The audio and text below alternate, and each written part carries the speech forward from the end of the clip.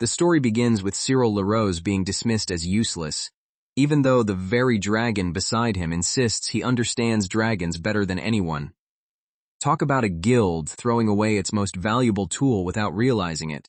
In this world, dragons have become essential to everyday life. Humans have bred them for generations, sorting them by size and purpose, from small transport beasts to larger dragons used for hauling cargo and supporting entire communities. Medium-sized dragons form the backbone of transportation and industry, while the people who command them are known as dragon knights. Naturally, these specialists gather in guilds, where dragons and riders take on dangerous work together. During his final days at Lindworm, Cyril was assigned to Vritra, one of the guild's valuable military wyverns. The dragon trusted his judgment, even though the guild never allowed him to claim her as his own partner. Ever since childhood, Cyril dreamed of becoming a dragon knight. Unlike kids who simply wanted a cool mount, however, he possessed a strange gift that would eventually make that dream far more complicated. Back in the present, Cyril notices a small transport dragon struggling under its rider's impatient commands. The beast is not lazy at all. It is uncomfortable and being handled so poorly that every step becomes a painful jolt. When the rider angrily orders the dragon forward, Cyril intervenes. The dragon immediately notices him, while the owner wonders why a complete stranger is suddenly speaking, as though he knows exactly what is wrong. Cyril apologizes for interfering, but the animal's distress is too obvious for him to ignore. His calm tone only makes the frustrated owner more curious about this suspiciously confident young man. He asks the dragon to walk a few steps and quickly confirms the problem. The poor creature is suffering because its harness and handling are wrong. So yes, the business owner has been blaming the employee instead of fixing the equipment. Cyril explains the proper care and asks the owner to run the business without mistreating the dragon. Once the adjustment is made, the creature relaxes, quietly proving that Cyril understood it from the very beginning. The grateful dragon thanks Cyril before leaving, and he tells it to take care. Watching the pair disappear, Cyril cannot hide his sadness, because helping dragons is exactly the work his former guild claimed he was unfit to do. A bystander laughs and asks why Cyril looks so depressed after solving the problem so easily. Cyril brushes it off, but the stranger has already noticed that his connection with dragons is anything but ordinary. Cyril reveals that he has understood dragon language since childhood. Strangely, he cannot understand ordinary animals at all, which means fate gave him one absurdly specific talent. And fortunately, dragons happen to run half the kingdom. Because he can communicate directly with dragons, Cyril is better at teaching and guiding them than conventional tamers. That ability once earned him a place in Lindworm, the largest S-rank dragon knight guild in the region. Lindworm earned its rank through powerful dragons and difficult quests, but the guild's methods treated those creatures like controlled weapons. Cyril never felt comfortable with that system, especially when cooperation was replaced by domination. Less than a month after joining, Cyril was branded rebellious, pointless, and useless. The guild kicked him out before anyone bothered to understand what he actually contributed. An impressively efficient display of managerial stupidity. Still, Cyril cannot survive on wounded pride alone. He visits the public employment office, where independent dragon knights can accept requests without belonging to a guild. The problem is brutal. Reputable agencies avoid a knight who owns no dragon and was just fired from an S-rank guild. His only realistic options are low-paying public requests completed with rented dragons. At the office, Cyril meets Patrick, who thanks him for accepting a difficult taming request. Cyril introduces himself properly, unaware that this small job is about to prove exactly why Lindworm made a terrible mistake. Patrick explains that he wants a dragon trained as a gift for his son. Raising a child and dragon together has become popular because the pair often develop a deep bond, but only when the dragon actually accepts the arrangement.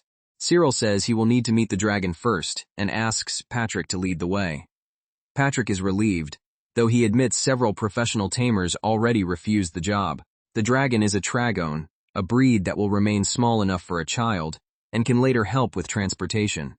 Unfortunately, this one refuses every command. So Patrick asks whether Cyril can accomplish what the experts could not.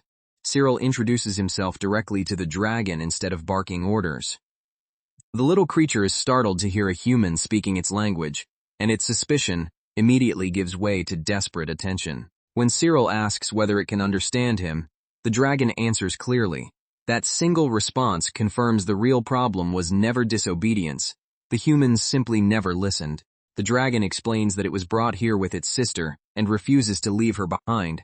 If Cyril separates them, it will resist every order, no matter how skilled the tamer appears to be. Cyril assures the anxious creature that he is willing to listen. The dragon finally calms down enough to explain that protecting its sister matters more than food, comfort, or any human contract. After hearing the truth, Cyril tells Patrick the dragon will cooperate only if it can stay with its sister. A magical taming technique would be useless here. The solution is simply not tearing apart a family. Patrick hesitates because the request concerned only one dragon, but Cyril insists that forcing the issue will fail. The little dragon watches anxiously, clearly expecting another human to ignore its feelings. Cyril asks Patrick to give him time and approaches the second dragon. The sisters immediately call for one another, making the situation so obvious that even Patrick can no longer pretend this is ordinary stubbornness. The separated dragons rush together the moment they are allowed to move. Cyril watches their reunion and realizes that solving this request does not require power. It requires one adult in the room to possess basic empathy. The sisters cling to each other and cry, relieved that they will not be torn apart. Cyril had expected a difficult taming battle, yet the real obstacle was a contract written without considering what the dragons wanted. Patrick finally understands and agrees that separating them would be cruel. Cyril explains that the pair are far more likely to work well if they remain together, turning an apparent failure into a practical solution. Patrick worries about the extra cost, but Cyril offers to return part of his payment. He refuses to profit from forcing one sister away, even though he desperately needs money after losing his guild position. Moved by Cyril's honesty, Patrick decides to adopt both dragons and even pays the full amount. The sisters thank Cyril, while Patrick admits that bringing them home together is the best gift he can give his son. Cyril gently tells the dragons to look after the child and one another. They happily agree, proving that cooperation earned through trust is far stronger than obedience produced by fear. Before leaving, Cyril wishes both sisters good luck and pats them goodbye. Patrick thanks him warmly, now fully aware that the so-called useless night succeeded where several trained tamers had failed. Cyril asks Patrick not to separate the sisters under any circumstances. Patrick promises, then admits he had been searching for someone capable of understanding them rather than merely controlling them. As the dragons rest together, Cyril feels genuinely satisfied. Being expelled still hurts, but this small success reminds him that his ability has value outside an S-rank guild's narrow definition of strength. Cyril decides he has no regrets about leaving Lindworm's methods behind. He will continue working according to one simple principle. Understand the dragons first, then choose the task that suits them. Finding enough work will not be easy, yet Cyril refuses to abandon that principle. He returns to the request board, determined to build a career on trust, even if he has to start with the least glamorous jobs available. Among the public notices, one request catches Cyril's eye. The job looks ordinary, but he senses it may suit his skills, so he decides to try it instead of waiting for a perfect opportunity. The receptionist warns that the delivery job is troublesome and would normally require several nights. The previous arrangements fell apart, leaving a pile of letters and one very impatient noble client. Cyril accepts anyway. After all, being kicked out of an S-rank guild apparently prepares a man for two things: unemployment and taking the jobs everyone else has already declared impossible. The next chapter begins as Cyril prepares to meet the client in person. He wonders what kind of woman would require such an urgent delivery and soon arrives at the Grand Morinier residence. Standing before the enormous manor, Cyril realizes this client is far wealthier than Patrick. He straightens himself and heads inside, hoping the noblewoman values results more than guild reputation. Catherine Morinier introduces herself and immediately asks whether Cyril knows how to handle a dragon. Her elegant appearance does little to hide her impatience. This is clearly not a woman accustomed to delayed mail. Catherine explains that the letter must reach another noble family quickly and reliably. Cyril asks about the destination and timing, carefully gathering facts instead of making a flashy promise he cannot keep. The Morinier family controls extensive territory, and the recipient lives far away in Ribot. Catherine also mentions another private matter, making it clear this delivery carries more importance than an ordinary piece of correspondence. When Cyril asks what kind of letter it is, Catherine becomes suspicious and accuses him of trying to spy on her. He calmly explains that the document's urgency and handling requirements determine which dragon he should rent. Catherine reluctantly admits it is a love letter. Cyril freezes for a moment, because apparently his first noble assignment after unemployment is express romantic delivery, but he professionally agrees to keep the contents private. Catherine explains that the recipient is Baron Bois Roussel, and that their relationship is secret. The letter must travel in a straight line and arrive without passing through the wrong hands. Cyril promises delivery within a single day, far faster than the usual 3-day route. Catherine is surprised by his confidence but gives him the letter, hoping his strange methods can match his bold claim. With the document secured, Cyril heads to the dragon rental shop.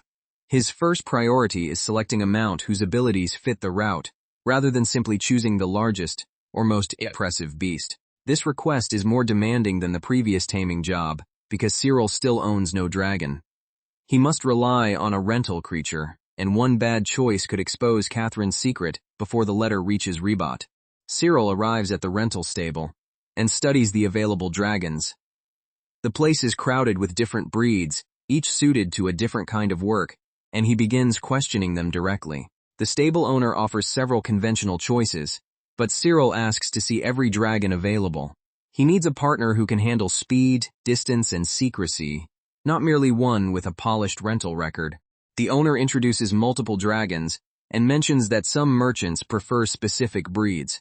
Cyril greets the animals calmly, listening to their personalities as carefully as their physical capabilities, because the owner has never seen a customer converse with dragons, so naturally, he assumes Cyril is simply eccentric. Meanwhile, the dragons immediately realize this human can understand every complaint they have about the stable. One particularly blunt dragon insults the owner and calls him stupid. Cyril struggles not to laugh while translating only the useful parts. Honesty is valuable, but repeating every dragon's opinion would probably end the rental agreement. Cyril asks whether the creature was raised by dragons because of its unusual speech. The dragon fires back with equal curiosity, wondering why a human understands it so easily. For a one-day delivery, Cyril needs the fastest possible partner. He asks the dragons about speed and endurance, then notices that their boasts sound suspiciously like a room full of athletes competing for attention. He narrows the choice by asking about sex and temperament. One dragon eagerly volunteers, proud of its speed, while another watches as though Cyril's selection process is becoming free entertainment. Cyril examines a male dragon but quickly discovers the beast is more interested in flirting than flying.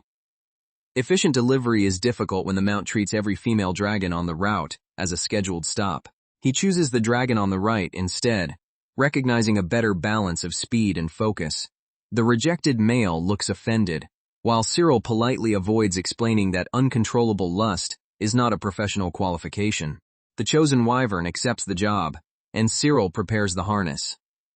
The stable owner remains confused about why Cyril ignored the supposedly superior dragon, but the route will soon prove his judgment correct. Cyril secures Catherine's letter and gives the wyvern clear instructions. The dragon understands every word, thrilled to work with a rider who can explain the mission instead of yanking reins and hoping for the best. The wyvern launches at breathtaking speed. Its smaller body and powerful flight make it ideal for the shortest route, and Cyril reaches Ribot far sooner than any conventional delivery team could manage. They arrive in only half a day. Baron Bois Roussel is stunned, and Cyril hands over Catherine's letter, while carefully pretending not to notice just how eagerly the nobleman receives it. The Baron writes a reply immediately, and Cyril delivers it back to Catherine before the day ends. She had expected 3 days. Instead, her entire secret romance completes a full postal round trip before dinner. Catherine demands to know how he managed it. Cyril credits the dragon's speed and his careful selection, though the noblewoman is already looking at him, as if she has discovered a personal miracle worker. Delighted, Catherine announces that she will call Cyril whenever she needs another delivery. She keeps his name, and perhaps his number of future errands. With a smile that tells him, this will not be their last meeting. After leaving the manor, Cyril returns the rental dragon and visits the market again. He has earned money, but constantly paying rental fees will drain his income, so owning a reliable partner becomes his next goal. At the market, Cyril spots an advertisement for an absurdly cheap velour. The price seems too good to be true, which in any marketplace usually means either a bargain or a disaster waiting behind the stable door. The seller welcomes him and points to the nearly free dragon. Cyril studies the poster and immediately wonders why a living creature has been reduced to clearance merchandise. The shopkeeper claims the velour is physically healthy but unsuitable for ordinary customers. Its behavior frightens people, and no one wants a dragon that refuses to perform like a convenient machine. When Cyril asks to see it, the owner leads him outside. He admits the dragon has been returned repeatedly because riders cannot control it, then warns Cyril not to expect a pleasant introduction. They find the black velour collapsed in the dirt, exhausted and neglected. Rather than lunge at Cyril, the creature barely reacts, making the shopkeeper's description sound less like danger and more like abandonment. The owner explains that velours are normally used for transportation because of their broad backs and endurance. This one, however, was pushed too hard and passed between owners until everyone decided it was useless. Cyril approaches and asks whether the dragon wants to work. The velour tells him there is no point talking to a human, clearly expecting another buyer to ignore every answer it gives. He calmly replies that he can understand dragon language. The velour finally lifts its head, suspicious but curious, and asks whether Cyril truly understands rather than merely pretending. Cyril proves it by answering the dragon's complaints directly.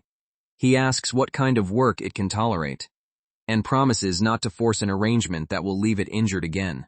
The velour explains that it needs only a few hours of sleep and can sometimes keep moving while resting. Its stamina is extraordinary. The real problem is that previous owners exploited that gift without limits. Cyril asks whether it would work 12 hours a day if given proper food and rest. The dragon agrees, surprised that a human is negotiating instead of simply ordering it around. He promises fair treatment and tells the velour to work hard only after recovering.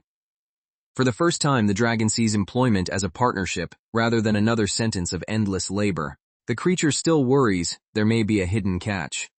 Cyril assures it that he is choosing a partner, not buying disposable equipment, and the suspicious dragon slowly begins to believe him. Since Cyril can speak its language, he asks what name it prefers. The velour has never been given one it cared about, so Cyril decides they should choose something together. After a little awkward brainstorming, Cyril suggests the name Louise. The dragon tests the sound and accepts it, visibly moved by something as simple as finally being treated like an individual. Cyril brings Louise home and shows her a place to rest. She is startled by the quiet shelter, but he assures her that this will be her home rather than another temporary cage. Cyril confirms that this black velour will keep the name Louise, a name chosen only for her. The simple decision gives the exhausted dragon something no previous owner ever offered, an identity of her own. Louise asks whether Cyril knows how to ride properly. He admits he understands dragons better than saddles, yet promises they will learn together. An honest answer she appreciates far more than another rider's empty confidence. Cyril tells Louise she can sleep whenever she needs. She is shocked by the freedom and asks whether people truly allow dragons to rest, revealing just how harsh her previous treatment must have been. Before settling down, Louise asks whether Cyril is really her new master. He says yes, though the word means something different here. Not an owner who dominates her, but a partner responsible for her safety. Louise decides to reveal a secret. She warns Cyril not to show anyone else, then prepares to demonstrate an ability she has hidden from every previous owner. A burst of strange power surrounds Louise as she transforms. Cyril barely has time to react before the exhausted black dragon is replaced by a horned young woman. Louise explains that this human form is her secret, and that Cyril is the first person she has trusted enough to see it. He realizes her abilities are even rarer than his own gift for understanding dragons. She admits transforming consumes power, but Cyril refuses to demand details she is not ready to share. His restraint surprises her. Most people would immediately ask how to profit from such an ability. Cyril promises to find work that suits both of them. Louise can remain in whichever form feels safest, and he will not expose her secret merely to impress clients. After the emotional confession, Louise promptly falls asleep. Cyril lets her rest, quietly amused that his terrifying bargain dragon has turned out to be a tired girl who desperately needed one decent employer. Back at the public office, receptionist Rose greets Cyril and says she has been expecting him. A new request has arrived, and this time he will finally be able to accept it with a dragon of his own. Rose begins explaining the client when Louise appears beside Cyril in human form. Rose assumes she is a mysterious companion, while Cyril scrambles to introduce her without revealing that the young woman is actually his newly purchased Balor. Rose explains that the next request requires Cyril and Louise to search for someone missing in the northern mountains. Only a few dragon knights could even attempt it, which is exactly why the public office has quietly saved the job for him. The assignment is marked top secret. The missing person is not an ordinary traveler, but a member of the royal family, meaning one careless rumor could turn a rescue mission into a political disaster. Cyril accepts despite the danger. A task this sensitive should normally go to an elite guild, yet the officials now trust the supposedly useless former Lindworm Knight more than the guild that expelled him. Rose lowers her voice and confirms that the missing person is the country's princess. Cyril immediately understands why the government cannot send a noisy army into the mountains without causing panic. He asks for every known detail, including the mountain route and the place where the royal party was last seen. Rose points him toward the northern range and warns that the terrain is treacherous, even for experienced riders. The princess disappeared the previous night while crossing the mountain region. Her escort never reached the next checkpoint, and the long delay suggests something happened far from any safe road. The client wants information before launching a large public search. Cyril and Louise must investigate quietly, determine the princess's condition, and avoid turning an uncertain situation into national chaos. With the mission settled, Cyril leaves town beside Louise. Her senses and endurance make her ideal for tracking, while his ability to understand her lets them coordinate without shouting instructions across the wilderness. Cyril reviews the records and notes that the royal carriage vanished somewhere along the mountain route. He refuses to assume the worst, though Louise can already smell that something unusual lies ahead. Louise catches a faint scent carried by the wind and leads Cyril away from the main trail. He trusts her nose completely, because arguing with a dragon's senses would be an excellent way to waste daylight. Following Louise's directions, the pair climb into rougher terrain. She detects traces of perfume and carriage materials, confirming that the royal party passed through this area before disappearing.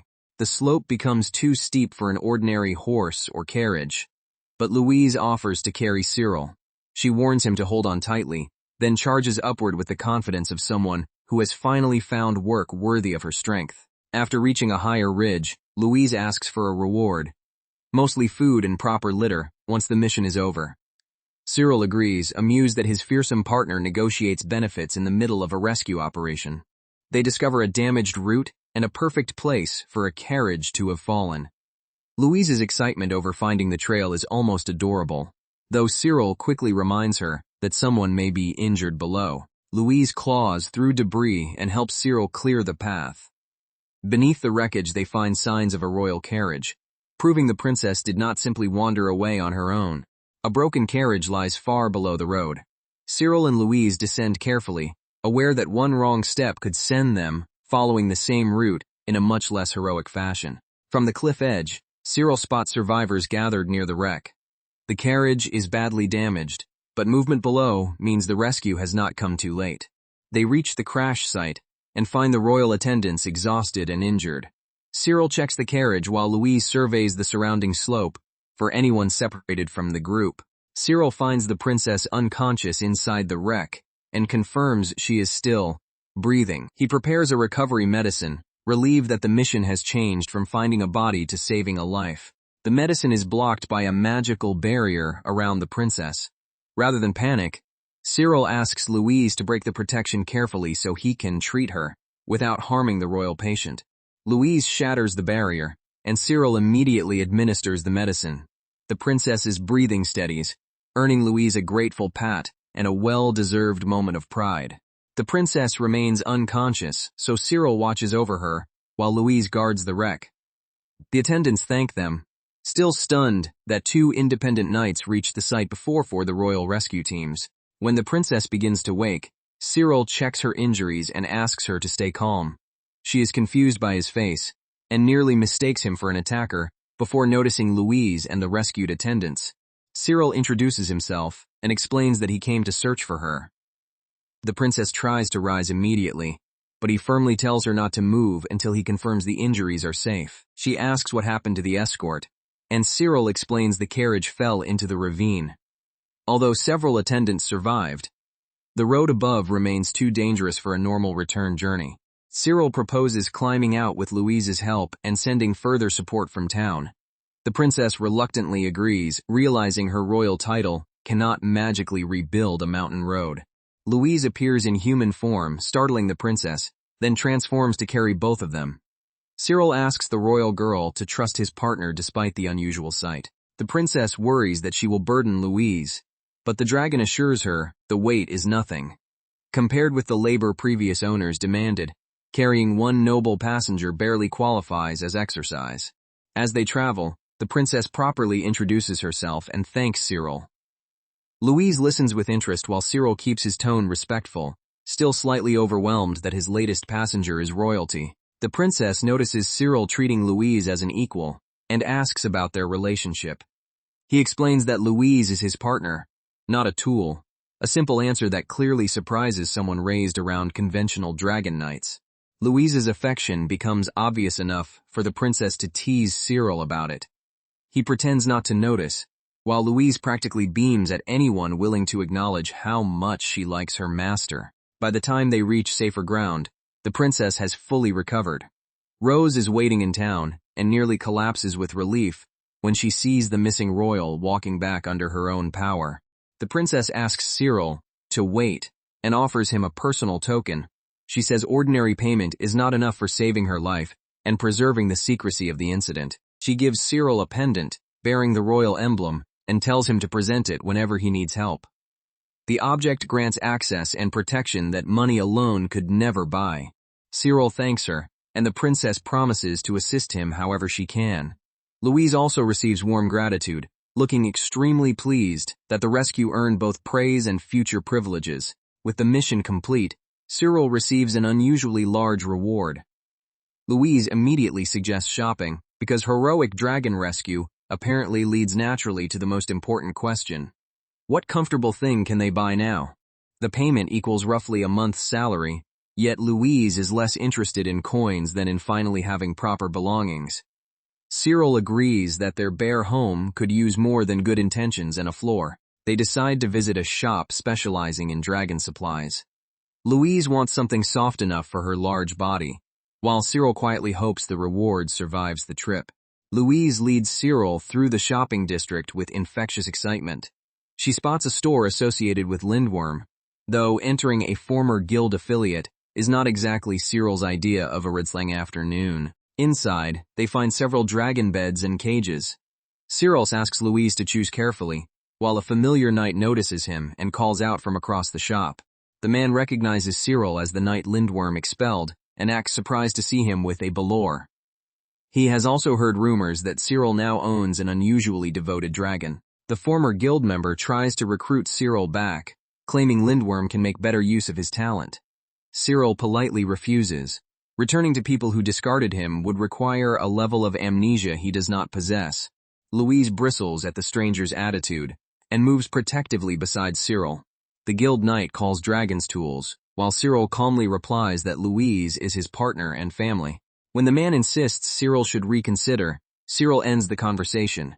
He has work, a home, and a dragon who trusts him. 3 things Lindworm's grand rank never managed to provide. Louise asks what the argument was about. Cyril tells her it was nothing important, but she quickly realizes the man came from the guild that treated him badly. The former knight makes another rude comment, and Louise nearly lunges at him. Cyril stops her just in time, reminding everyone that shopping trips should ideally end with furniture rather than assault charges.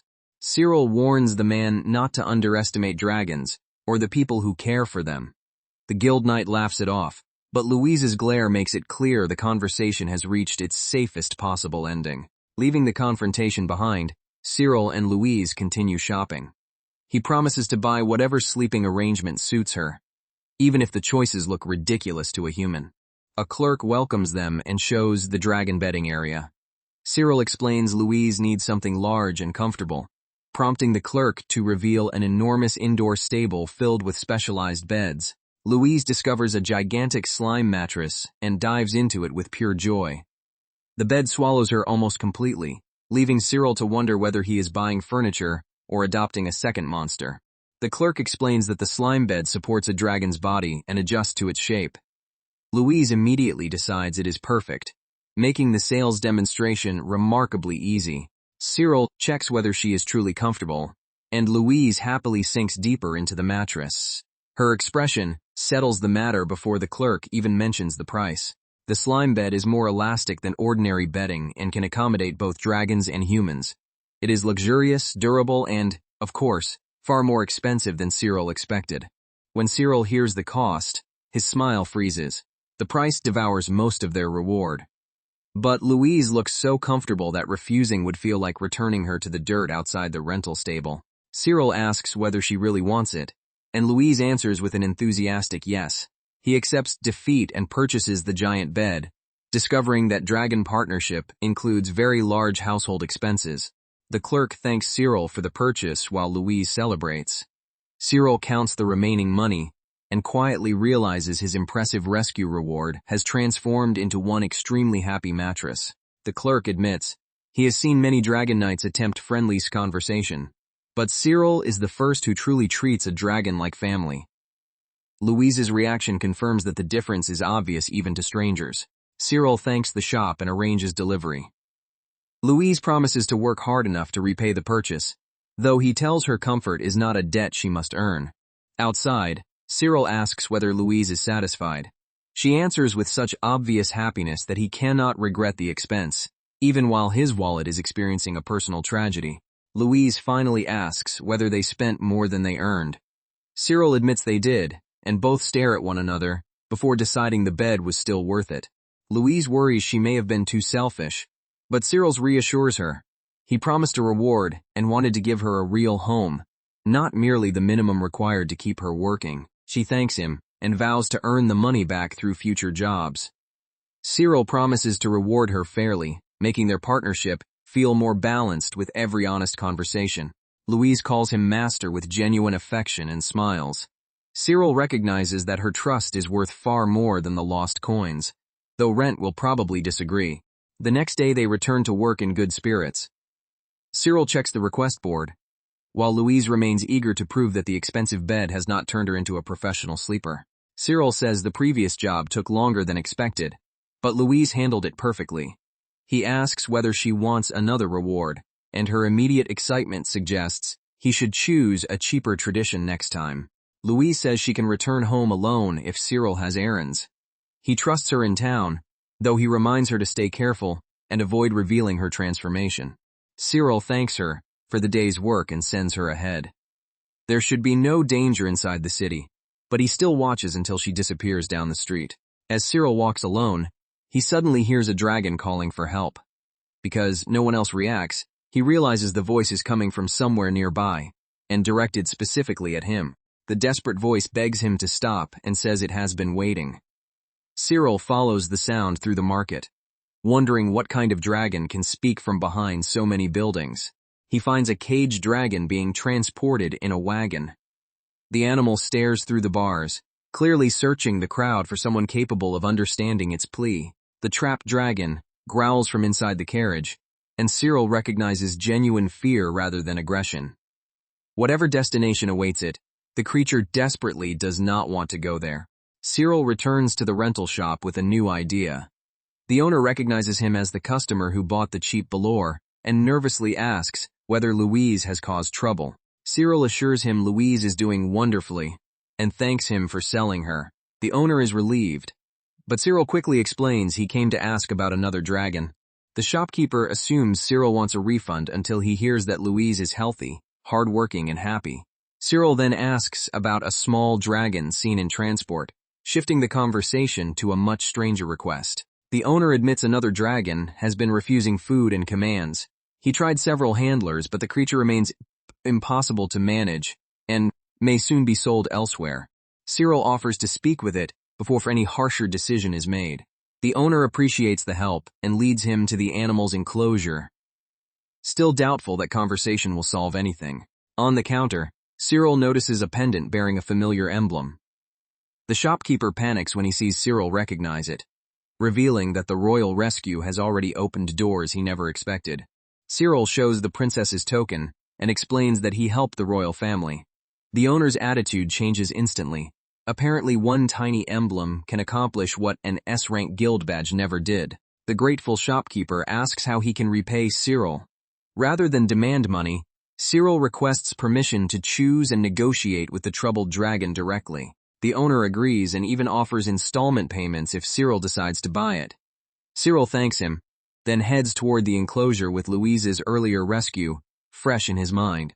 The creature is a mushmushu, a small four-legged dragon with several stomachs used for carrying goods. Its body can expand like a storage balloon, making it valuable despite its unimpressive size. The shopkeeper explains that mushmushus can store enormous amounts of food and cargo inside specialized stomachs. In theory, it is perfect for transport work. If anyone can convince this one to cooperate.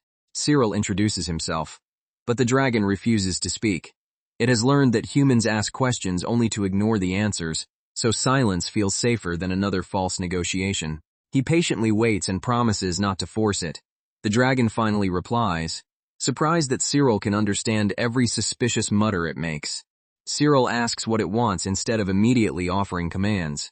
The dragon demands to know why he cares, clearly expecting him to reveal another hidden plan. The mushmushu admits it hates men who force it into work. Cyril says he's not take it anywhere without consent, and the unexpected answer makes the creature reconsider him. When asked what would make it cooperate, the dragon requests kind treatment, good food, and something cute.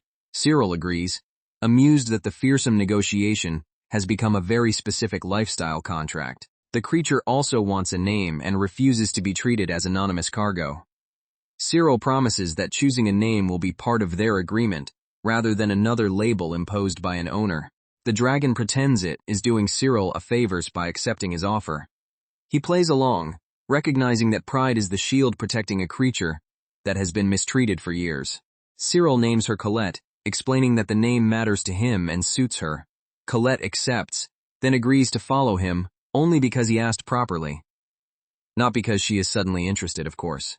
Before bringing Colette home, Cyril shows her the job he has in mind. The mill needs a dragon capable of storing goods and transporting them efficiently into town. Colette eyes the piled cargo and demonstrates how much she can carry. Her expanding body swallows the load with ease, proving the supposedly troublesome dragon possesses exactly the ability the merchant needs. Cyril explains that she will collect goods from the mill, store them safely, and deliver them to town where prices are higher. The work is regular, useful, and far less abusive than her previous assignments. Colette asks whether the cargo will hurt or dirty her. Cyril shows her how the specialized stomach keeps items separate, addressing each concern instead of laughing at it. He asks whether the task fits within her limits. Colette agrees, though she warns him not to slack off and leave every responsibility to her. Their first delivery begins smoothly. Colette stores the goods, Cyril guides the route, and the merchant watches in amazement as the awkward little dragon becomes an efficient transport partner. Colette completes the trip without complaint and discovers the work is easier than she feared. Cyril thanks her properly, reinforcing that praise and consent produce better results than threats ever did. After repeating the route several times, the business is complete. Colette proudly calls it her work, already beginning to see herself as a valued partner rather than a rejected rental. Cyril brings Colette home after the successful job. She remains cautious but curious, while he prepares to introduce her to Louise, and hopes the two strong personalities do not immediately declare war. At the house, Louise senses another dragon and demands to know who has arrived. Cyril introduces Colette, and the new partners stare at each other as the household suddenly becomes much more crowded. Louise circles the newcomer once, asking why Colette chose to follow Cyril. Colette answers that he listened to her conditions, and the honest explanation keeps their tense first meeting from becoming a fight. Colette says she has just moved in and will be living outside. Louise welcomes her cautiously, while Cyril realizes that the yard is already crowded with only 2 dragons. Neither Louise nor Colette complains, but Cyril can see the problem. The small yard barely gives them room to turn around, let alone rest comfortably after work. Cyril concludes that they need a larger home before another dragon joins them. The current house served 1 unemployed knight, but it was never designed for a rapidly expanding dragon family. The new chapter begins with Cyril, Louise, and Colette adjusting to life together. Their fresh start feels promising, though the lack of space is already turning everyday movement into an accidental obstacle course. Louise questions why Cyril brought Colette home without warning. Colette defensively explains that she wanted a better life, while Cyril tries to prevent their first conversation from becoming a territorial dispute. The 2 dragons size each other up, neither willing to appear weak. Cyril reminds them that everyone here was once abandoned or mistreated, giving them more in common than either wants to admit. Louise finally accepts Colette's presence but warns her to respect the household. Colette fires back with equal confidence, and Cyril realizes peace may require patience, food, and possibly separate sleeping corners. Despite the tension, the pair begin following Cyril through their daily work. Louise carries him while Colette handles cargo, proving that their abilities complement each other remarkably well. After a successful day, Cyril praises both dragons. Louise looks satisfied, Colette pretends not to care, and the group returns home with the first signs of genuine teamwork. Cyril visits the rental shop owner and asks whether Colette delivered the promised payment. The merchant confirms she brought everything herself, clearly impressed by how quickly the once unmanageable dragon became reliable. The owner explains that Colette even remembered the installment schedule. Cyril is relieved. She may act proud, but she takes promises seriously when humans treat her fairly. The merchant praises Cyril for training both Louise and Colette without force. He calls Cyril as a man of exceptional character, which embarrasses the young knight more than any guild ceremony ever did. Cyril thanks the owner for allowing installment payments and for treating dragons better than most merchants. Their relationship has grown from a suspicious bargain sale into genuine professional trust. When the owner notices Cyril searching for something, Cyril admits the household needs a larger property. The merchant immediately offers to introduce a building large enough for multiple dragons. The available property includes a spacious yard storage and room for several dragon types. It has remained empty, however, because every dragon brought there refuses to stay. The merchant says many knights tried moving in, only to leave after their dragons became agitated. Cyril is intrigued rather than frightened. A house rejected by dragons sounds like exactly the mystery his gift can solve. Cyril, Louise, and Colette inspect the building. The yard is enormous and the stable is nearly perfect, yet both dragons become uneasy before they even enter. Cyril steps inside to investigate while the dragons wait outside. Since he understands their discomfort, he refuses to drag them across the threshold, simply to prove the house is usable. Louise and Colette whisper that they dislike the place without knowing why. Cyril promises to find the cause and asks them to stay where they feel safe. Inside, Cyril notices a foul smell rising from the floor. Humans barely detect it, but dragons with sharper senses would find the entire building unbearable. Louise and Colette explain that the odor resembles a strange animal or dragon residue. Cyril realizes there is no curse at all, just a filthy foundation no previous buyer bothered to examine. Cyril proposes replacing the contaminated soil beneath the building. Colette can store the removed dirt, while Louise can transport clean earth from outside town. The group begins digging and hauling. What frightened years of tenants turns out to be a renovation problem, though the amount of dirt makes Cyril briefly question whether demolishing the house would be faster.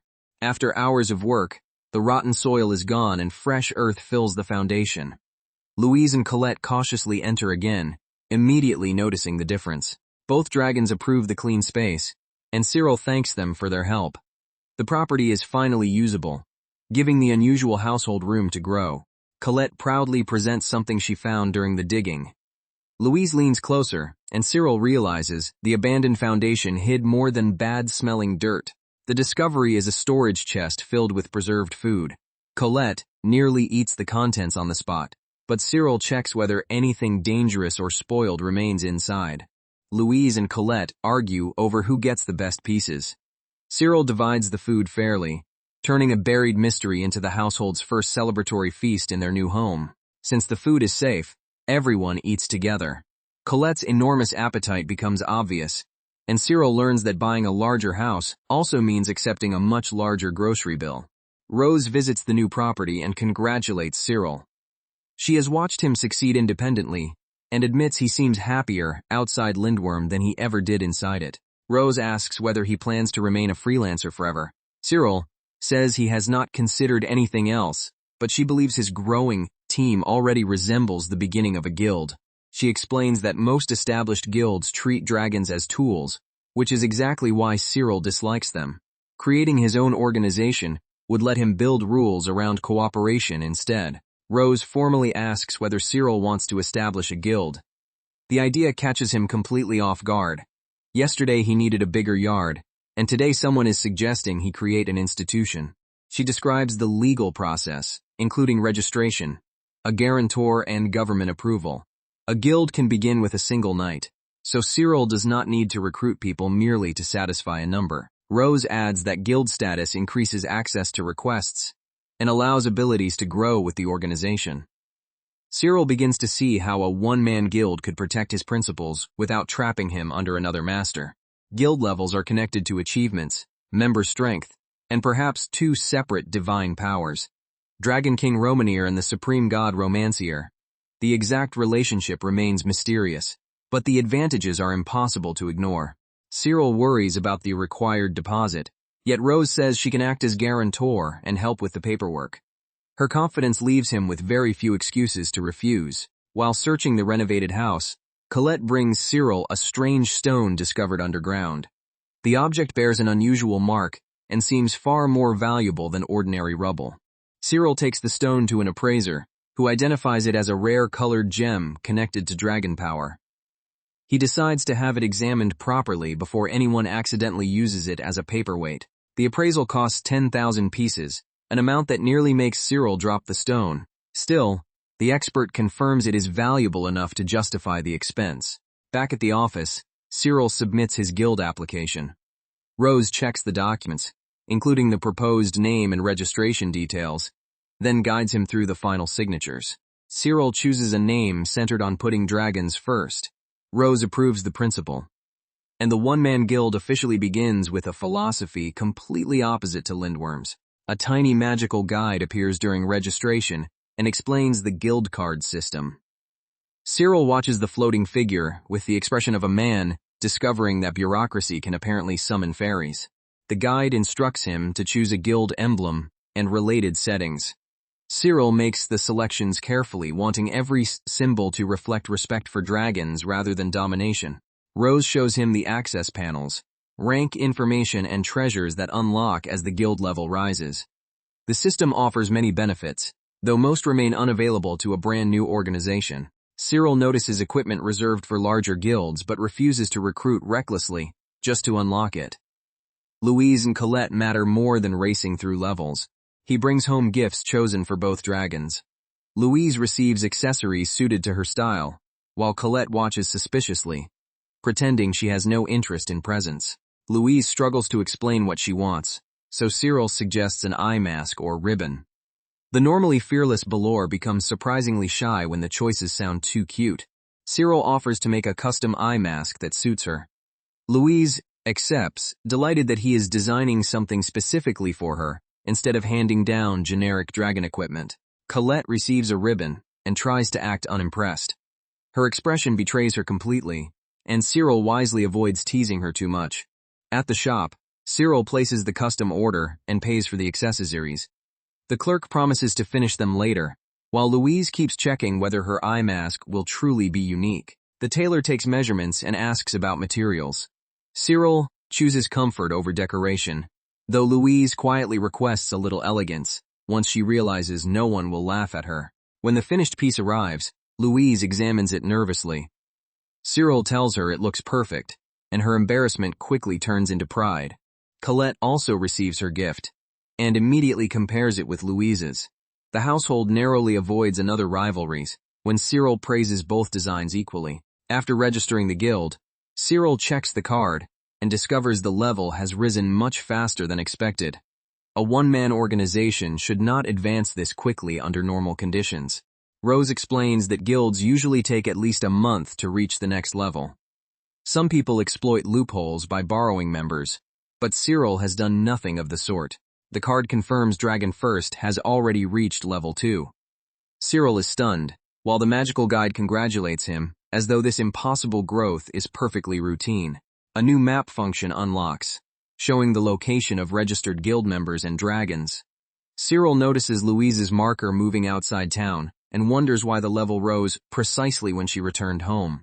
The map also reveals Colette's position and basic information. Cyril begins suspecting the guild grows through the dragon's trust and affection, rather than conventional recruitment numbers.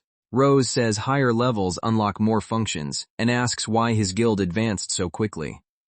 Cyril recalls praising Louise the previous night, and wonders whether her happiness directly fueled the increase. Colette returns wearing the ribbon Cyril gave her, and the guild card responds again. Her obvious delight strengthens his theory that the dragon's emotional bond affects guild growth. Louise shows off her custom eye mask, trying to look dignified while clearly desperate for praise.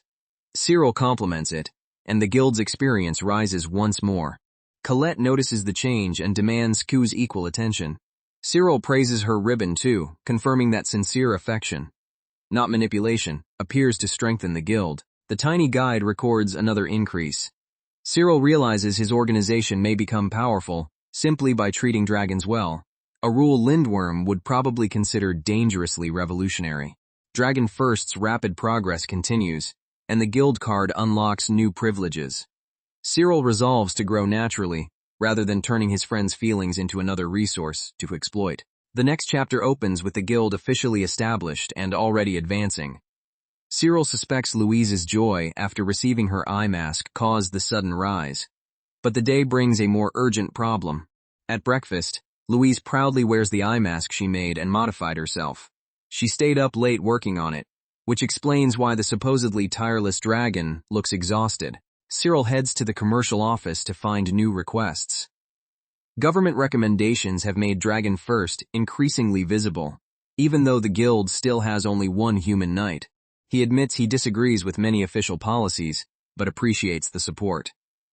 Rose laughs that such serious talk sounds strange from a one-man guild, then points out the growing list of applicants. Numerous experienced knights want to join because of Cyril's reputation. Several hold B-rank credentials and years of experience. Yet he refuses to accept people who view dragons as equipment.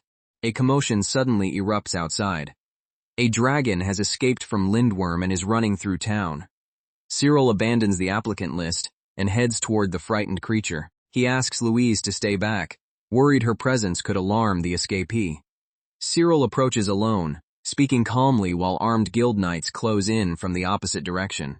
The terrified dragon collapses and begs Cyril for help. Its body is injured, and the sight of Lindworm uniforms sends it into immediate panic. Cyril tells the dragon to come with him, but it can barely stand. He refuses to drag it anywhere and asks what happened inside the guild. The creature identifies herself as Emma, a Zame-type dragon brought into town from another region. Her kind is intelligent, but often treated as disposable labor by military guilds. Emma explains that she failed a mission and ran away after being beaten. She only wanted to rest, but Lindworm's handlers called her useless and threatened worse punishment. She heard that Cyril protects dragons and searched for him every day. Emma says Lindworm would rather work a failed dragon to death or discard it than admit the system is cruel. Cyril promises to help, but Lindworm knights arrive and demand Emma's return. The wounded dragon hides behind him, clinging to the only human who has listened. Cyril refuses to surrender her without learning the full story.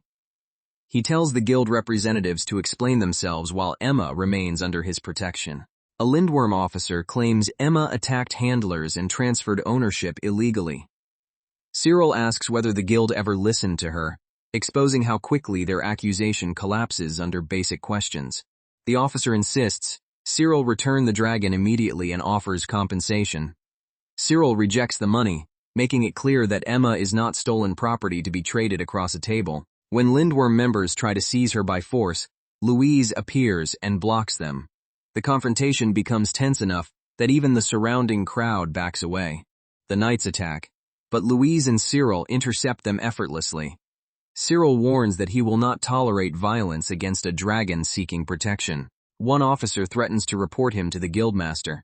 Cyril tells him to do it, because forced labor and abuse deserve an official investigation far more than Emma's escape. Lindworm Guildmaster Dick Ray arrives and confirms he heard Cyril was interfering. His calm authority cannot hide his irritation that a former subordinate is publicly challenging the guild. Dick insists Emma belongs to Lindworm and must be returned. Cyril argues that ownership cannot justify cruelty, while Emma trembles at the guildmaster's voice. The debate turns to money and legal contracts. Dick offers payment, but Cyril refuses, stating that the problem is not compensation. It is whether a living creature can be forced back into abuse. Emma collapses from exhaustion before the argument ends. Dick watches coldly, while Cyril kneels beside her and asks everyone to stop treating her suffering as a business inconvenience. Cyril challenges Lindworm to settle the dispute openly. Dick calls him a freak for siding with dragons, but Cyril accepts the insult and takes responsibility for Emma from that moment onward. Emma wakes and asks whether Cyril truly means to protect her. He says yes, then tells her she is free to decide where she wants to live. When Emma says she wants to stay, Cyril accepts her into Dragon First. Louise promises to help care for the newcomer, and Emma finally stops bracing for another punishment. A strange light suddenly appears around Emma and the guild card. Cyril realizes her decision has triggered another system response. The light gathers into Cyril's hand, forming a small object shaped like a ring. Everyone stares, unsure whether the guild has rewarded him or awakened something far older. Cyril examines the ring while the dragons react instinctively. Its presence feels familiar to them, though none can explain why. The magical guide identifies it as an artifact and warns that its nature is unusual. Cyril keeps the ring rather than activating it blindly, ending the chapter with another mystery. The artifact is called Out of the Light, a treasure said to appear only before people deeply loved by dragons. Legends connect it to the ancient Dragon King. Stories claim the Dragon King Romanier once ruled with a voice that dragons obeyed willingly. Very little is known about him, but the ring may carry a fragment of that forgotten authority. Louise, Colette, and Emma inspect the artifact. Cyril insists he has never heard of it, though the dragons seem convinced it chose him for a reason. The ring can amplify instinctive dragon power and may strengthen bonds throughout the guild. Cyril decides to study carefully, aware that a treasure born from affection should never become another tool of control. Colette tries swallowing the artifact for safekeeping, but Cyril stops her immediately. A legendary ring should probably not spend its first day inside a dragon's storage stomach, no matter how secure she claims it would be. When Cyril wears the ring, its form changes to fit his hand perfectly. The dragons react to the shift, suggesting the artifact adapts to its chosen user rather than behaving like ordinary jewelry. The guild guide identifies new readings appearing through the ring. Cyril can now sense the condition of his companions, though the strange measurements require interpretation. The artifact displays two major values, one related to physical health and another to emotional or magical condition. Louise and Colette become fascinated by the idea that Cyril can literally monitor how they feel. Cyril realizes the ring may exist to protect the dragons entrusted to him. If their health drops or their emotions become unstable, he can respond before the problem turns serious. He decides to test the feature carefully, rather than treating it as an excuse to invade everyone's privacy. Louise approves, pleased that even a powerful artifact cannot change Cyril's basic respect. A knock interrupts the experiment. Cyril puts the ring away and prepares to meet the guild's newest visitor. The woman introduces herself as Katrina Morinieri, a relative of Catherine. She has heard about Cyril's rescue work and arrives with a request that ordinary dragon knights refuse to accept. Katrina explains that a guild expedition failed while suppressing dangerous monsters. The rewards were high, but the vanguard was wiped out before the mission could be completed. Her guild requires members to carry written wills on deadly assignments. Katrina wants Cyril to enter Danzig Valley and recover those final messages from the fallen knights. The main guild refuses to send another large force because the valley remains dangerous. Katrina lacks the strength to retrieve the wills alone and offers a considerable reward for Cyril's help. Cyril accepts and travels with Louise, Colette, and Emma. The dragons welcome Katrina cautiously, while the group heads toward Danzig Valley with supplies for both combat and burial. During the journey, Cyril asks what the expedition faced. Katrina says the monsters attacked suddenly and overwhelmed the vanguard before support could arrive. Katrina also warns that treasure hunters sometimes loot old battlefields. Equipment and magical items can be valuable, which attracts people willing to disturb the dead for profit. Some recovered objects are cursed or defective, making battlefield scavenging even more dangerous. Cyril has no interest in treasure. He came for the wills and to give the fallen proper respect. The party reaches the entrance to Danzig Valley. The terrain is silent and scarred, with wrecked equipment, and monster remains scattered along the route. Deeper inside, they find a horrifying field covered with human and dragon bodies. Even Louise loses her usual humor, while Cyril quietly prepares to search every fallen knight. Cyril asks the group to divide the area and look beneath armor for sealed documents. Katrina explains each knight should have carried a will close to the body. Colette finds the first message and hands it to Cyril without disturbing anything else. He thanks her, then begins marking the location so the remains can later be identified. As more wills are recovered, Cyril refuses to simply leave the bodies behind. He asks the dragons to help create graves, even though burial was not part of the paid request. Katrina reminds him their job is only collecting documents. But Cyril cannot walk away from so many abandoned dead. To him, completing the contract without honoring them would feel unforgivably empty. Louise, Colette, and Emma agree to help. Together they gather the fallen knights and dragons, transforming a looted battlefield into a place of mourning. The work is exhausting, yet Cyril insists on treating every body carefully. Katrina watches his stubborn compassion and begins understanding why dragons trust him so deeply. They dig graves for the human knights and arrange the dragon remains beside them. Cyril says partners who fought together should not be separated after death. Katrina apologizes for questioning him and joins the burial. The somber task brings the group closer, proving that Dragon First's principles extend far beyond profitable missions. After collecting the final wills, Cyril offers a silent prayer over the valley. The mission ends without celebration, but the dead are no longer abandoned to scavengers. Chapter 11 opens with Rose summoning Cyril again.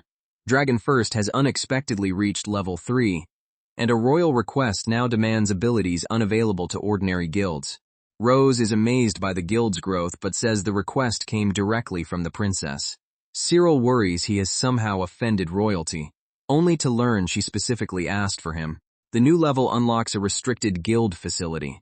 Rose explains that this area can be entered only by high-ranking members, and may allow Cyril to combine unique magical functions. Cyril tests the level 3 access, and discovers a special chamber within the guild house. The system responds to his artifact, opening functions that seem designed for dragon restoration. Before he can study the room, the princess arrives in a royal carriage. Cyril senses powerful creatures nearby, making it clear this is not a social visit. The princess cheerfully congratulates him for reaching level 3, then admits she has a direct request. Her smile remains bright, but the matter concerns an ancient secret of the royal family. Cyril asks what she needs, and the princess reveals the palace has guarded the remains of a legendary dragon for generations. She wants him to determine whether revival is possible. She offers to become Dragon First's patron in exchange for his help. Cyril agrees to inspect the creature first, refusing to promise resurrection before knowing what remains. The royal records describe the dragon as a phoenix-type child of God, a transcendent being said to return from death through sacred flame. No living knight has ever successfully revived one. Cyril is surprised by the species, while the princess leads him toward the imperial complex. The request sounds impossible, which by now is practically Dragon First's unofficial job category. The princess asks whether he can truly communicate with a dead dragon. Cyril says he will try, though speaking to a skeleton is far beyond anything his talent has faced before. They ride to an ancient palace chamber where the dragon's remains are preserved. Louise and Emma accompany Cyril, both uneasy around the powerful scent lingering in the bones. The Royal Dragon Knights doubt Cyril can succeed and whisper that the legend is only a story. He ignores them, focusing instead on the faint presence hidden within the remains. The princess explains that the child of God is believed to be unique. If even a spark of consciousness remains, Cyril may be the only human capable of reaching it. Ancient tradition claims these dragons transcend ordinary death and eventually return. Louise has heard similar legends, though no one she knows has ever witnessed such a revival. After traveling through the imperial grounds, the party reaches a sealed temple built around a colossal dragon skeleton. The princess thanks Cyril for coming and asks him to proceed carefully. Inside the chamber, Cyril sees the enormous remains resting beneath sacred arches. Even without flesh, the creature radiates a presence strong enough to silence everyone. The princess asks whether he can hear anything. Cyril approaches the skull and calls out, while the others wait so quietly that every footstep echoes through the temple. For several moments, nothing happens. Cyril touches the ancient bone and concentrates, searching for the faint voice hidden beneath centuries of silence. A response finally reaches him. The child of God is conscious but trapped, unable to revive because its flame vanished long ago. Cyril asks what it needs and learns the answer is simple in words but terrifying in practice. The entire body must be ignited with the correct sacred fire. The dragon wonders whether Cyril is truly human, because no one has spoken to it for hundreds of years. He promises to help first and explain his strange talent later. The old being admits its memory has faded during the long sleep. It remembers revival, flame, and a name buried somewhere beyond reach. Cyril asks whether it still wishes to return. The skull answers yes, placing complete trust in the first person who has heard its voice in centuries. The dragon laughs at Cyril's surprise and repeats the request to set it on fire. He hesitates, because burning a priceless royal skeleton is the sort of decision that usually ends careers. But the princess tells him to continue. Cyril checks the legend with the princess, who confirms phoenix dragons revive through flame. She admits the palace never attempted it because no one could verify the dragon's consent. He asks the child of God whether any ordinary fire will work. The dragon explains that the flame must carry sufficient magical power to reach its dormant core. Cyril activates the artifact and channels power into his hand. The ring responds, gathering a concentrated flame, while the princess orders everyone else to stand back. He places the fire against the bones. For one alarming moment, nothing changes, and Cyril wonders whether he has just committed ceremonial arson. The flame spreads across the skeleton instead of consuming it. The princess watches in disbelief as magical light pours through the ancient remains. The bones erupt into a towering blaze. Cyril shields the others, while the dragon's long-dormant power begins rebuilding its body from within the fire. A living white dragon emerges from the inferno. Its first roar shakes the chamber, confirming the impossible resurrection has actually succeeded. The revived dragon thanks Cyril, calling him the human who answered its voice. The princess can barely speak as centuries of royal legend become living reality before her eyes. With the child of God restored, Volume 2 closes on Cyril standing beside another dragon who owes its life to his gift. His tiny guild has now accomplished what generations of royal scholars could not. Chapter 12 begins immediately after the resurrection. The child of God studies Cyril with great interest, while he nervously asks whether the newly restored body feels stable. The dragon admits it has been centuries since revival, and has forgotten much of its own power. Excitement makes it laugh loudly enough to rattle the temple walls. Its overwhelming voice nearly knocks everyone back. Cyril asks the dragon to lower the volume, discovering that legendary beings apparently also need reminders about indoor manners. The child of God tries describing its former abilities but finds entire portions of memory missing. Cyril assures it that recovery can happen gradually. When Cyril asks for a name, the dragon cannot remember one. He offers to help choose, just as he did with Louise, Colette, and Emma. The dragon considers several possibilities while the princess watches. Eventually, Cyril suggests Chris, a simple name the ancient being can easily recognize. Chris accepts with a thunderous laugh that triggers a small landslide outside the temple. Cyril immediately asks the newly named dragon to celebrate more quietly. The group moves to a safer location, where Chris tests the restored body. The dragon's strength is immense but unstable, After centuries without movement, Cyril says the next step is rebuilding control rather than showing off power. Chris agrees, surprisingly obedient to the human who revived him. The princess asks whether Chris is male or female, and the dragon answers casually, while everyone realizes no one had considered such a basic question during the resurrection. Chris introduces himself properly and asks Cyril what comes next. The princess laughs at their awkward exchange, delighted that the legendary child of God behaves more like an enthusiastic newcomer than a sacred relic. Cyril wants to understand Chris's remaining abilities. The dragon suggests forming a formal contract, claiming it will connect their power more efficiently. Chris explains that a covenant between dragon and human is deeper than ordinary employment. Cyril asks what the agreement requires, wary of accepting ancient magic without reading the invisible fine print. The others admit they know little about covenants. Chris says the bond shares power and trust, but only when both sides consent completely. To establish it, Chris requests a single drop of Cyril's blood. He hesitates, then accepts after confirming the ritual will not enslave either participant. Cyril cuts his finger and offers the blood. Chris channels it into a glowing magical seal, and the covenant begins forming around them. The artifact reacts strongly, creating a harness of light between human and dragon.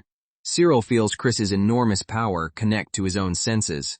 The sudden bond causes Chris's flames to surge.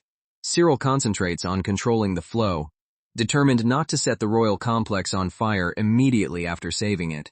When the ritual ends, Cyril can feel Chris's condition clearly. The connection is intimate but not controlling, confirming the covenant is a partnership rather than ownership. Chris thanks him and accepts the new name fully. The princess watches with growing excitement, already imagining what this bond could mean for Dragon First. The princess formally asks to invest in Cyril's guild.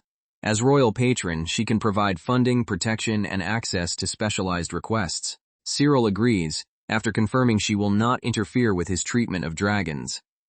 The princess promises to support his principles and cheerfully declares herself Dragon First patron. Everyone thanks Cyril for reviving Chris, while the princess celebrates the covenant.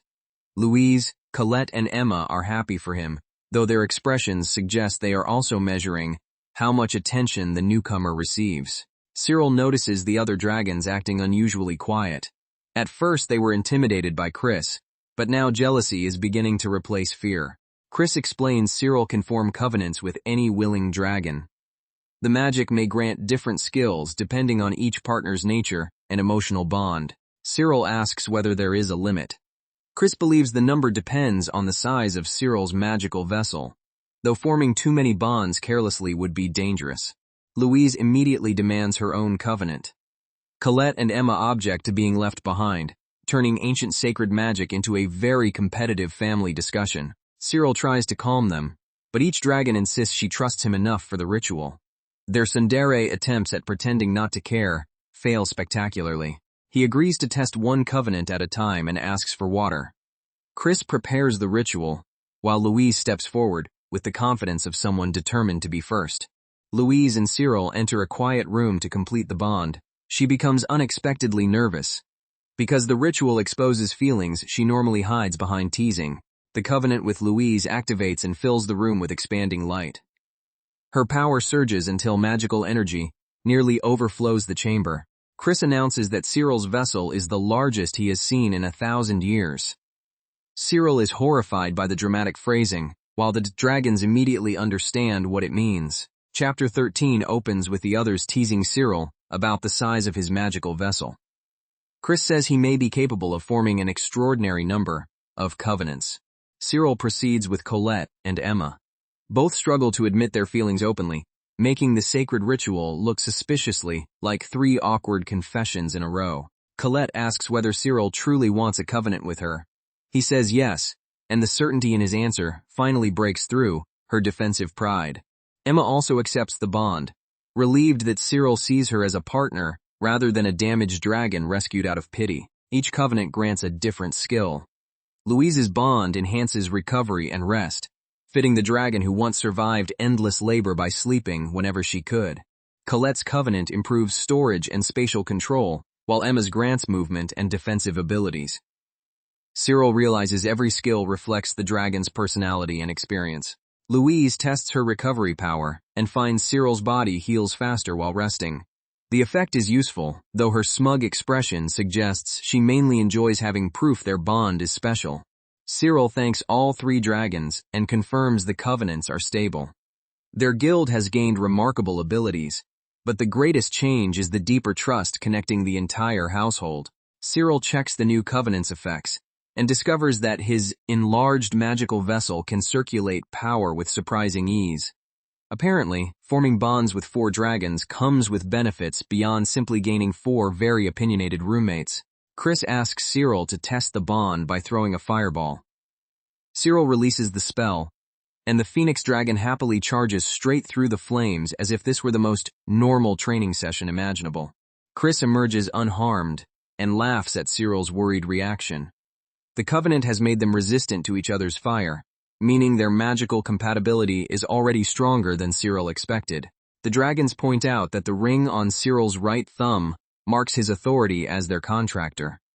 Colette, eager to test the covenant she has just completed, impatiently demands that they move on to her new ability. Colette's covenant converts the food she eats into stored energy.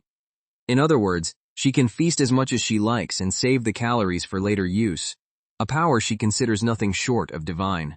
Cyril warns that the ability could backfire if she overeats, without spending the energy. One glance at Colette's enthusiasm tells him that this warning may already be several meals too late. Colette immediately starts chomping down, while Chris watches in disbelief. The new skill works, but her idea of a careful test is apparently to attack the pantry like a starving dragon army. Their experiment is interrupted when a guild employee arrives at Dragon First. Cyril welcomes the visitor, who introduces himself politely and explains that he has come with official business. The man presents a referral letter from Miss Morinieri. Since her family has already supported Cyril more than once, he accepts the introduction and asks what kind of request requires his guild's help. The client needs 100 cocotte-sized pieces of a certain stone. The quantity sounds simple enough, but Cyril quickly realizes that the material itself is the real problem. Chris suddenly interrupts the explanation and laughs as though he already knows the answer. Cyril asks him to stop enjoying the mystery and simply tell everyone what he recognizes. The requested material is dacite, found around a volcano.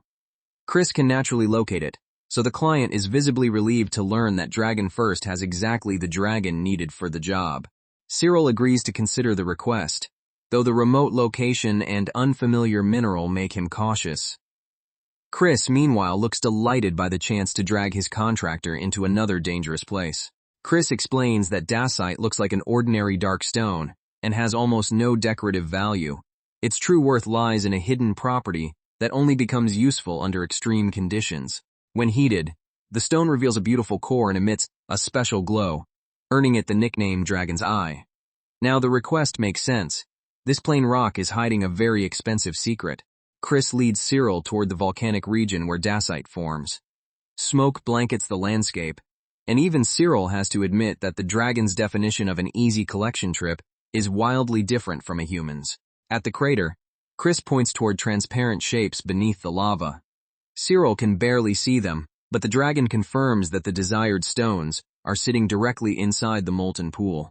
Thanks to Chris's covenant, Cyril can endure the heat without burning. Chris casually remarks that he could even enter naked, but Cyril wisely refuses to turn a mining job into that kind of spectacle. Cyril steps into the lava and discovers that it feels merely warm rather than deadly.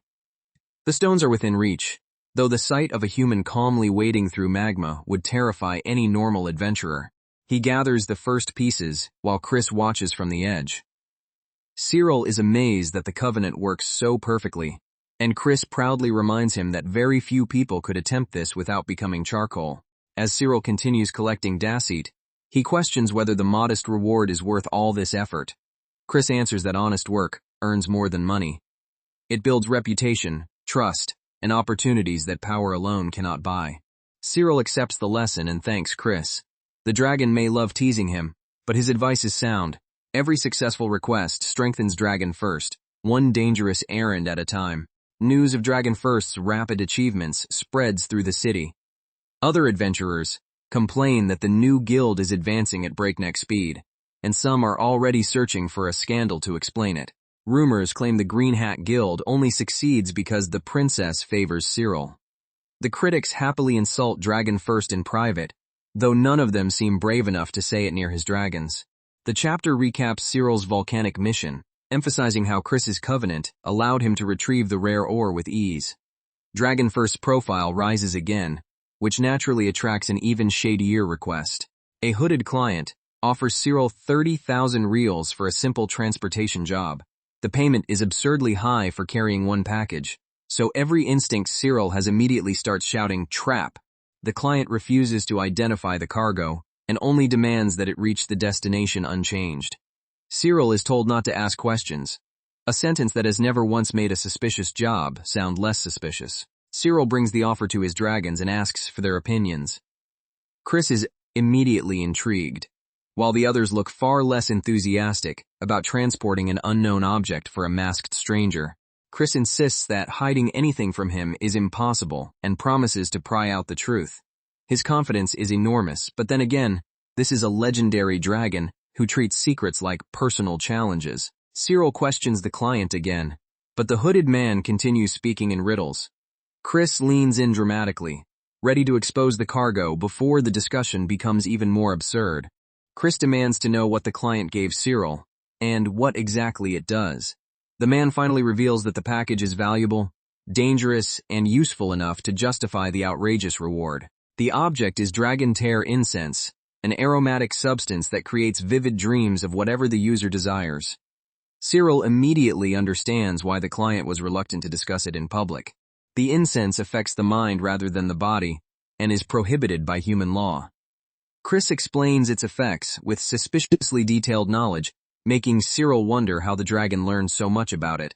Because the incense causes no obvious physical damage, some argue it should not be banned. Cyril sees the problem immediately. Harmless-looking pleasure can still ruin lives when people refuse to wake up from it. Chris gives examples of lonely people who might depend on the dreams to escape grief or regret. The explanation is unexpectedly compassionate, though it also proves how easily the incense could become addictive. Cyril agrees that allowing the substance to spread would create serious trouble for any ruler. Even so, he accepts the job, deciding that transporting one controlled shipment is safer than leaving it with criminals. The client gives Cyril a map and tally, instructing him to collect the cargo at a marked location. Cyril pockets both items and prepares Dragon First for a journey that already feels far too secretive. They reach a fortified town built beside a castle, where guards carefully inspect everyone entering. The dragon tear incense is waiting inside, but getting it back out will be the real challenge. Cyril presents himself at the entrance and is directed toward the guild's receiving area. Rows of dragons and armed riders make it clear that this town does not welcome unexpected visitors. The local guildmaster demands that Cyril prove his power before doing business. Cyril apologizes for the intrusion, but the man's dismissive tone makes the dragons behind him noticeably less patient. The local riders unleash their dragons, confident that sheer numbers will intimidate the newcomers. Cyril barely has time to react before Emsa barrels forward, furious that anyone would threaten her guildmaster. Emma fires wildly across the courtyard, scattering riders and dragons in seconds. Cyril tries to stop her, but once her temper ignites, apparently even a fortified guild becomes target practice. The opposing leader survives the barrage and grudgingly admits that Dragon First is powerful. Cyril asks whether he is finally satisfied, hoping the demonstration can end before Emma remodels the entire town. Emma explains that her covenant stores momentum generated through movement and releases it as explosive force. She is fine after the attack, though Cyril realizes her temper can make that kinetic power dangerously destructive. Cyril assures the defeated readers that he did not come to steal their territory. Their irritated stares remain, but he decides not to escalate matters when the actual transport job is still waiting. One of the guild members suddenly runs, prompting Chris to shout after him. The man's suspicious escape confirms that the locals are hiding something beyond a simple dislike of outsiders. Cyril thanks Emma and calms her down, while the defeated leader complains that she only glared at him slightly. Emma's definition of slightly clearly includes several explosions and a public humiliation. Cyril asks where the cargo is, but the local leader hesitates and refuses to guide him farther. Chris notices the fear immediately. The man is not protecting the goods so much as protecting himself. The leader admits the shipment is stored deeper inside but insists Cyril cannot enter their base. Cyril understands that he will have to recover it without giving the guild a reason to attack again. The cargo must be delivered to a merchant beyond the outer wall. With the gates heavily controlled, Cyril realizes that collecting the package is only half the problem. Smuggling it out will require a plan. From outside the wall, Cyril studies the inspection system. Guards track every person, dragon, and item entering or leaving, making a hidden shipment almost impossible to move through normal channels. Cyril remembers similar inspections from his days in Lindworm. Even if the package is hidden inside Colette's storage, the guards may recognize her ability and demand a magical search. The dragons agree that the town probably knows the characteristics of Dragon First's members. Any obvious trick will be exposed, so Cyril begins looking for a method no inspector would expect. Cyril turns to Colette and asks for a favor. Her suspicious expression says she already knows the favor will involve something unpleasant, embarrassing, or both. The plan is simple in theory. Use Colette's body to conceal the prohibited incense and carry it through inspection. Colette agrees, though the chapter recap makes the scheme sound far cleaner than it actually is. At the gate, Cyril introduces himself as the guild master of Dragon First. The guard recognizes the name and immediately focuses on the unusual dragon traveling beside him. The inspector asks what is inside Colette's stomach. Cyril calmly permits the examination, trusting that the guard will find exactly what the team prepared for him to find. Colette releases a huge amount of stored water, leaving the inspector stunned. Cyril explains that her body stores supplies, not contraband, and the absurd demonstration makes further questioning difficult. The guards wave them through, and Cyril quietly celebrates how easily the trick worked. Colette is less impressed. Using her stomach as a portable water tank was not exactly the glamorous role she imagined. Once outside, Cyril explains that some water remains while the dragon tier incense stays hidden deeper inside Colette's storage. They have crossed the wall, but now they must locate the merchant called Gigu. The fortified settlement was built by dragon knights as a town for dragons rather than humans. Cyril admires the idea, though the guarded streets make it clear that outsiders are not trusted easily. Chris spots a crest matching the tally provided by the client. Cyril follows the sign toward a modest building, hoping the mysterious merchant is finally inside. A wary man answers and asks whether Cyril is Gigu's contact. Cyril confirms his identity, then immediately requests the cargo before any more suspicious people can gather around them. The merchant opens a secured crate and checks the dragon tear incense piece by piece.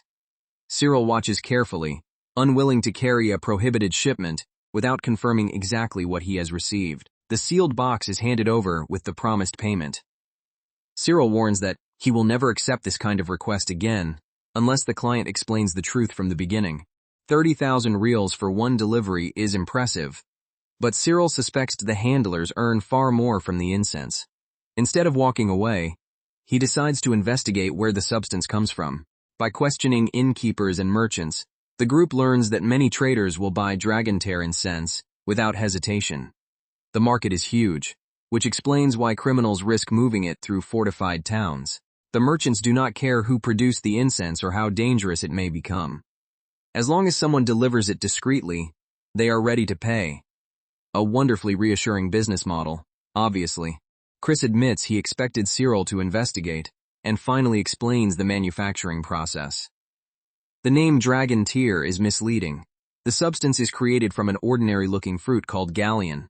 Galleon fruit itself is not special, but a dragon's body transforms it into the rare incense. Cyril has seen the fruit in normal markets, meaning the supposedly exotic product begins with something anyone can buy. Cyril visits a greengrocer and quickly finds the horn-shaped galleon fruit. Its strange appearance catches his attention, but the shopkeeper treats it as common produce and happily sells him several pieces. The vendor explains that humans simply peel the fruit and eat the flesh.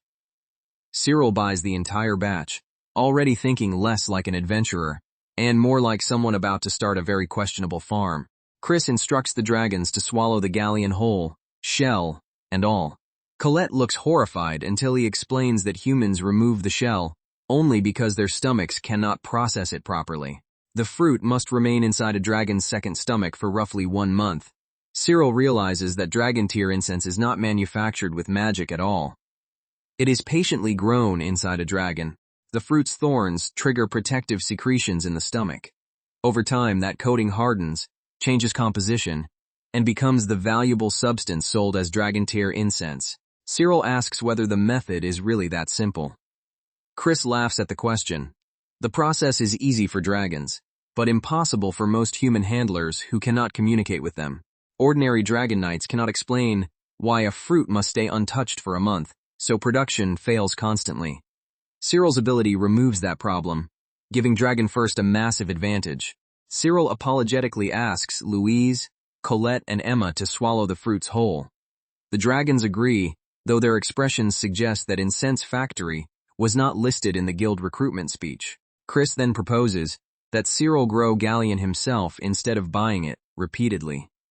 Controlling the raw material would make production cheaper and protect the method from suspicious merchants. Chris points out that profit is taken at every stage, from farming to processing to distribution. If Cyril manages all three himself, Dragon First could earn the entire amount instead of accepting scraps. Cyril sees the opportunity, but worries that owning galleon fields will expose the operation. If authorities connect the crop to prohibited incense, the guild could be punished before he proves any legitimate purpose. He needs land that can be hidden from ordinary visitors, and a dragon capable of concealing the fields. The requirements sound impossible until Cyril remembers a creature famous for mimicking its surroundings. The next day, Cyril visits the dragon market to search for a gargoyle. These camouflage dragons are rare, quiet, and perfect for hiding land, provided one can actually find them while they are hiding. A trader leads Cyril to a small black gargoyle curled beside a snail-like shell. The dragon barely reacts to his presence, looking more like abandoned luggage than a future guild member. Cyril kneels and introduces himself, but the gargoyle remains silent. The chapter ends with him facing his most difficult negotiation yet, a dragon who can hear him and simply does not care. The next chapter opens by emphasizing the problem. Cyril can speak with dragons, but communication only helps when the dragon feels like answering, and this one appears committed to awkward silence. Cyril gently asks whether the gargoyle hates dragon knights. The dragon finally admits that people constantly use its kind for spying and concealment, so distrust comes naturally. Rather than force the issue, Cyril offers the dragon a choice and asks what name it prefers. The gargoyle is startled that he cares enough to ask, instead of treating it like equipment. Cyril jokes that he cannot keep calling every new companion, you. The dragon gives a faint response, and Cyril senses that the wall between them is beginning to crack. The gargoyle accepts the name Junie.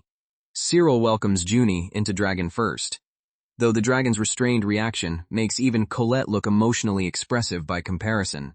Cyril asks Junie to demonstrate the camouflage ability. Junie disappears by blending perfectly with nearby stone, proving that anything kept still and within contact can vanish from ordinary sight. Junie explains the rules. Movement, loud sound, or being touched can break the concealment. Cyril listens carefully, already imagining how the power could protect the galleon fields. Back at the guild house, Cyril introduces Junie to the others. Louise, Colette, Emma, and Chris crowd around the shy newcomer, which is probably the worst possible welcome for a dragon who prefers disappearing. Junie retreats behind Cyril when the others stare too closely.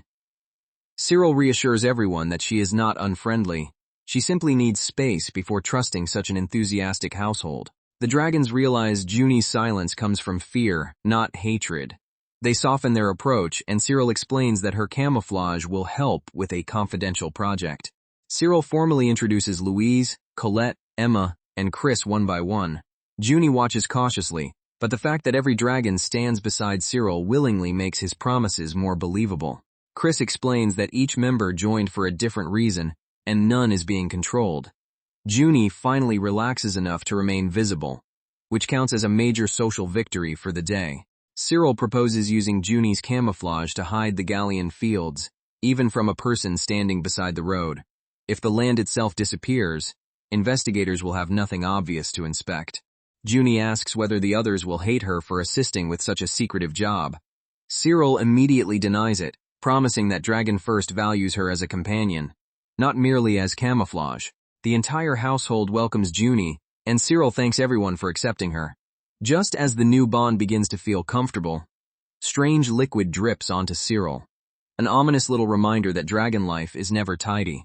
Cyril tests Junie's covenant and discovers a camouflage skill that can change his appearance. The ability depends on how it is used, but the possibilities are immediately obvious and slightly alarming. When Cyril activates the skill, his body transforms into the imposing shape of a Bahamut dragon.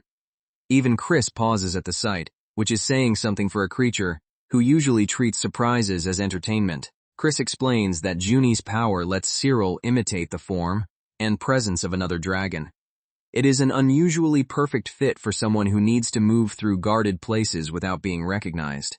A few days later, Cyril visits Rose at Town Hall to discuss expanding Dragon First's base. The guild has grown so quickly that their current home is already starting to feel cramped. Cyril now cares for the Phoenix Chris and 4 other dragons, Louise, Colette, Emma, and Junie. Their rapid growth is the real reason he wants more land, so a larger property would solve several problems at once. Rose explains that the cost depends on the location, and warns that a suitable estate could reach 80,000 reals. Cyril winces. Apparently, becoming a legendary dragon knight does not include free real estate. Someone suggests asking the princess for help, since she trusts Cyril. He refuses to exploit her kindness, and insists on finding a solution without dragging royal influence into every guild expense.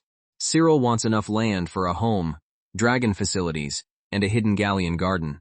He asks Junie to conceal the crop from planting to harvest, treating the prohibited ingredient as an agricultural experiment. Chris approves enthusiastically, laughing at how quickly Cyril has moved from guildmaster to secret farmer. The others prepare to test whether galleon can truly be grown under Junie's protection. Chris demonstrates the Phoenix Flame, a fire that encourages growth rather than destroying plants. Used carefully, it can strengthen the soil and bring out the crop's natural resilience. The flame is still intense enough to frighten Cyril, but Chris promises to control it.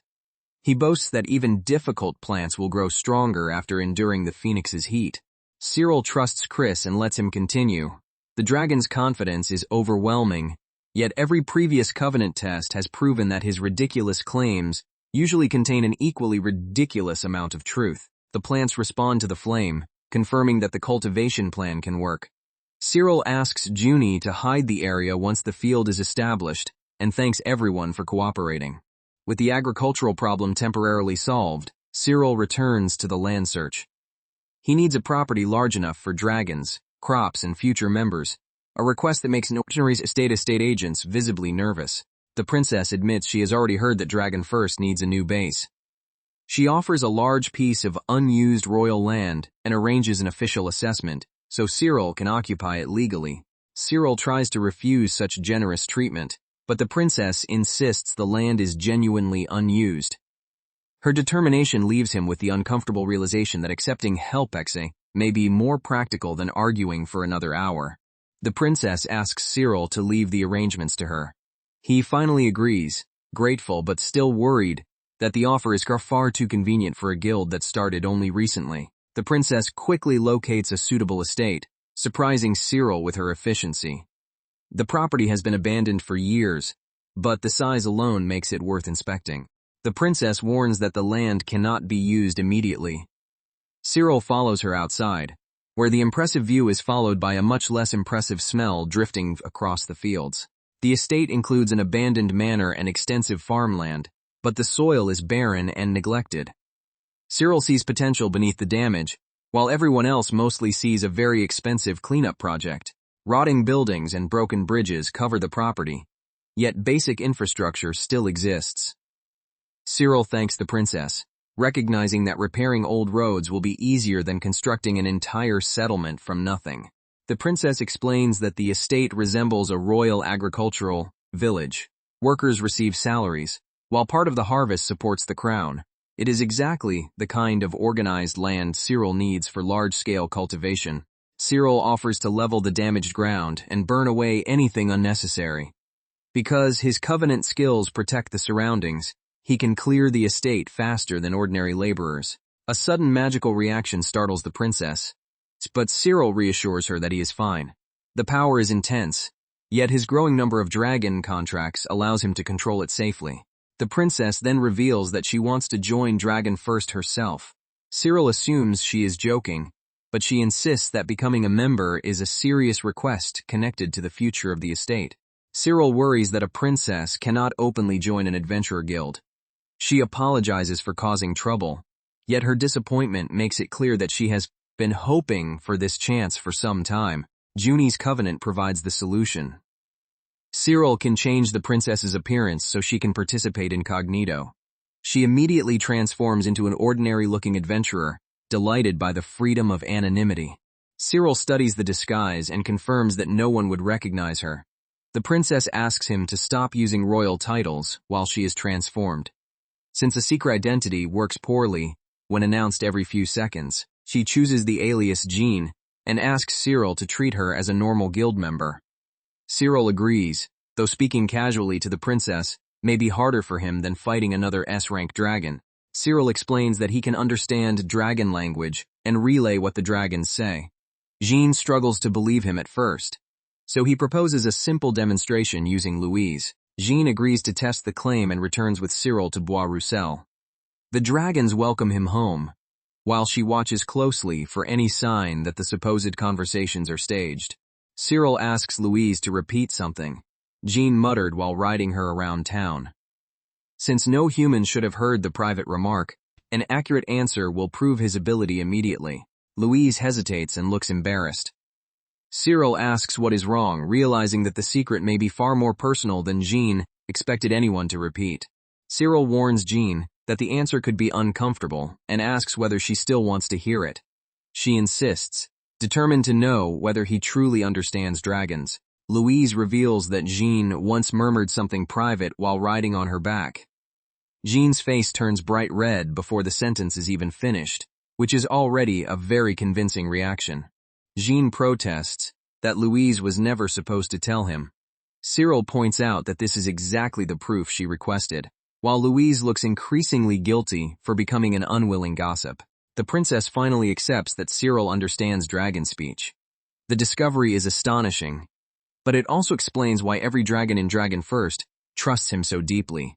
Jean asks why Cyril never told her earlier and wonders whether the ability connects to the legendary Child of God. Cyril admits that he kept it secret because powerful guilds would exploit both him and the dragons. Hearing that Lindworm expelled Cyril despite his talent, Jane calls the guild shallow and blind. For once, someone criticizes his former employers more harshly than his dragons do. Jean promises to judge Cyril by his actions rather than his reputation. She officially joins Dragon First under her disguise, and the two shake hands as genuine guildmates. 1 month later, construction begins across the new base.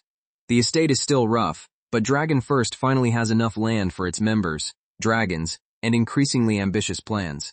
Cyril organizes the property into living space, dragon facilities, and galleon fields. The dragons can run freely, though hiring enough workers to repair everything will take time and money. Junie maintains the camouflage, while the others help cultivate the crop. Hidden beneath the ordinary landscape, the first batch of galleon matures without attracting attention. After a month inside the dragon's stomachs, the fruit has finally transformed. Cyril carefully collects the hardened pieces, hardly believing their first dragon tier incense is complete. The chapter celebrates the guild's new base, Jean's secret membership, and the successful production of incense. Cyril's experiment has worked, but now someone must determine whether the product is actually valuable. Chris says the homemade incense looks as good as any he has seen, though he recommends asking experienced merchants in Man-O-War for an independent assessment before selling it. Cyril returns to Goo's shop in Man-O-War with a sample. The merchant recognizes him immediately and invites him inside, curious about what Dragon First has brought this time. Cyril lays out the dark pieces and asks for an honest evaluation. The merchant examines the color, texture, and scent, expecting an amateur product, but quickly becoming more attentive. Because Cyril has only a few pieces, he explains that he plans to produce more if the quality is acceptable. Junie's concealment ability should make transportation far safer than before. The merchant declares the dragon tear incense exceptionally pure. Its quality surpasses most material on the market, leaving Cyril stunned that their first attempt succeeded so completely. Chris explains that dragons normally spit out the galleon too early unless someone can guide them. Cyril's communication keeps each fruit inside for the exact maturation period, producing unusually consistent results. The merchant offers to buy the entire batch. Cyril hesitates, but the dragons encourage him to accept, now that the product's quality has been confirmed. Because higher purity creates clearer dreams even for weak-minded users, the merchant offers double the usual price. Cyril is pleased by the profit, though the explanation also reinforces how dangerous the incense can become. The payment arrives as a church-issued bill worth 10,000 reals, exchangeable for cash in major cities. Cyril accepts the advanced payment and prepares to expand production carefully. A polished merchant named Laurent then introduces himself as head of the Laurent Chamber of Commerce. He has heard of Dragonfirst's rapid rise and wants to establish a formal business relationship. Laurent praises the guild's promising future and presents an unusual item to gain Cyril's interest. His smile is charming enough to be professional and suspicious enough to make Cyril keep one hand near his sword. The merchant opens an ornate case and claims the object inside is a holy relic. Cyril expects another exaggerated sales pitch, but Chris immediately becomes serious. Laurent explains that most holy relics are fake remains attributed to saints. This one, however, comes with evidence strong enough that he is willing to stake his reputation on it. Inside the case lies a white bone said to belong to a holy dragon king. Chris recognizes it as genuine dragon remains from an ancient age, transforming a bizarre curiosity into an item of enormous power. Chris advises Cyril to buy the relic as an investment in the guild's future.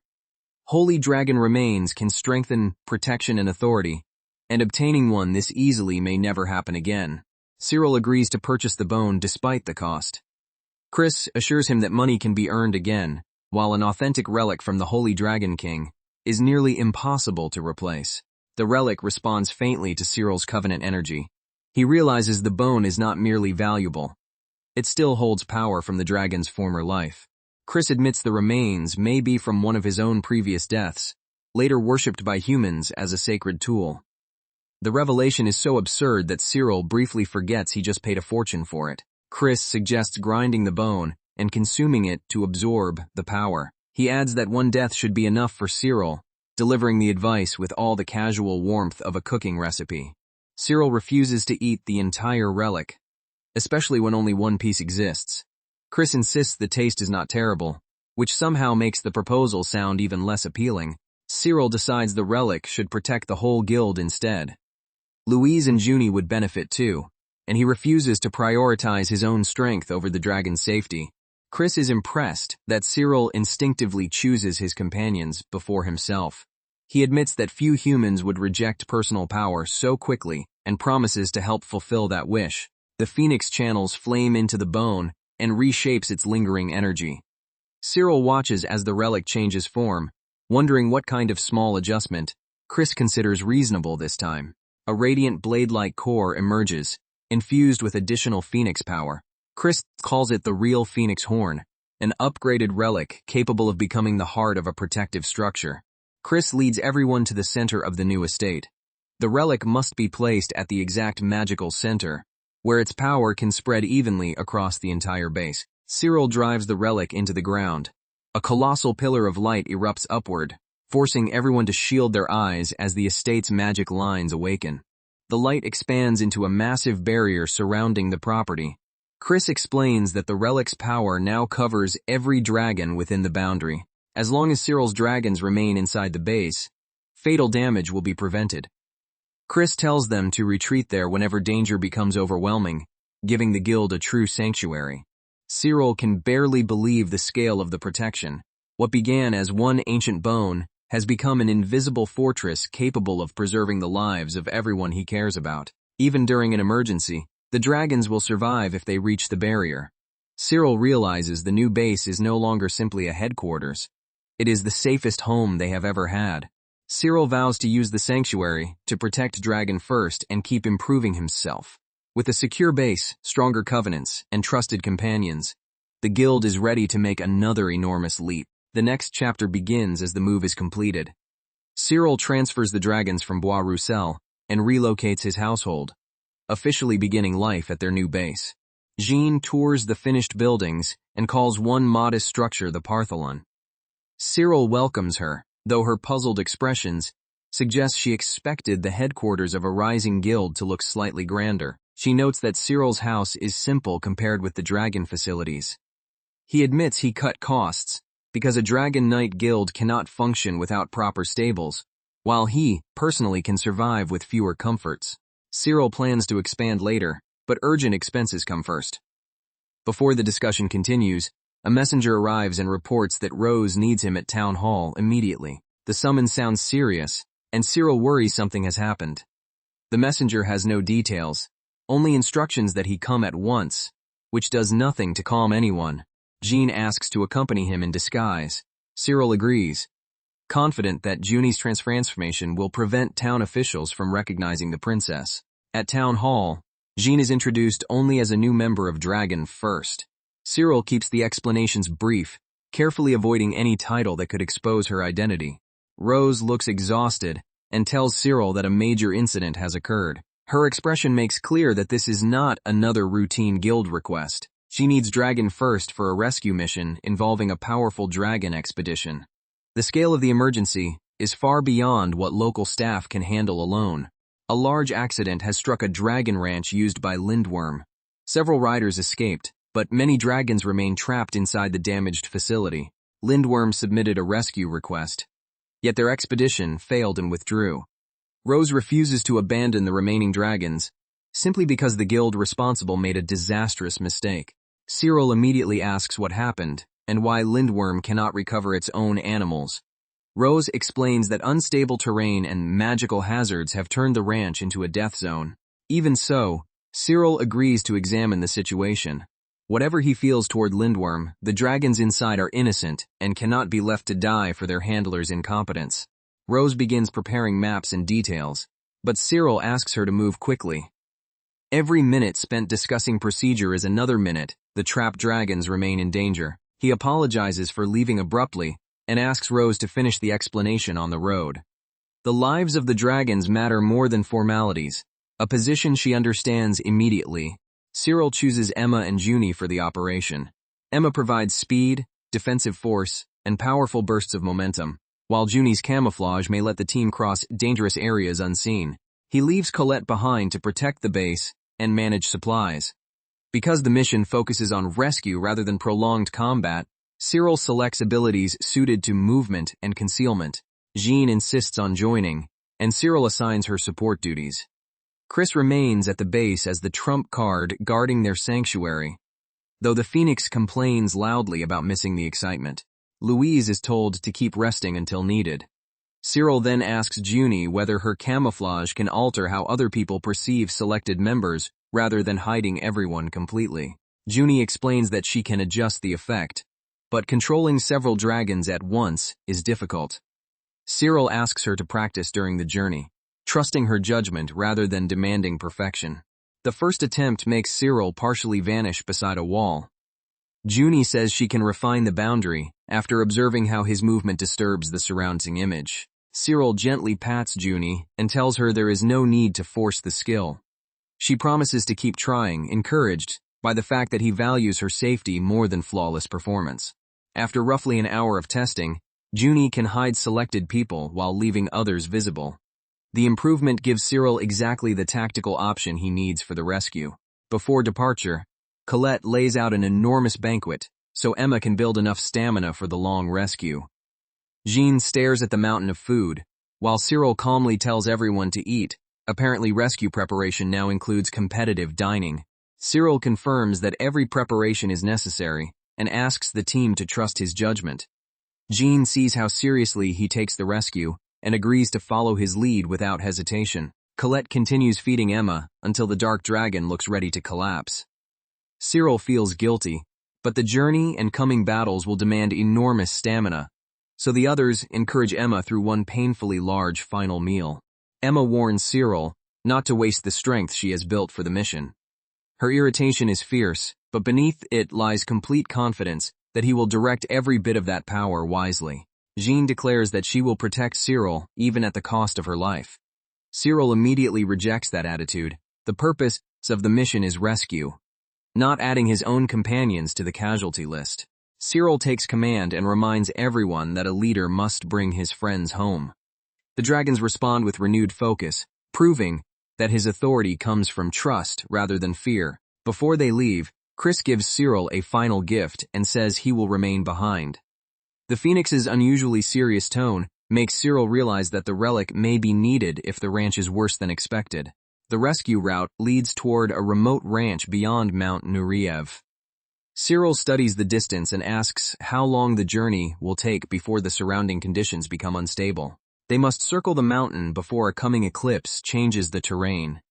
Cyril suggests going straight across, but Emma insists he ride her so they can reach the ranch before the dangerous turn. Cyril notices Emma growing tired and worries that carrying him will drain her stamina before the rescue begins. She refuses to slow down, arguing that transportation and rapid movement are exactly what her covenant was meant to support. Jean wonders whether Louise would have been better for the journey. But Cyril avoids using the collar of obedience to force a sleepy dragon onward. He will not solve an emergency by abusing his own companions. Cyril admits the collar could issue an absolute order in a crisis, yet he refuses to rely on it. The idea of controlling a dragon against its will reminds him too much of the handlers he despises. Emma recognizes that Cyril thinks differently from ordinary dragon knights. Even when pressure is rising, he treats the dragons as partners capable of choosing for themselves. Cyril considers resting briefly, confident they still have enough time. The decision is interrupted when a group from Lindworm blocks the path ahead. The former guild members demand that Cyril stop. Their sudden appearance in the middle of an urgent rescue is suspicious enough, and their dragons look far more frightened than aggressive. Cyril asks what they are doing, but the riders refuse to explain. They claim the ranch belongs to Lindworm and order Dragon First to turn back. One rider argues that allowing an expelled member to solve the disaster would humiliate Lindworm. Cyril cannot believe they are protecting their reputation, while dragons remain trapped and suffering. The men admit they still care about the dragons, yet insist Cyril must not pass. Their contradiction exposes the real problem. Pride has become more important to them than the lives they claim to value. Emma recognizes Michelle among the controlled dragons and asks whether she trusts the human rider beside her.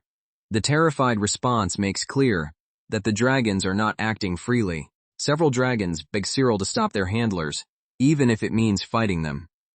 Cyril does not want to hurt anyone, but allowing the riders to continue will only deepen the abuse. One rider orders his dragon to attack. Cyril shouts in outrage, while Jean moves between the assault and the weaker dragons before the first blow can land. The controlled dragon struggles violently against the command as Cyril reaches toward it. The collar tightens, forcing the creature's body to obey, despite its desperate resistance. Cyril recognizes the device as a collar of obedience. The realization turns his anger cold.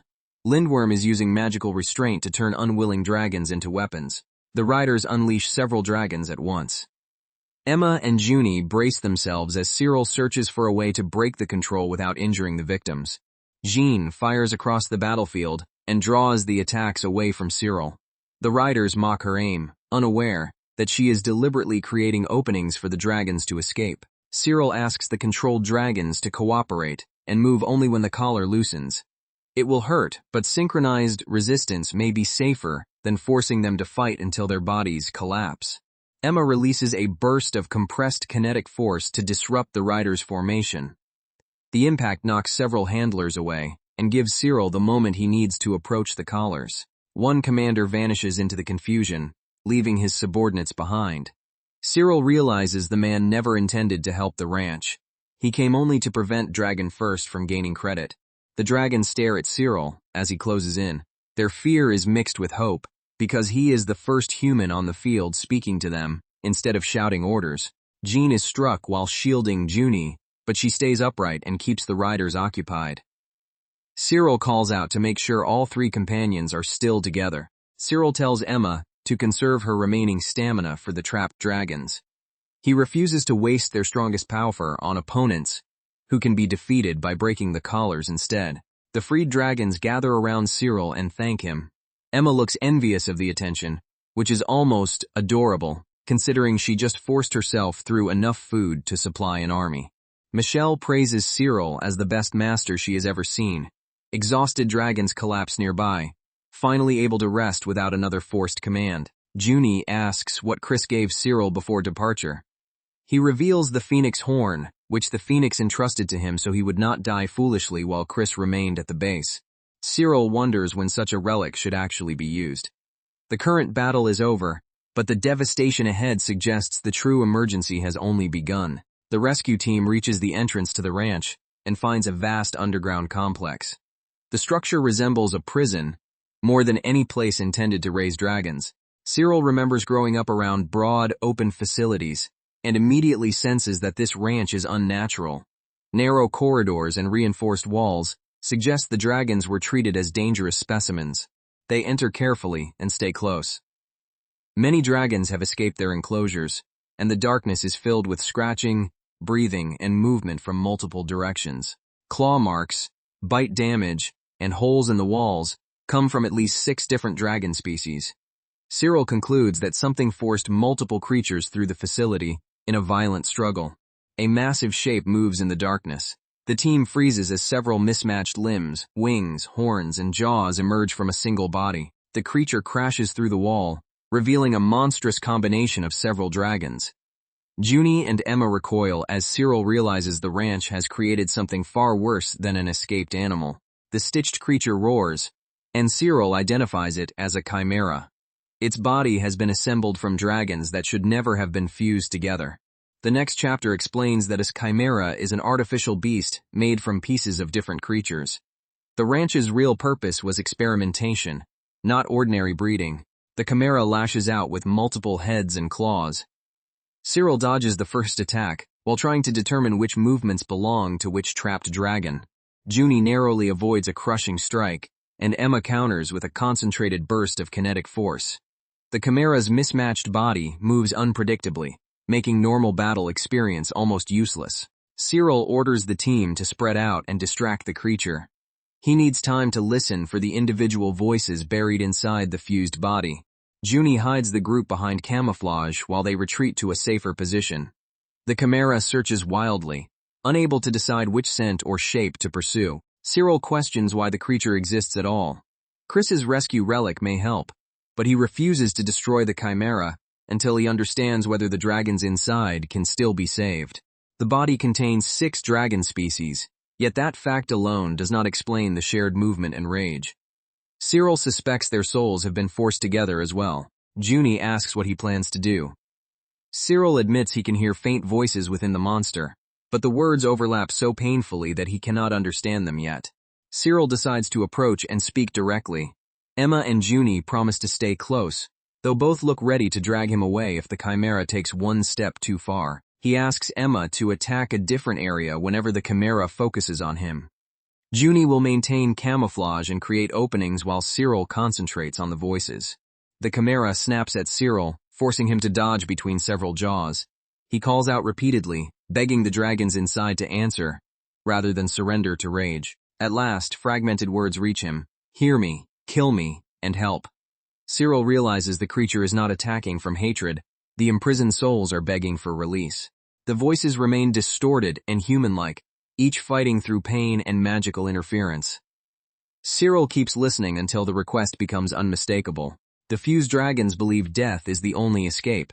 Their sense of self is collapsing, and continued existence inside the chimera has become unbearable torture. Cyril refuses to treat them as a monster. Even if resurrection is impossible, he promises to separate the souls and give each dragon a dignified end. The voices repeat that they want to die because the pain never stops. Cyril's anger shifts from the chimera to the humans who created it, and then abandoned it. He apologizes and raises the phoenix horn. If the relic cannot save the bodies, he will use its power to free the souls from their forced prison. Cyril channels every remaining drop of power into the relic. Jean, Emma, and Junie hold the chimera in place long enough for him to complete the spell. A tremendous blast tears through the creature, filling the ranch with white light. The fused body collapses as the trapped voices finally fall silent. The explosion leaves a glowing core in the center of the ruins. Cyril hears a final thank you and believes the 6 souls have been released. The phoenix horn pulls the scattered magical essence together instead of letting it disappear. A swirling sphere forms where the chimera fell, shocking even Cyril. The sphere descends and begins rebuilding a smaller body. Fur, wings, horns, and scales settle into a single harmonious form rather than another stitched monster. The newly formed dragon lands unsteadily among the rubble. She breathes, opens her eyes, and looks around as if waking from a nightmare she cannot fully remember. The young dragon asks why she is alive. Cyril is equally confused, but her stable body and clear voice prove that the miracle has succeeded. Cyril smiles and says he won the bet against despair. The dragon may not be any of the 6 individuals exactly, yet their souls have created a new life together. The next chapter opens with the exhausted dragon collapsing beside Cyril. He checks her condition while the rescued dragons gather cautiously around them. Her breathing stabilizes, and Cyril realizes the phoenix horn has performed a genuine resurrection. The miracle is not perfect, but it has given the trapped souls another chance. Junie notes that freeing the souls was the only possible path. Cyril had not known whether they could return, so the living child before them feels almost impossible. Cyril cannot identify her species. Neither he nor the dragons has ever seen a body combining traits so naturally, suggesting she is something entirely new. He can recognize pieces of the original dragons, but the new body is not a restored chimera. Her form is coherent, alive, and distinct from every species used to create her. Cyril decides to keep the child secret from the researchers who built the ranch. Junie places camouflage over her appearance so outsiders will see an ordinary dragon. The team remembers that other dragons remain trapped in the facility. Cyril leaves the newborn under protection and rushes deeper into the ranch to continue the rescue. By the time the operation ends, some dragons are beyond help, but many survive. Town handlers take custody of the injured while Cyril returns to report the results. Cyril saved roughly half of the dragons, far more than Lindworm managed with an entire expedition. He expects criticism anyway, because failure looks especially embarrassing beside one man's success. Rose promises to handle any political complaints. She reminds Cyril that Dragon First accepted the rescue only after Lindworm abandoned it, so the former guild has little ground to object. Cyril reports that the ranch contains synthetic dragon research. Rose already suspected something illegal, but the chimera proves. The experiments went far beyond unauthorized breeding. Cyril burned the remaining laboratory to prevent anyone from repeating the work. He worries that destroying the evidence may complicate the investigation, yet leaving the equipment would be worse. Before leaving, he tells Rose that Dragon First brought home one surviving child. He intends to protect her identity until they understand what she has become. Back at the base, Chris praises the decision. If the researchers learned the child survived, they would likely seize and destroy her to hide the experiment. Chris reveals that human attempts to create synthetic dragons have continued for generations. Combining body parts and souls repeatedly failed, but that did not stop the researchers from trying. Even Chris cannot classify the child. She resembles the result humans sought, yet her stable existence makes her a completely new species rather than an artificial patchwork. Chris explains that the phoenix horn added its own essence during the resurrection. 6 dragon souls entered the spell, but a 7th phoenix-derived element helped them unite. Cyril laughs because Chris's horn apparently causes miracles simply by being itself. Chris proudly accepts the credit, declaring that anything formed from him was bound to be extraordinary. Cyril promises to protect the new dragon, even though she remembers almost nothing. She looks frightened, unsure whether another human will eventually treat her as a specimen. He assures her that no one in Dragon First will force her to fight or return to the ranch. The choice to stay belongs entirely to her. The dragon decides to remain and asks what she must do. Cyril says she only needs to recover, learn about herself, and accept a name when she is ready. Cyril names her Chanel. She repeats it with a smile, while Chris welcomes her confidently and declares that his friend will never abandon her. Chris suggests forming a covenant so Chanel can stabilize her new soul. Cyril hesitates, but Chanel chooses the bond herself and asks him to proceed. Cyril places a drop of blood onto the magic circle. The contract activates around Chanel, drawing together the separate magical traces within her body. A new power flows through the covenant. Cyril asks Chanel to transform, and brilliant light surrounds her as the contract responds. Chanel emerges in a human-like form with horns, wings, and dark skin. Chris laughs triumphantly, while Cyril is too stunned to decide where he should look first. The transformation is stable, proving the covenant has strengthened her identity. Chanel seems delighted to possess a shape that belongs to her alone. She can freely switch between a dragon body and a humanoid form. Chris notes that the ability resembles a chimera's adaptability without the pain or instability. Cyril studies the new form and wonders whether it will hold. Chanel's confidence is growing, but the chapter ends before they can fully test her abilities. When Chanel changes back, Cyril concludes that the transformation is genuine rather than an illusion. Her body has accepted both forms as natural expressions of the same soul. Chris jokes that Cyril's household has expanded again after barely settling into the new base. Cyril admits that Dragon First has become crowded at an astonishing speed. They prepare a safer test area and ask Chanel to transform repeatedly. Each change becomes smoother, confirming that the covenant is stabilizing her rather than exhausting her. Cyril explains how his earlier contracts produced different skills. Chanel's bond may combine several traits, so they need to test carefully before assuming what she can do. Before the examination continues, Cyril asks Chanel to return to her humanoid form. The others gather nearby, eager to discover what new power the seventh member has brought to Dragon First. Chanel's covenant raises her physical abilities dramatically. She invites Cyril to attack so they can test the difference, and he appreciates the confidence, even while wondering whether striking a newly rescued dragon is really necessary. In dragonoid form, Chanel blocks Cyril's charge from the front without hesitation. Her new body absorbs the impact and immediately counters, proving that the transformation is built for close combat. Chanel drives Cyril backward with a rapid series of blows. Chris cheers from the side while Cyril realizes the supposedly fragile newcomer can already pressure him more than many trained knights. The sparring intensifies as Chanel combines wings, claws, and human-like movement. Cyril is forced to defend seriously, which delights her far more than a polite test ever could. Chris praises both fighters, though Chanel refuses to slow down. Her regeneration keeps her moving through damage that would stop an ordinary warrior, making her frighteningly persistent. Cyril asks whether she can continue, and Chanel answers by attacking again.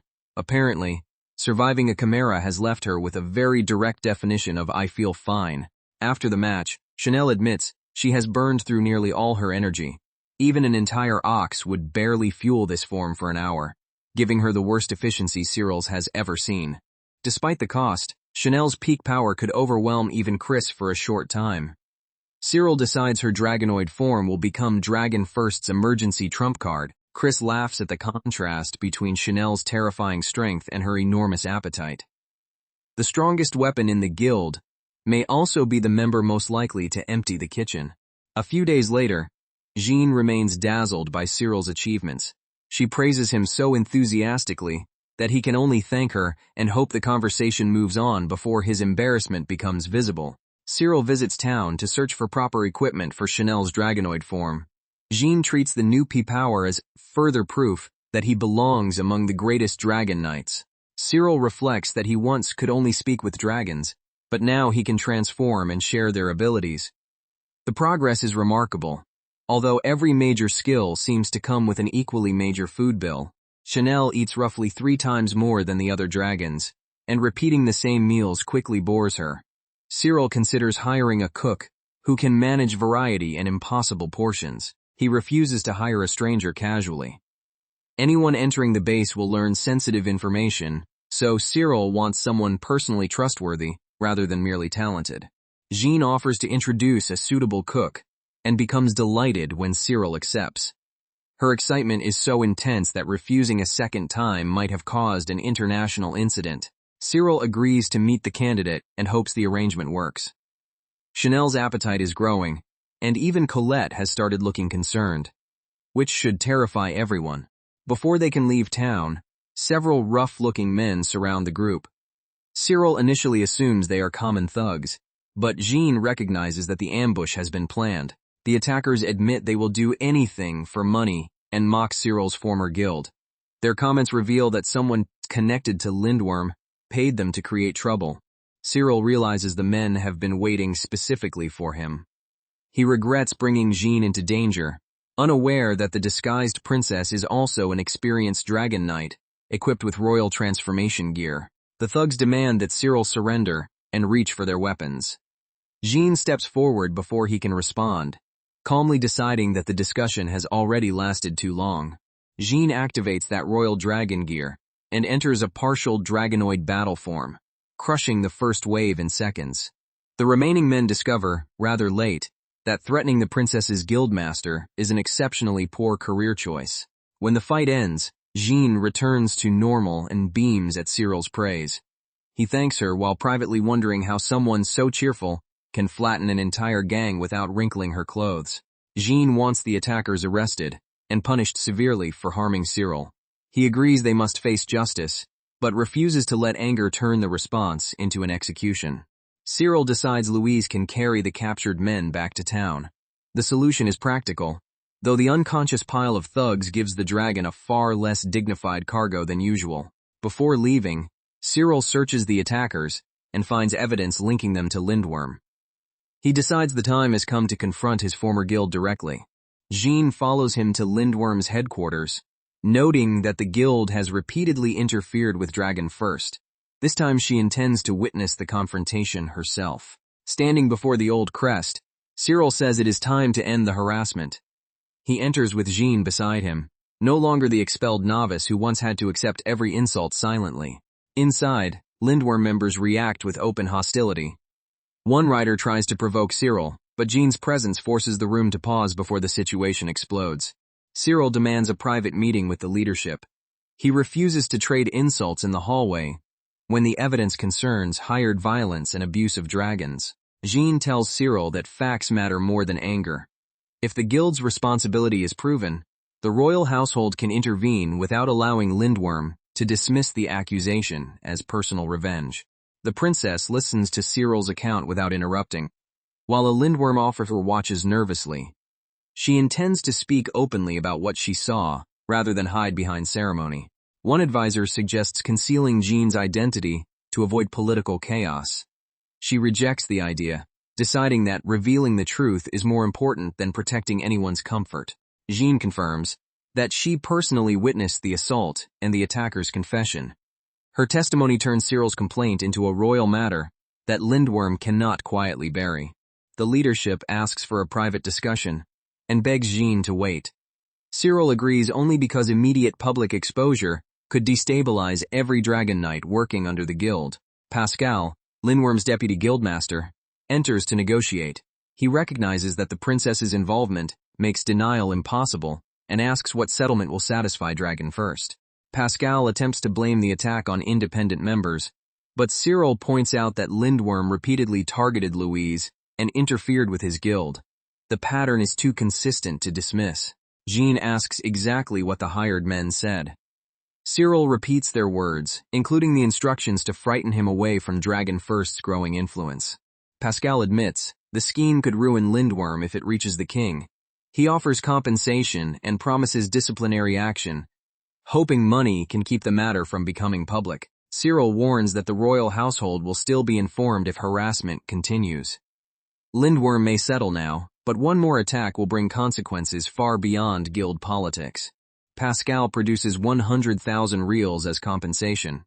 Cyril is stunned by the amount, while Jean calmly treats it as the minimum price of preventing a royal scandal. Cyril accepts the settlement after confirming the terms.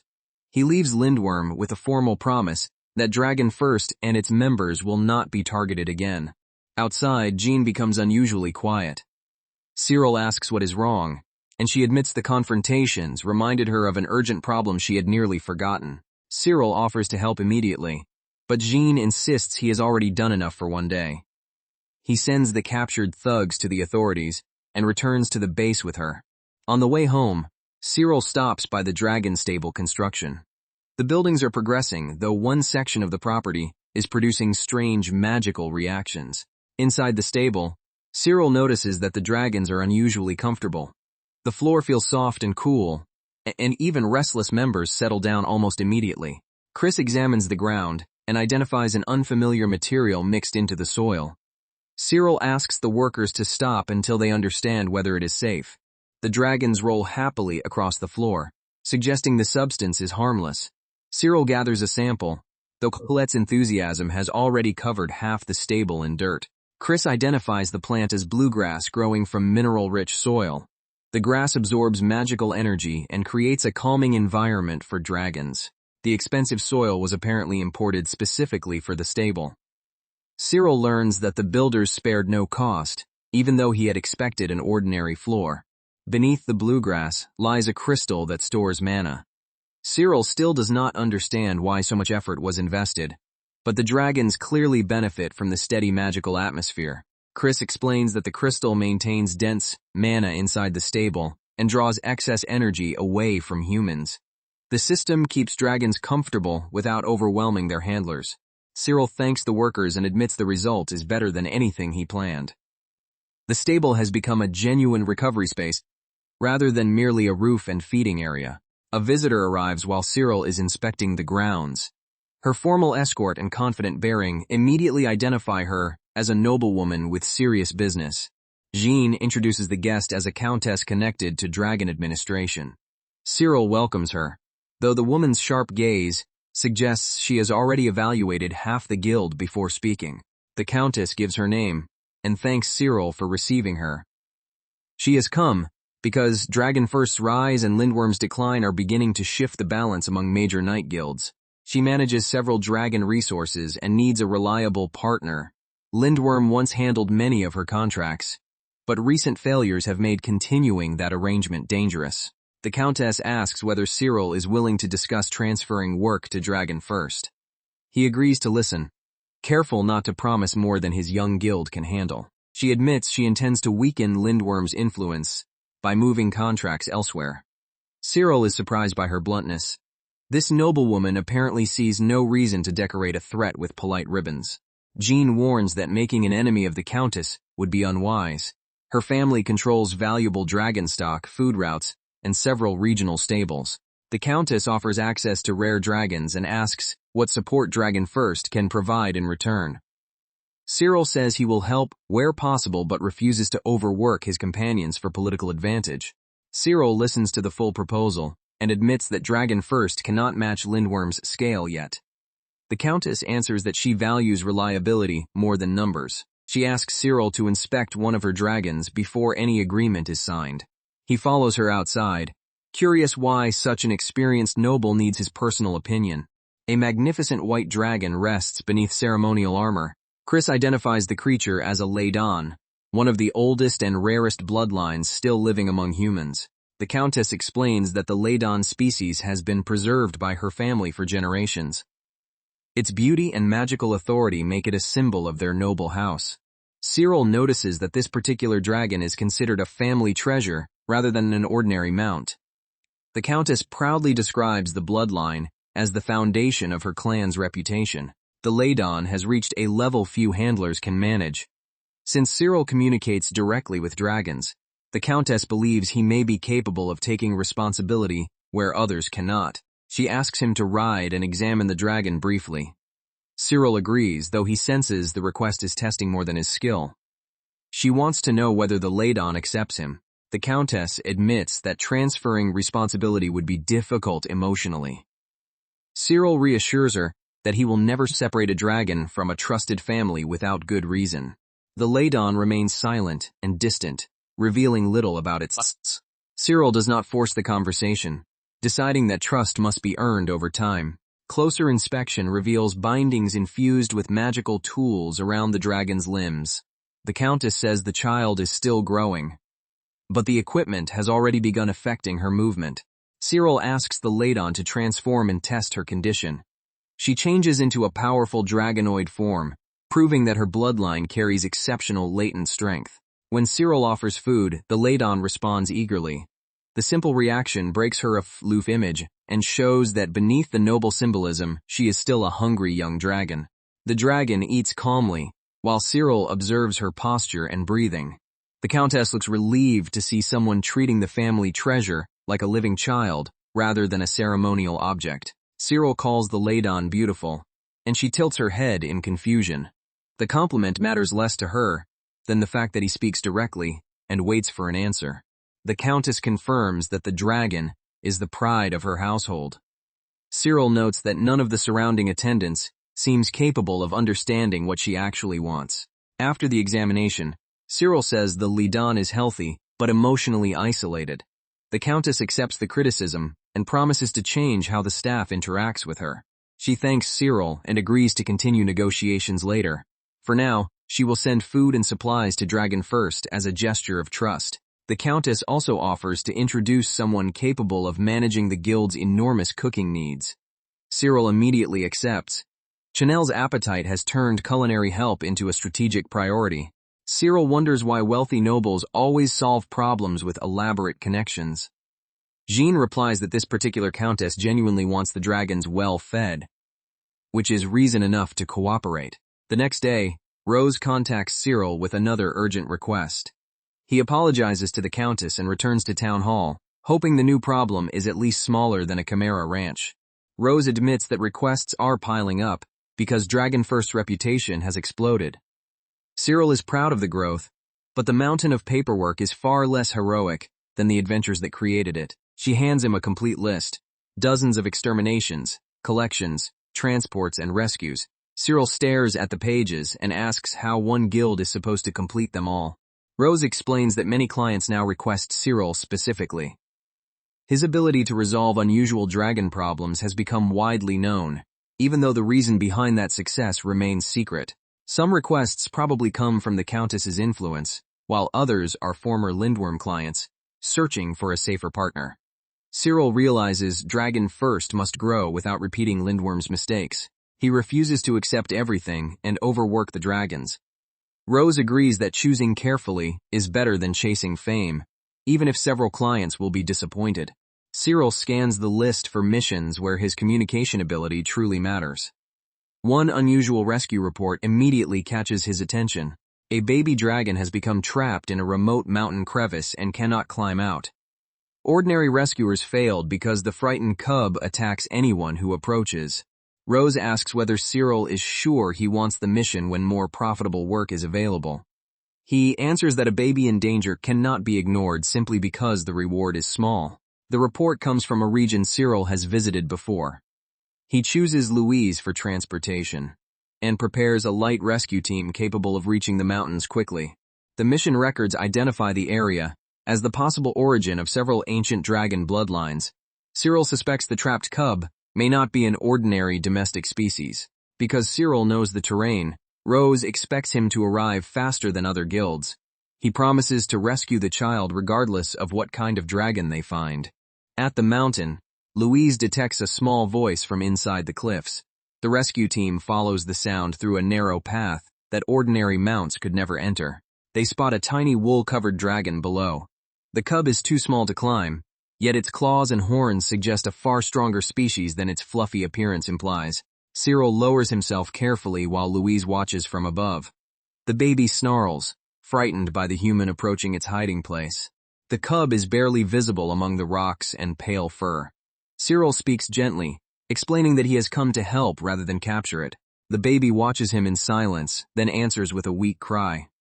Cyril is relieved that it can understand, and asks whether it is injured. A closer look reveals no serious wounds, only exhaustion and hunger.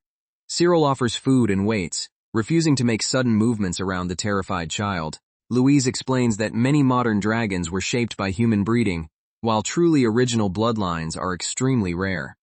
This cub may belong to one of those untouched species.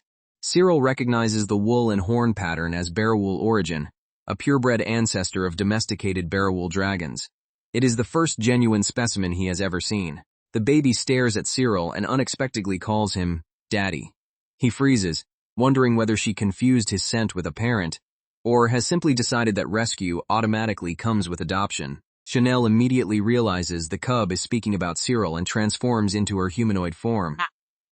The little Bearwool happily tackles her new big sister, while Cyril is still processing the fact that one rescue mission apparently made him a father.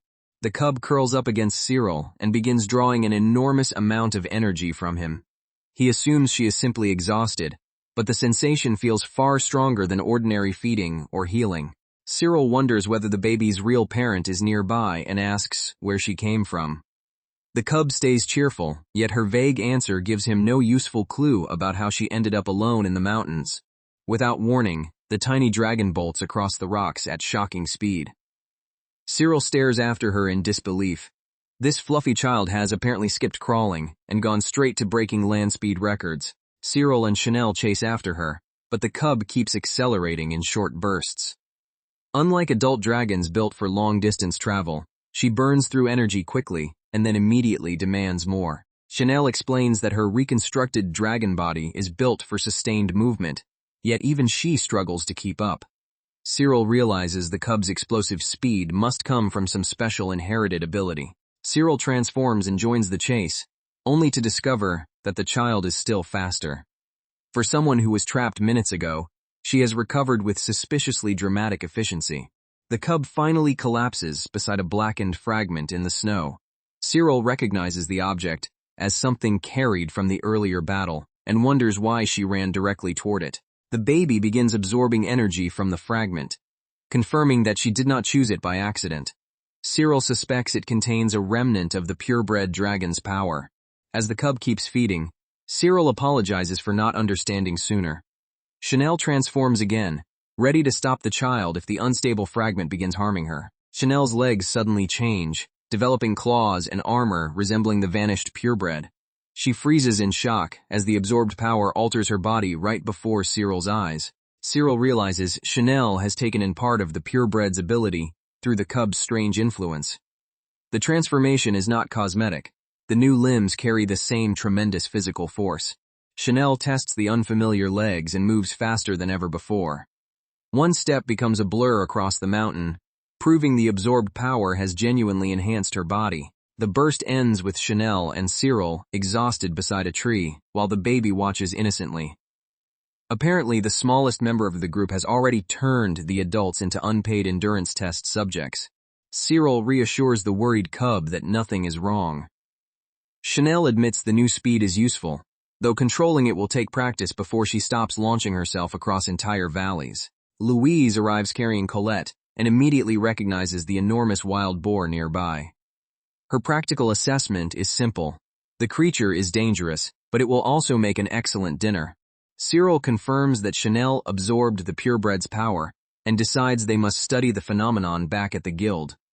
Before leaving, he asks the cub whether she wants to come home with them. The baby agrees without hesitation, so Cyril gives her a name, Leah. She repeats it happily, as officially joining Dragon first, before Cyril can reconsider how quickly his guild has become a dragon daycare. The group returns toward the base with Leah tucked safely among the others. Cyril remains puzzled by the child's power and plans to ask Chris, the guild's resident expert on unusual dragon abilities. At Dragon First, Leah greets Louise and Chris with complete confidence, then asks when Daddy will play with her. Cyril tries to explain the situation, but the nickname has clearly become permanent. Chris identifies Leah's gift as mimicry, the power to absorb and reproduce traits from other dragons. He suspects the trust formed when Leah joined Dragon First has created a temporary guild resonance, even before a formal covenant exists. Chapter 27 begins with Cyril preparing a controlled test of dragonkin augmentation. Everyone gathers outside, which is wise. Experiments involving copied dragon powers rarely belong near furniture. Cyril first asks Louise to transform so he can compare their abilities. Chris warns him not to rush. But Cyril is already eager to see whether Leah's mimicry can travel through that temporary guild resonance. Louise changes into her humanoid form, while Cyril concentrates on the copied power. A sudden surge runs through him, and the others immediately realize the experiment has activated something real. Cyril's body shifts as the borrowed power manifests.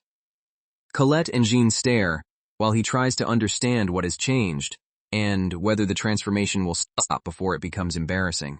He launches an attack to test the new form, producing far more force than expected.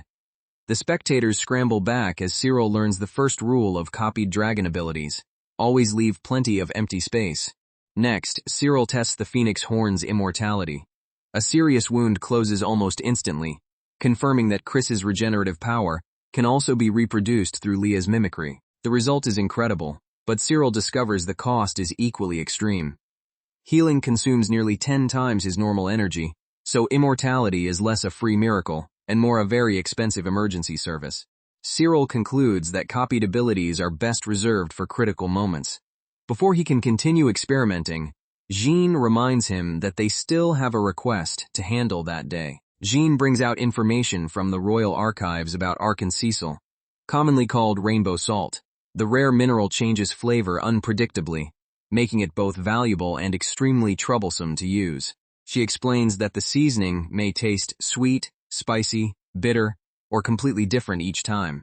Cyril is intrigued, though it sounds like the sort of ingredient that could turn dinner into a gambling event. Jean thanks Cyril for helping her investigate and offers to accompany him. He agrees, partly because her knowledge of the mineral will be useful, and partly because refusing a princess is never simple. Since Arc-en-Ciel cannot be purchased reliably, the guild must gather it directly. Jean asks to join the expedition, and Cyril begins organizing supplies for the trip. The next morning, the group assembles outside the mountain lodge. Colette arrives loaded with bags, looking less like a dragon knight, and more like someone preparing to feed an entire village. Cyril asked Colette to carry equipment, but she also packed enough food for everyone. Jean quietly notices how naturally Cyril relies on her, and the atmosphere becomes awkward, for reasons no monster could explain. Colette proudly presents preserved meals chosen for every dragon species. Cyril points out that his stomach is perfectly ordinary, but she has apparently planned for emergencies, preferences, and possibly the end of civilization. Cyril thanks her, and Colette becomes flustered by the praise. Jean watches the exchange with growing interest, while Louise appears amused by the human drama unfolding before the actual journey begins. A distant cry interrupts them. Cyril and Jean turn toward the slope, where someone appears to be fighting among the rocks, rather than calling for help normally. They hurry toward the noise and find a lone woman facing a large creature. Cyril immediately senses that the opponent is not a natural animal. The monster is a golem reinforced with Naga-type dragon traits. Cyril moves to intervene before the woman is crushed beneath its enormous body. Cyril transforms and strikes the golem head-on. The impact tears through its body, leaving Jean stunned by how quickly he ends into battle that looked hopeless moments earlier. A mysterious dragon knight steps from the rubble, perfectly calm despite the destruction around her. She has clearly been fighting too, and her composure suggests this was not her first dangerous encounter. Cyril admits he needed a full-strength blow to defeat the golem, because maintaining the copied form drains him rapidly. The woman introduces herself as Rosalie Zane and asks whether he is the famous Cyril LaRose. Rosalie recognizes him as the man who rescued countless dragons and says his reputation does not disappoint. Cyril, never comfortable with praise, tries to move past the compliment before it becomes a speech. Her mount is not a dragon, but a specially trained horse that does not fear them. Rosalie explains that such horses are rare, which makes her old-fashioned riding style possible. Rosalie represents the classic image of a dragon knight. Armored rider, disciplined mount, and direct combat technique. Modern knights usually rely on flying dragons, so seeing her feels like watching history walk out of a textbook. Cyril considers hiring Rosalie, because her skills and unusual mount could strengthen Dragon First. She agrees to travel with them for now, allowing both sides to judge whether the partnership works. The journey resumes with Rosalie's horse among the dragons. Some mounts immediately crowd closer, curious about the newcomer, while the horse remains remarkably calm. Cyril reassures the horse that nobody intends to eat it. The animal does not look convinced, and honestly, standing beside several hungry dragons would make anyone question that promise. At last, the mountains open onto a glittering valley. Cyril sees countless crystals scattered through the vegetation and realizes they have reached the Arc-en-Ciel gathering site. The group arrives at Lake Garrett, where rainbow salt crystals grow among brilliant plants.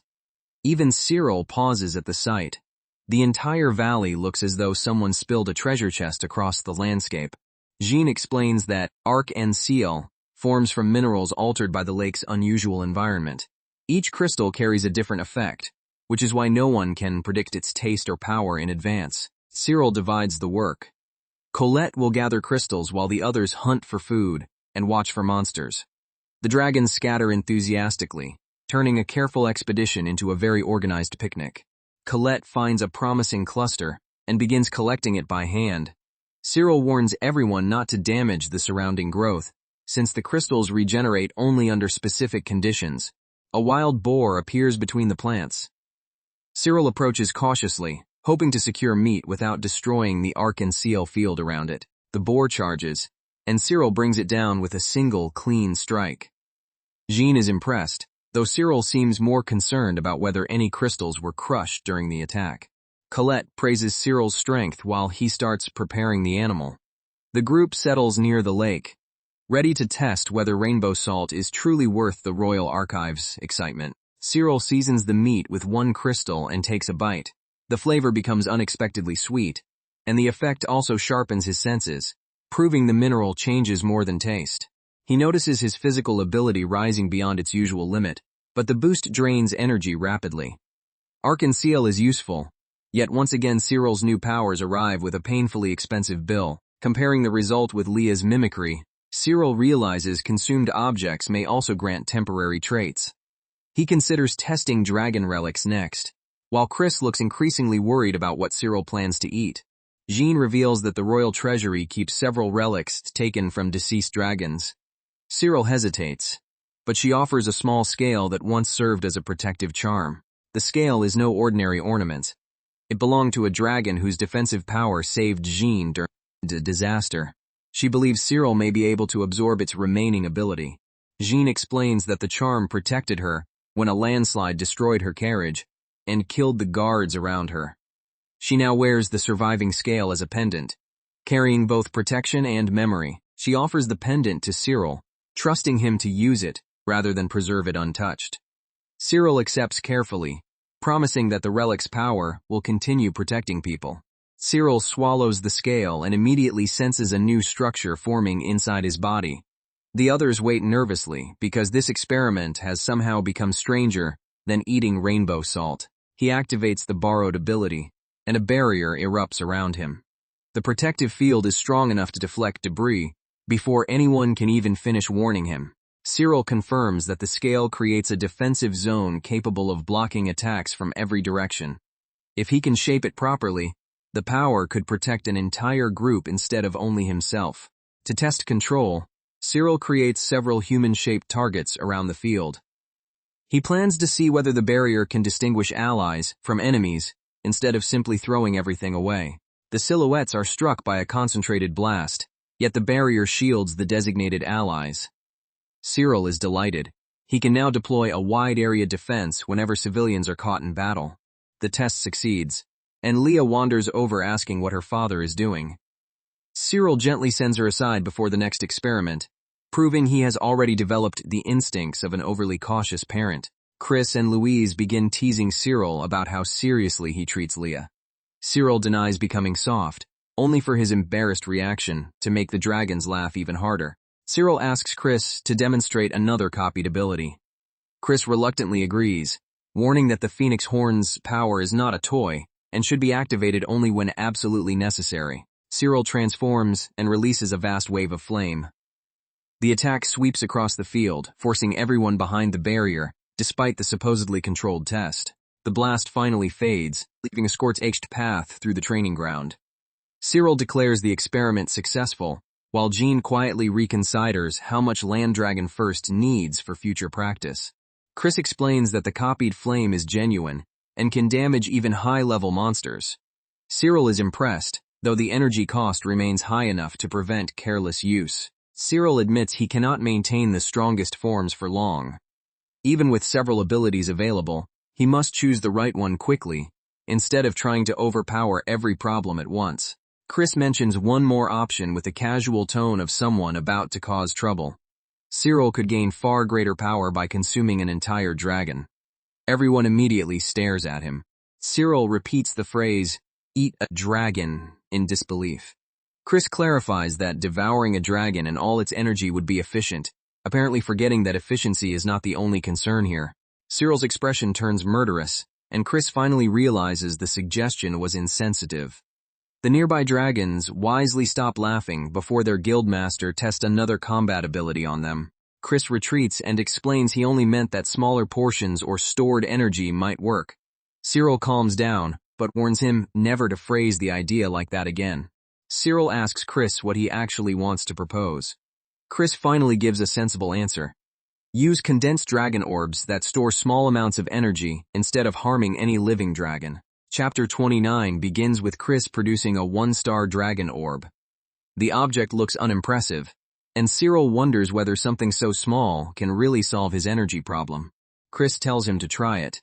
The orb is easy to create and contains enough energy to activate one copied ability, making it a practical emergency reserve. Cyril agrees to test the idea, but the dragons immediately argue over who must supply the energy. Colette points at the others with suspicious speed. Teamwork is beautiful when someone else volunteers first. Because Leah is still young, Cyril refuses to let her participate. The medium-sized dragons can contribute more safely, so Louise and the adults prepare for the experiment. Cyril explains that creating orbs will consume a great deal of energy, meaning everyone must eat properly afterward. Emma is far more interested once food becomes part of the scientific method. Colette prepares balanced meals for each species while Louise complains about being excluded from the menu discussion. Cyril asks her to wait, promising she will have a separate role. Emma confirms she can swallow food whole, though she can also chew if necessary. Cyril realizes seasoning and preparation must match each dragon's digestion, instead of following human cooking habits. Louise prefers raw meat and happily eats her portion. Cyril praises her, while Emma sulks over being treated like the human one, simply because she has table manners. After the dragons finish eating, Cyril begins channeling their excess energy into an orb. Light gathers between his hands as the stored power condenses into a stable sphere. Emma watches the glowing orb with fascination, and finally admits it looks impressive. Cyril confirms the first stage succeeded, though the real test is whether the energy can be withdrawn safely. Louise volunteers to create another orb. She braces herself, while Cyril draws out a measured amount of power, careful not to drain more than she can replace. The energy forms cleanly, proving the process works with different dragons. Chris tells Cyril to seal it before the unstable sphere disperses. Cyril bites the finished orb and finds it surprisingly tough. Chris explains that it must be chewed completely, leading Cyril to discover that magical engineering can apparently include jaw exercises. After several miserable bites, Cyril finally swallows the orb. He immediately regrets not crushing it first, but the stored energy begins spreading through his body exactly as intended. The orb creates a reserve inside Cyril's stomach, allowing him to restore power when his normal supply runs low. For a human, that extra capacity is enormous. Chris warns that Cyril can make only one orb at a time and cannot stack unlimited reserves. Even so, the ability transforms his combat endurance from a major weakness into a manageable problem. Cyril checks his energy level and finds the reserve working perfectly. Louise celebrates the success, pleased that all the eating and awkward experimentation produced something genuinely useful. With stored energy, copied powers, and multiple defensive options, Cyril now has far more tactical choices. He thanks the dragons, then wonders how many new techniques this system will eventually unlock. The next request sends Dragon First to Marzensky Valley along the southwestern border. Cyril leads the group into the rugged landscape, curious about what kind of trouble is waiting beyond the cliffs. At Marzensky Valley, Cyril transforms above a massive pack of Tonabin wolves. The request calls for more than 100 targets, but he dives straight into the herd as if the number were merely a warm-up suggestion. The wolves swarm Cyril from every direction, forcing Chanel to transform and tear through the attackers. Her borrowed purebred speed saves him, though the form lasts only about 10 seconds before exhausting her. With Chanel's transformation ending, Louise throws Cyril a stored dragon orb. He bites into it, restores his energy, and transforms again just before the pack can overwhelm them.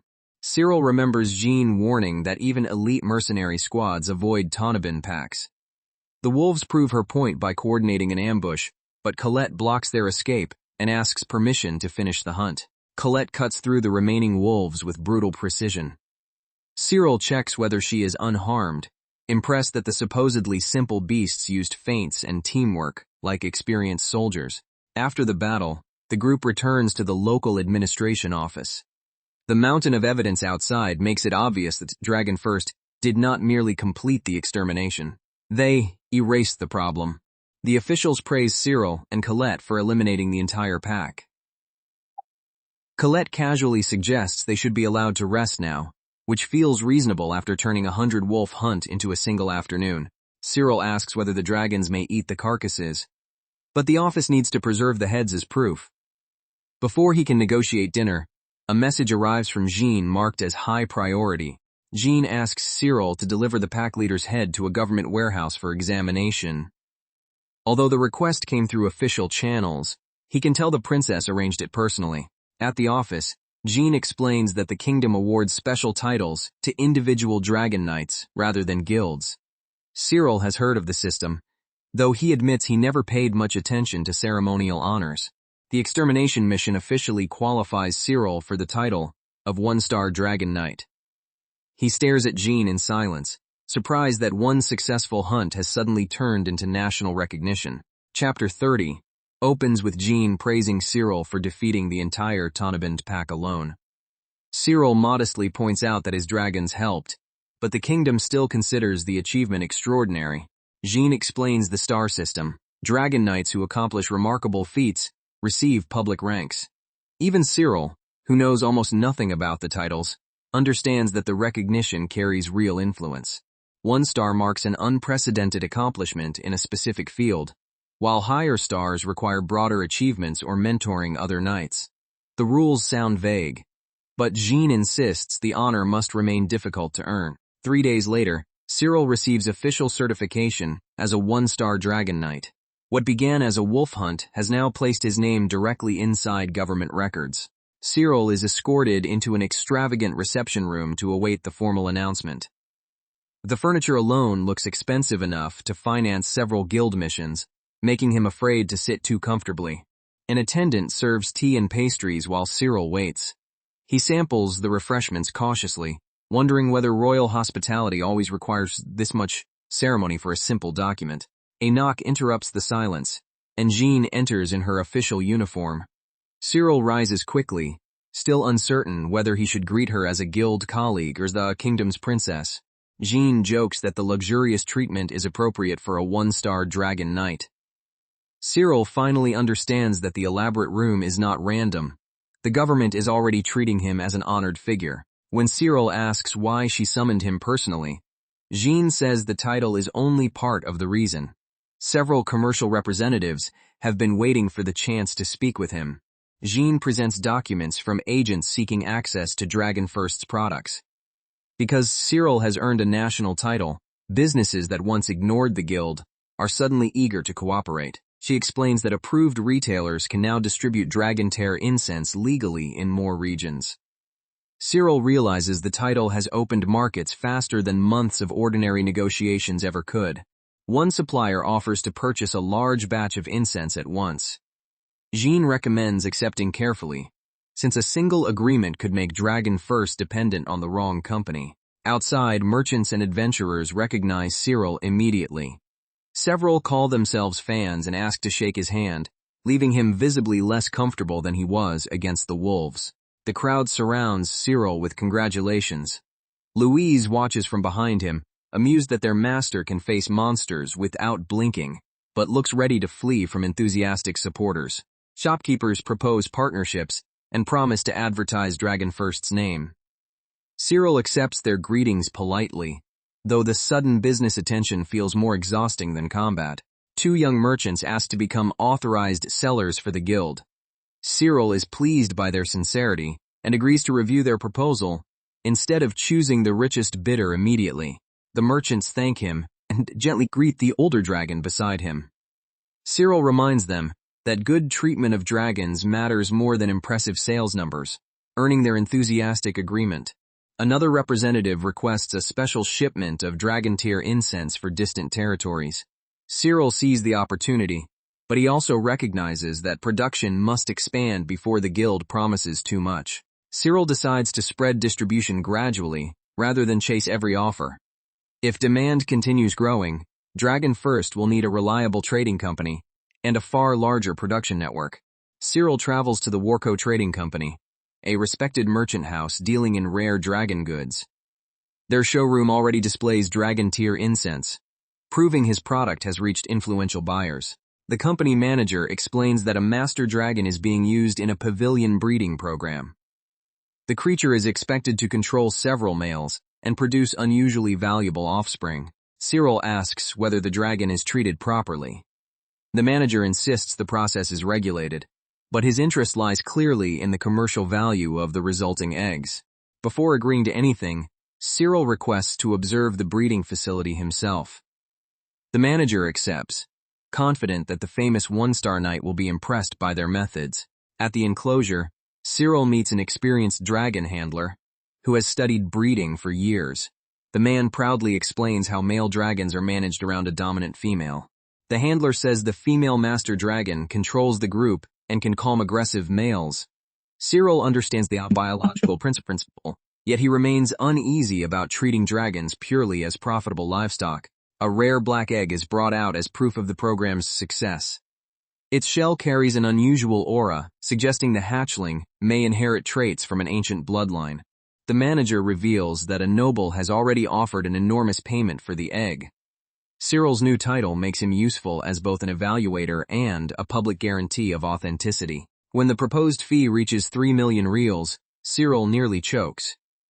Even Louise pauses at the number, though she looks suspiciously ready to accept on his behalf. Cyril agrees to inspect the breeding site but refuses to endorse anything blindly. The manager mentions that a previous attempt ended badly, which only deepens Cyril's concern. The old dragon explains that some master dragons remain fertile even near the end of life. Leah listens closely, then suddenly reacts as if the story has awakened a memory she cannot fully describe. Chapter 31 begins with Cyril asking whether Leah herself could be considered a master dragon. Purebred females are exceptionally rare, and the adults realize her value may be far greater than they imagined. Louise explains that humans classify dragons by usefulness, but purebred dragons follow older instincts. A female like Leah could attract powerful males and pass unusual traits to future generations. Leah cheerfully demonstrates that she can sense other purebred dragons. Cyril understands the implication. Merchants may view the child not as family, but as the foundation of a breeding empire. The manager hints that someone would pay a fortune for Leah. Cyril rejects the idea immediately, making it clear that no amount of money will turn his daughter into merchandise. 10 days later at the Dragon First Base, Leah runs toward Cyril calling him daddy. The welcome is adorable and also confirms that any discussion of selling her would end very badly for the seller. Cyril lifts Leah into his arms and tells her he is home. Louise notes that the child has been waiting impatiently, while Leah proudly announces how much she missed him. Leah asks to play and tries to imitate a human form. Cyril encourages her gently, aware that controlling mimicry could help her protect herself if dangerous people come looking. Training begins with Leah, copying Cyril's movements and changing shape in short bursts. She improves rapidly, though every success sends her racing around the yard before anyone can explain the next step. After only half a day, Leah can maintain a partial human form for several seconds. Cyril is impressed. Louise is mostly concerned about catching her. Once the transformation boosts her speed again, Leah's power suddenly surges, and Colette warns that the child is overloading herself. Cyril stops the exercise and reassures Leah that becoming human quickly matters far less than learning safely. A royal carriage arrives carrying Jean and an unfamiliar merchant. Jean says the man requested a private meeting concerning Leah, immediately putting Cyril on guard. Jean introduces the visitor as Galen, a wealthy merchant with connections throughout the capital. Galen politely invites Cyril to an inn, claiming the discussion will benefit everyone involved. At the meeting, Galen reveals his true interest. He wants to purchase Leah. Cyril's expression turns cold before the merchant can even finish describing the supposed advantages. Galen repeats this offer and raises the price, assuming Cyril is merely negotiating. Cyril refuses again, explaining that Leah is family and not an asset with a market value. To settle the matter, Cyril calls Leah into the room. She enters happily and climbs beside him, making Galen's business language sound even more grotesque. Galen examines Leah through a magical monocle and confirms she is a master dragon. His excitement grows, while Cyril's patience shrinks with every word about bloodlines and breeding potential. The merchant admits he received information about an exceptionally rare purebred at Dragon First. Cyril realizes someone has been spreading details about Leah without the guild's permission. Galen offers 2 million reals, then keeps increasing the amount. Cyril refuses every time, and Leah watches the negotiation without understanding why the strange man thinks her father would trade her away. The merchant lowers his voice and suggests an even larger private payment. Cyril cuts him off, making it clear that secrecy will not transform an immoral offer into an acceptable one. Galen finally reaches an absurd sum and asks one last time. Cyril orders him to leave, declaring that Leah will never be sold regardless of the number written on the contract. Unable to buy her, Galen hints that wealth can obtain things by other means. He leaves with a thin smile, and the room immediately feels more dangerous than any open threat. Jean apologizes for arranging the meeting and promises to investigate Galen's company. Cyril does not blame her, but he now knows powerful merchants are actively hunting for information about Leah. Back at the guild, Jean offers to remain until the danger passes. Cyril agrees, though her presence raises another question. How long can she continue hiding her royal identity from everyone? Cyril quietly tells Jean that he already knows she is the princess he rescued in the mountains. She freezes, realizing her elaborate disguise fooled almost nobody important. Jean asks when he discovered the truth. Cyril admits her behavior, knowledge, and escorts made it obvious, but he respected her wish to work as an ordinary guild member. Leah innocently calls Jean a princess, and then asks whether she can be her mother. Both adults freeze while Louise enjoys the chaos far too much. Cyril reassures Leah that Jean's title changes nothing about their family. Chris arrives with new information, sparing the embarrassed princess from answering the child's marriage proposal. Chris confirms Leah is naturally purebred and unusually valuable even among her kind. He warns that breeders, nobles, and collectors will continue targeting her now that the rumor has spread. Several merchants have already begun asking guilds about rare dragons. Cyril realizes Galen is not the only threat. Leah's existence has created an entire market of dangerous attention. Chris explains that breeders may want Leah for future eggs, while collectors may simply want ownership of a living rarity. Cyril vows that nobody will use her, no matter how respectable their paperwork looks. Chris promises to guard the base and keep Leah inside the protective barrier. Cyril finally relaxes enough to prepare for his next trip, trusting the dragons to protect their youngest member. The following morning, Cyril and Colette organize supplies for the capital. They must investigate Galen's connections while also completing new orders created by Cyril's one-star title. Cyril asks Chris to remain at Dragon First and strengthen the wards around Leah. Chris agrees, joking that any kidnapper will regret discovering how many dragons call the guild home. Leah waits safely inside the barrier and promises to behave. Cyril tells her he will return soon, though her determined little face suggests behave may receive a creative interpretation. Cyril departs for the capital with Louise and Colette.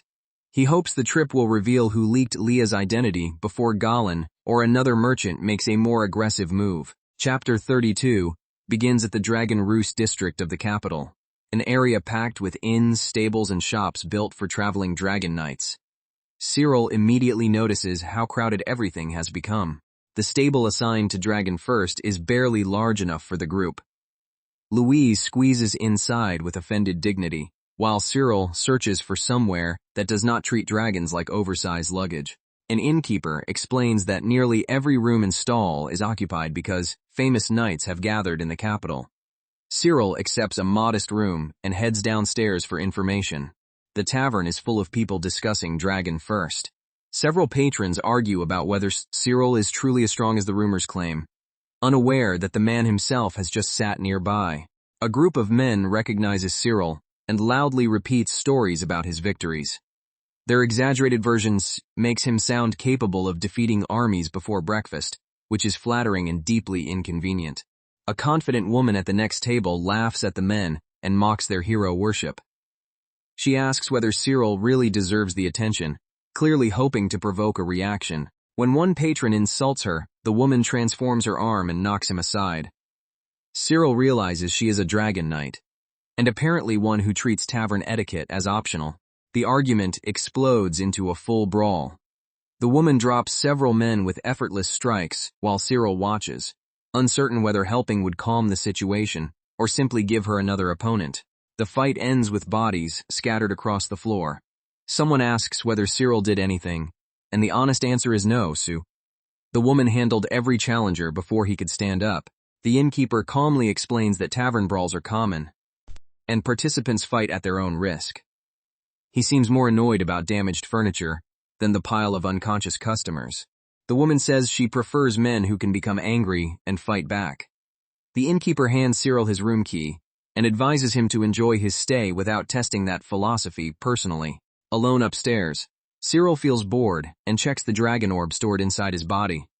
He used roughly a quarter of its reserve earlier, proving the new energy system works even outside training. A loud knock interrupts him. When Cyril opens the door, the woman from the tavern is waiting outside, dressed elegantly enough to make him wonder whether he entered the wrong story. She introduces herself as a dragon knight and invites Cyril to dinner. Her confident smile suggests refusal was never included among the available options. At the table, the woman asks Cyril to call her Liza. She avoids giving a family name and raises a glass, while Cyril tries to decide whether this is a friendly meal or an interrogation. Liza proposes a toast to their chance meeting and drinks with impressive enthusiasm. Cyril barely touches his wine, realizing that matching her pace would end the investigation before it begins.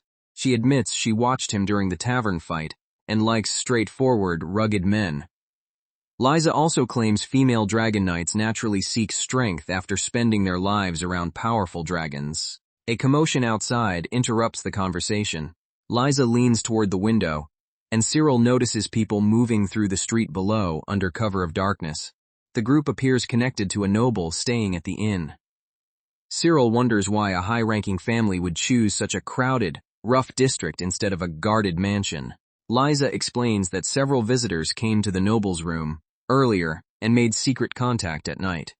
She has been watching them, proving the flirtatious dinner had a second purpose. A servant then arrives at Cyril's door and requests Lord Larose's presence in the Dragon First meeting room. Cyril follows, expecting the hidden noble to reveal himself at last. Inside, a young aristocrat introduces himself as Charles Seberet. His polished manners and sudden visit immediately contrast with the tavern chaos downstairs. Charles is heir to the prestigious St. Simon family and is traveling toward the capital's religious district. Cyril realizes the noble's journey may be connected to the mysterious nighttime visitors. Charles reveals that he personally commissioned an escort request for Cyril. The other nobles have gathered to welcome Dragon First, and Cyril is expected to accompany them safely to St. Simon. Charles asks Cyril to serve as his personal escort and apologizes for making such an important guest stay in a rough inn. Cyril insists the lodging was fine, but he wants to know why Charles came personally. Charles says rank alone does not determine a knight's worth. His family remembers a former one-star who later became legendary, so he refuses to underestimate Cyril simply because the title is new. The Seberet family has already prepared proper lodging for Dragon First along the route. Cyril accepts, impressed that Charles arranged everything before even knowing whether the escort would agree. Liza listens from the doorway and calls Charles an even bigger man than she imagined. Cyril realizes she has been investigating the same noble party from a completely different angle. Chapter 33 begins with Charles inviting Liza to accompany the convoy as extra protection. She agrees immediately, while Cyril wonders how a tavern brawler just became part of an ultra-VIP escort. Charles reveals the transportation, an enormous reinforced cart built for nobles and dragons. Cyril stares at its size, unsure whether to call it a carriage or a moving fortress. The cart can carry a dragon comfortably, and Charles says proper treatment is basic courtesy towards Cyril's companions. That practical respect convinces Cyril more than any flattering speech could. Cyril accepts the assignment and begins preparing at once. Charles's staff promises to care for the dragons, while the innkeeper cheerfully washes his hands of the entire high-class problem. The convoy departs in a burst of wheels, guards, and curious spectators. Cyril admits the new arrangement is noisy, but at least nobody has squeezed Louise into an undersized stable this time. Louise studies the massive cart and asks whether the strange thing is truly safe. Cyril reassures her, though even he is surprised by how heavily the nobles reinforced it. Cyril learns the carriage is protected by multiple layers of armor and magical wards. Even if something attacks, he can defend the passengers while the cart continues moving. The convoy reaches a famous roadside inn already reserved for the noble party. Charles's reputation opens every gate before Cyril can even ask where they are sleeping. Inside, Cyril discovers an establishment far more luxurious than expected. He worries the dragons will disturb the elegant guests, only to learn the entire building has been cleared for them. Charles reserved every room and arranged large stables behind the inn. Cyril is relieved, while Louise looks pleased that someone finally understands. Dragons require more than a decorative shed. The staff even renovated part of the property before their arrival. Cyril feels almost guilty sleeping somewhere this elaborate, but Charles insists the escort deserves proper rest. At the next stop, nobles line the entrance to welcome Lord Larose. Cyril is overwhelmed by the ceremony, which is somehow more intimidating than being surrounded by hostile wolves. Rows of attendants bow and offer assistance with everything. Charles says Cyril should simply accept the hospitality, but being treated like royalty leaves the former outcast visibly uncomfortable. The journey continues without incident, and Charles explains their next destination. The quiet route gives Cyril time to wonder why the Sabere family needs his specific talent. Charles finally asks whether Cyril has ever helped hatch a dragon egg. The question reveals the real purpose of the escort. A valuable egg has remained silent far beyond its expected time. Some eggs hatch late, but this one has shown no response despite careful treatment. Cyril compares it with Leah's long development and suspects the embryo may be waiting for something specific. Charles says purebred eggs can remain dormant for years, yet the family cannot tell whether this child is alive. Cyril's ability to hear dragons may be their only chance to learn the truth. The convoy enters St. Simon, a beautiful religious city built into the mountains. Towers, bridges, and temples fill the valley, leaving even Cyril impressed by the scale. Charles explains that nearly every district centers on a church or monastery. The Sabere estate stands near the sacred quarter, where the mysterious egg is guarded. The family has reserved another inn close to the estate and prepared separate dragon facilities. Cyril notices the route is designed to keep the noble party away from crowded public streets. A second noble carriage passes under heavy guard. Charles identifies it as another family arriving for the egg's examination, proving the hatching has become a political event. At the stable, a noblewoman apologizes for the tight security and thanks Cyril for coming. Her hired dragon watches him closely as though it already knows why he is different. Cyril lets Louise rest and asks Colette to remain outside with the other dragons. He enters the estate with Charles, promising to return once he understands what the egg needs. Charles leads Cyril through a vast circular hall. The silence, guards, and ceremonial architecture make the examination feel less like a rescue and more like a royal trial. Several nobles and priests wait around the chamber, each offering a theory about the silent egg. Cyril ignores their whispers and focuses on the faint voice only he can hear. At the center rests the master dragon's egg, wrapped in cloth beneath focused light. Cyril immediately senses a living presence inside, and it sounds frightened. Chapter 34 begins as Cyril approaches the egg. He tells Charles that the child is alive, but the weak voice keeps asking why everyone leaves it alone. The nobles debate whether heat, medicine, or magic has failed. Cyril asks them to be quiet because their constant movement is drowning out the egg's actual complaint. The incubation room is colder than expected, and the light shifts throughout the day.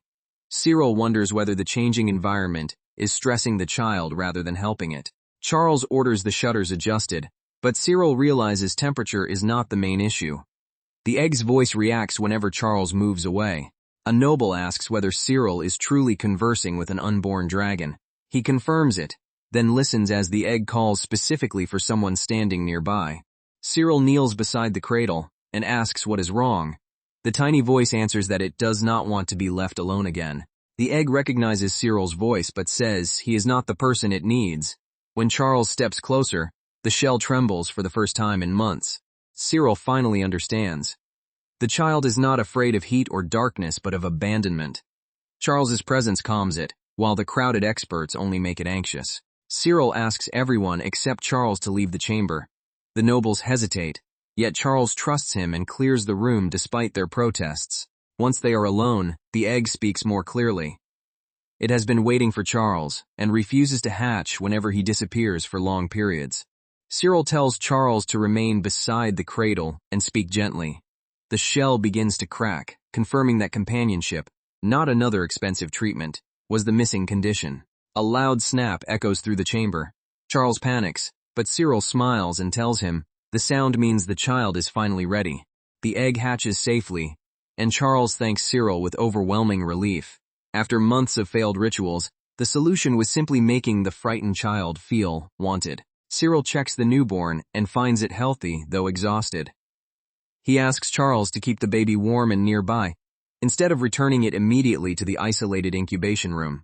Louise later explains that some dragons become deeply attached before hatching. The egg had not rejected the world. It was waiting for the person whose voice made it feel safe. Charles apologizes for misunderstanding the dragon, and promises never to leave it alone unnecessarily. The newborn settles beside him, already treating the noble as its chosen parent. Cyril asks whether Charles can also understand dragons. Charles admits he sometimes senses their feelings, though not with Cyril's clarity, which is why he recognized the child's attachment too late. Charles is surprised that Cyril accepts the confession without suspicion. Cyril simply says, unusual talents are natural among dragon knights, especially after everything Dragon First has seen. Charles calls the newborn his child, and decides to keep its existence private until it grows stronger. Cyril approves, knowing rare dragons attract merchants faster than kindness does. The escort concludes, and Charles presents Cyril with the agreed payment. Cyril expects a modest reward, but the sealed document suggests the Sebri family values the rescue very highly. The payment totals 6 million reals, nearly making Cyril drop the papers. Charles says only someone who truly understood the egg could have saved it, so the reward reflects that value. Charles thanks Cyril again as the convoy prepares to leave. Cyril returns the gratitude, acknowledging that the noble treated every dragon with genuine respect from the beginning. With the escort completed, Cyril explores St. Simon for information about Golan. He hopes local merchants can reveal who is buying rare dragons and spreading rumors about Leah. Louise asks whether wandering the city will actually help. Cyril explains that Golan's network depends on suppliers, breeders and transporters, so someone in the market must know his movements. Cyril quickly notices merchants paying special attention to him. His one-star title opens conversations, but it also warns dishonest traders that a government-recognized knight is asking questions. A feed seller offers rare meals designed for specific dragon species. Cyril asks about unusual customers, using shopping as an excuse to gather information without announcing an investigation. The merchant explains that some dragons require powdered shells, minerals, or specially treated meat. Cyril realizes the ingredient trail may reveal who is raising rare breeds in secret. Louise suggests visiting older shops that serve breeders rather than tourists. Cyril agrees, since experienced merchants remember suspicious orders better than flashy new businesses. They pass several large dragon goods stores, but Louise notices a tiny weathered shop hidden between them. The place looks neglected, yet something inside immediately catches Cyril's attention. The old shop is smaller and darker than every competitor around it. Cyril decides to enter anyway, trusting the strange pull he feels from within. Louise asks why he chose this particular building. Cyril cannot explain. An unfamiliar sensation seems to be calling him from behind the door. Cyril pauses at the threshold, realizing the feeling resembles a dragon's voice without actual words. Whatever waits inside may contain living energy. Chapter 35 begins as Cyril enters the shop searching for unique dragon gear. Dust, tools, and half-finished equipment cover nearly every surface. An elderly craftsman welcomes them from behind a chaotic workbench. Louise is horrified by the clutter, while Cyril senses that one object among the mess is responding to him. The tools appear disorganized, but each has been carefully preserved. Cyril follows the faint signal deeper into the shop, until the old man asks what exactly he is hearing. The craftsman recognizes Cyril as the newly titled one-star knight. He jokes that news travels quickly, then offers to show equipment ordinary customers never see. A voice-like pulse comes from an old saddle. Cyril examines it, and notices its fittings were designed for a dragon body. Unlike any common domestic species, the saddle contains a claw from the fire crystal Barrawool and still holds traces of that dragon's power. Cyril wonders whether Leah's mimicry can react to it. As Cyril approaches, the embedded claw responds to his temporary resonance with Leah. The saddle seems almost eager to be used again, confirming the energy inside has not faded. The craftsman explains that the saddle was built for a unique dragon and abandoned after its owner disappeared. Cyril asks whether Colette can test the fit. By coincidence, the frame suits Colette's unusual body shape perfectly. The old man admits he crafted it years ago without knowing which species would ever need it. The saddle also expands as the dragon grows, preventing the painful pressure caused by ordinary fixed equipment. Cyril immediately sees why such gear is rare and valuable. Colette says she wants it, trying to sound calm while staring at the saddle like a child in front of a festival prize. Cyril asks the price and prepares for bad news. The craftsman demands 5 million reals. Cyril nearly refuses on instinct, but the fit, durability, and embedded dragon power make the item impossible to replace. Cyril complains about the price, and the old man refuses to lower it. With Colette still watching hopefully, Cyril accepts. Apparently fatherhood and guild leadership are equally expensive professions. The craftsman thanks him and asks what abilities the saddle awakened. Cyril describes the responsive claw, confirming the item preserved more power than its maker expected. The old man then offers a smaller accessory for several million more. Cyril immediately begins bargaining, determined not to leave the shop financially unconscious. Colette tries on the saddle and finds it surprisingly light.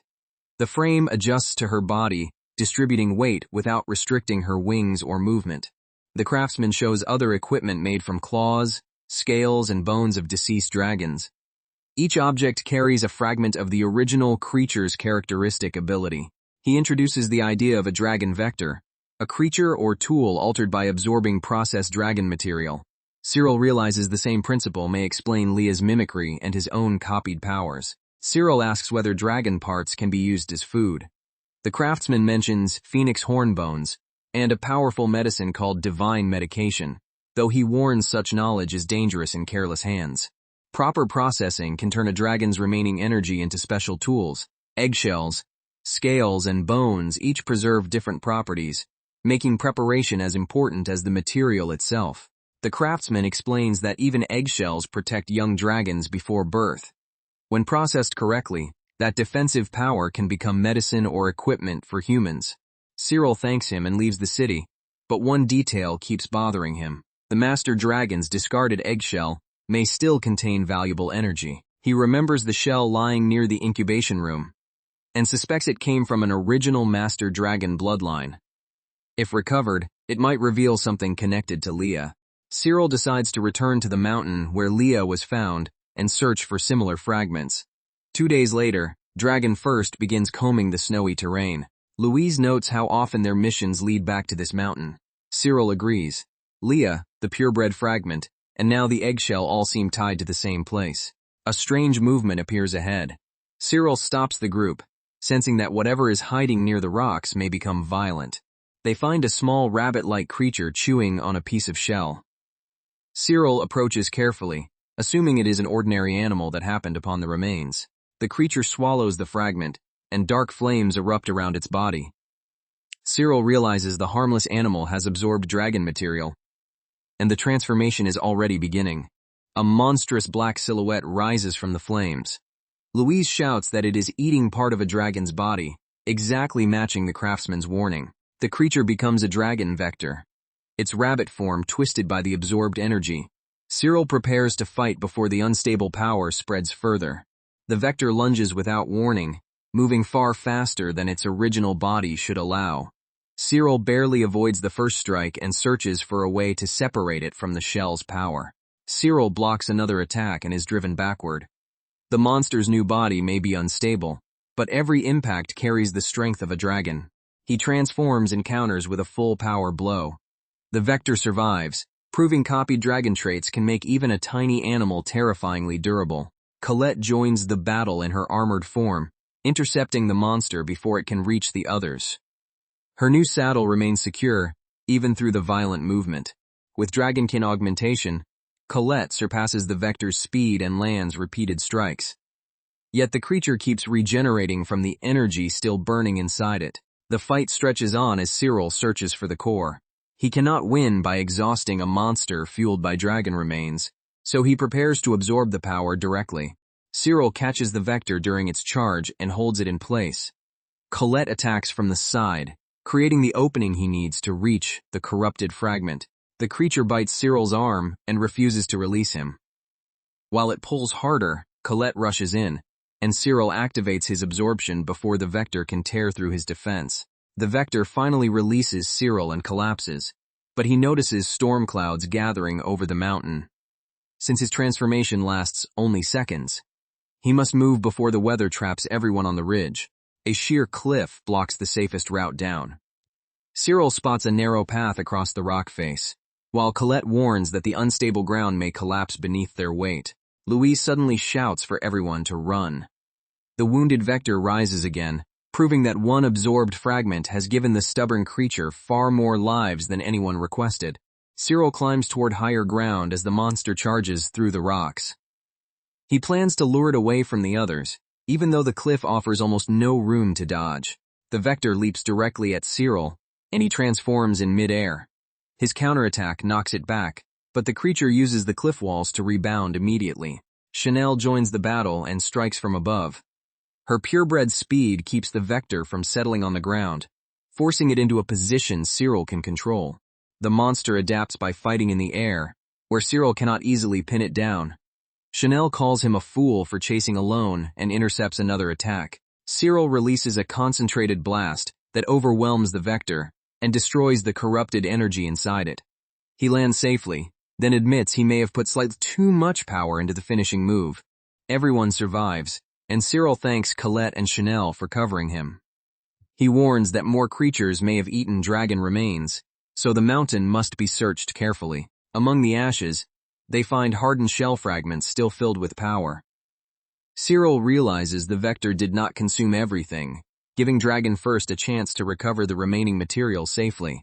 The recovered shells are processed into 4 pairs of adaptive shoes. Louise explains that the material became dragon gear instead of another monster, an outcome everyone strongly prefers. Cyril decides to bring the equipment back to the Partholon base. The shoes may help Leah control her speed, provided she does not immediately use them to escape adult supervision. Leah races out to welcome Cyril and proudly announces that she behaved. He gives her the new shoes, calling them a present made from the shell recovered on the mountain. The shoes fit Leah perfectly despite her unusual feat. Cyril asks her to move slowly at first, which is optimistic advice for a child whose favorite activity is launching herself into the horizon. Leah takes one step and bursts forward with a delighted shout. The gear channels wind beneath her feet, multiplying her speed while keeping her body stable. Cyril explains that the shoes convert movement into wind energy. Leah can run faster without exhausting herself, and the size should adjust whenever she changes form. A thunderous whoosh crosses the field as Leah tests the limit.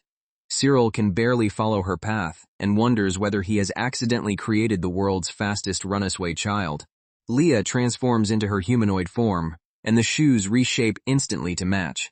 She celebrates not needing to replace them every time her body changes. Cyril confirms the gear adapts like his own equipment, using the wearer's energy to maintain size. Louise warns that even perfect shoes cannot protect Leah if she ignores every obstacle ahead. Leah keeps sprinting in circles while Chris laughs at Cyril's worried face. Cyril realizes his new problem is not whether the shoes work, but how to convince their owner to stop using them. Chris reports that more dragons and knights are applying to Dragon First as the guild expands. Cyril welcomes the growth, though new members mean more training space, housing, and responsibility. Leah falls asleep in the sunlight after her endless running. Chris says the child is developing quickly, and the strange power surrounding her may soon trigger another change. A cocoon-like shell begins forming around Leah while she sleeps. Cyril panics, but Chris says the process resembles an evolution rather than an illness. When Leah wakes, she asks Cyril to help her turn their temporary resonance into a true, evolved covenant. Neither of them knows what new result that deeper bond will produce. Chapter 37 begins as Leah creates several glowing magic circles across the ground. Cyril recognizes a second-stage covenant structure, far more complex than the ordinary dragon packs he formed before. Leah asks Cyril to formalize the new covenant with her. He agrees, trusting the child even as the circles multiply around the entire training field. Using a small control device, Leah adjusts the circles and tells Cyril where to stand. Her concentration is impressive, until she presses the final symbol with a mischievous smile. The magic formation activates, and light races through every ring. Cyril feels space twist around him as the field seals shut. Chris, Colette and Leah vanish behind a dark boundary. Cyril turns to call them, only to find himself alone inside a strange mirrored world. A second Cyril steps from the magic circle. The copy mirrors his stance perfectly, making it impossible to tell whether he is facing an illusion or a genuine duplicate. The duplicate moves independently and attacks. Cyril blocks, startled by the sensation of fighting an opponent who knows every habit before he uses it. The copy reflects not only Cyril's appearance, but his strength, speed, and techniques. Chanel enters the field to help, yet the duplicate immediately adjusts to her presence. Chanel transforms and strikes with purebred acceleration. The mirror opponent counters at the same instant, turning every exchange into a collision of identical power. Neither side gains ground. Cyril realizes the trial is designed to force them beyond familiar limits, because ordinary tactics cannot defeat a perfect reflection. Chanel closes her eyes and relies on instinct, sensing the duplicate's attack a fraction before it lands. That tiny difference becomes their first real advantage. The mirror copies techniques but cannot reproduce decisions made after the movement begins. Cyril and Chanel coordinate changing attacks, slowly breaking its flawless rhythm. Chanel's transformation will end in less than 40 seconds. She refuses to retreat, knowing they must destroy the copy before her borrowed power disappears. The duplicate catches Chanel and drives her into the ground. She hears Leah's disappointed voice in her mind and refuses to accept defeat. A command echoes through the magic field. Go beyond the limit. Chanel recalls every time Cyril trusted her and forces her transformation to evolve instead of collapse. For a microscopic instant, Chanel moves beyond her former maximum. She releases a strike containing nearly all her stored energy before the duplicate can respond. The impact resembles 100 dragons crashing together. The mirrored field fractures as Chanel's evolved attack overwhelms its copied defense. The duplicate shatters into light, and the illusion begins collapsing. Cyril reaches for Chanel, while the remaining fragments scatter around them. Cyril returns to the ordinary field and finds everyone waiting. He checks Chanel immediately, relieved that her new form did not destroy her body. Chanel explains that she literally broke past her previous limit. Cyril realizes Leah's trial was designed to draw out hidden potential rather than simply test combat skill. The evolved form lets Chanel spend energy with far greater precision. She can now choose between explosive acceleration and sustained movement instead of exhausting everything at once. Cyril notices her energy consumption has decreased despite the stronger body. Leah's contract did not merely add power. It reorganized Chanel's abilities into a more efficient form. Chanel thanks Leah and calls the change an evolution. Leah beams proudly, delighted that her strange magic helped one of her older sisters grow stronger. Cyril understands that Leah gains strength from everyone connected to her, and returns that strength when they need it. He promises to use the new power for the sake of every dragon in the guild. Chapter 38 begins with Leah practicing flight above the base. A small black dragon named Junie watches from the roof, looking worried that she may crash into the building. Cyril reassures Junie and says he will give the little dragon some space. Leah lands safely, while Junie pretends she was never concerned in the first place. Cyril sits outside with Junie after finishing the day's work. The quiet moment feels well earned, but he knows Dragon First's growing reputation will not allow much rest. A poster announces a major dragon festival in the capital, including demonstrations, exhibitions, and contests. Cyril notices the event could attract both useful allies and people interested in Leah. He considers bringing Leah so she can meet other dragons under supervision. Louise warns the capital will be crowded, but Cyril believes hiding her forever would only make her more vulnerable. The group camps on the road and prepares for the next journey. Cyril promises to keep Leah close, while the dragons settle around the fire. Cyril jokes that mating season has made many dragons restless. Louise points out that his casual comment is not helpful when several young dragons are listening. A black, flame-covered creature appears nearby. Cyril identifies it as another dragon vector, but this one moves calmly instead of attacking. Leah sleeps through the encounter while the vector watches the camp. Cyril wonders whether the creature is drawn to her purebred energy. Chris explains that some vectors develop stable species after generations. The dragon before them may be related to a rare line known as the optical. Jean arrives with an official escort and greets Cyril. She has been investigating unusual dragon products entering the kingdom's markets. Jean calms Chris and explains that the government is tracking a protected group of naturally evolved dragons. The optical may be connected to their latest case. Cyril asks why Jean came personally. She says a new merchant network is selling rare dragon materials and eggs faster than officials can identify their origins. Jean explains that demand has created a dangerous supply chain. Wealthy buyers want exotic species, while merchants collect eggs without understanding what conditions the unborn dragons require. She produces a large egg acquired during the investigation. The shell belongs to an unknown species, and even Emma cannot identify the voice inside. Jean wants Dragon First to help develop safe handling methods for unfamiliar eggs. Cyril agrees, knowing careless incubation could turn a valuable discovery into another tragedy. The egg may also help identify the new species through its shell and energy pattern. Jean hopes the information can stop merchants from selling similar eggs blindly. While carrying the egg beneath her coat, Jean looks accidentally pregnant and becomes mortified. Cyril tries not to laugh, which only makes the situation more obvious. Jean explains that merchants sell dragon eggs through contracts that ignore species-specific needs. If Dragon First establishes proper standards, buyers and hatchlings will both be safer. Cyril touches the shell and hears a faint voice. Jean watches anxiously as he asks whether the unborn dragon can understand him. The voice sounds young and frightened.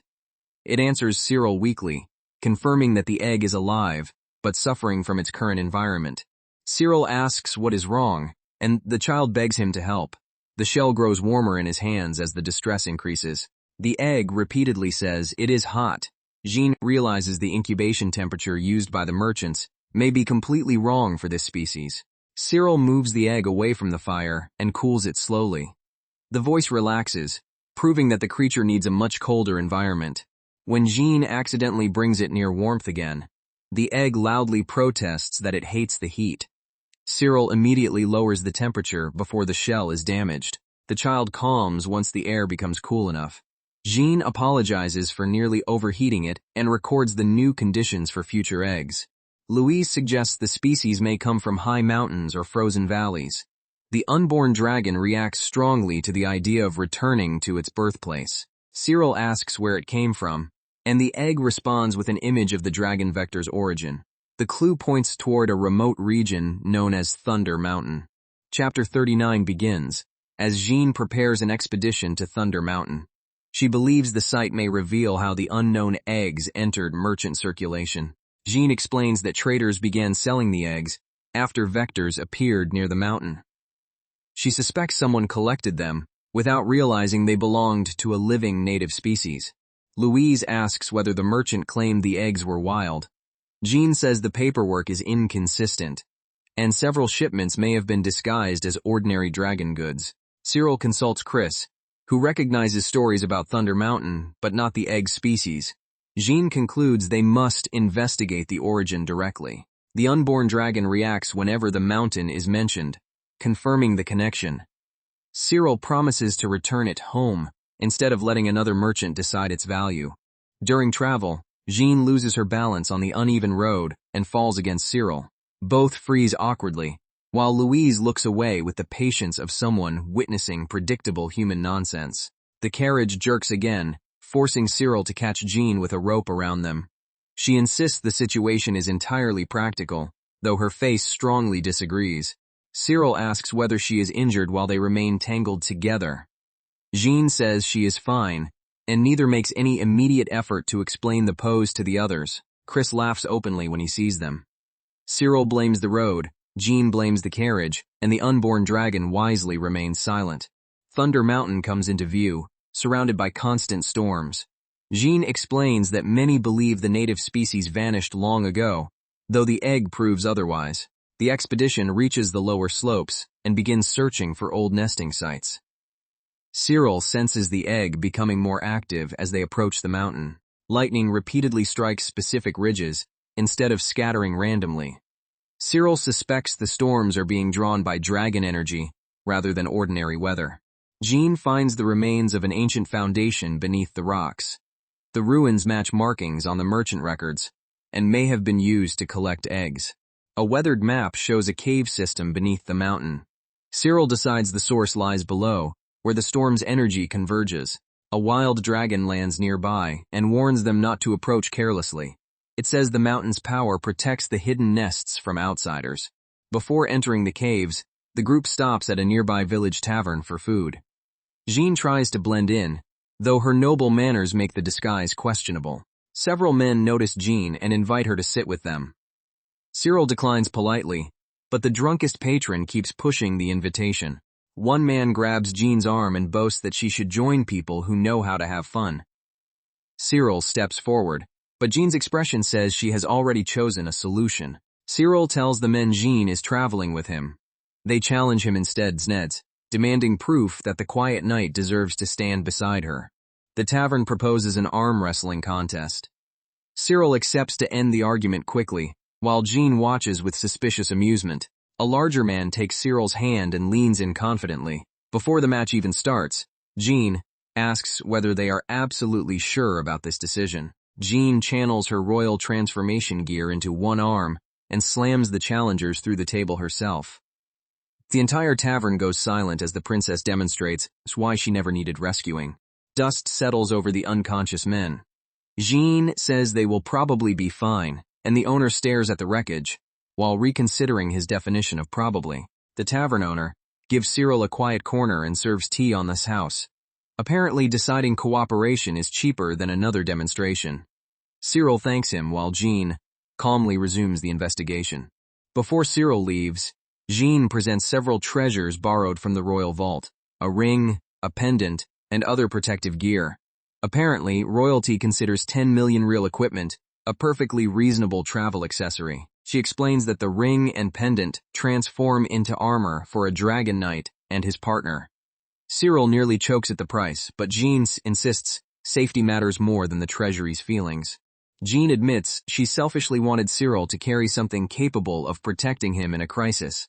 Her sincerity catches him off guard, and the expensive gift suddenly feels far more personal than ceremonial. Cyril tells Jean that the transformed equipment suits her and looks beautiful.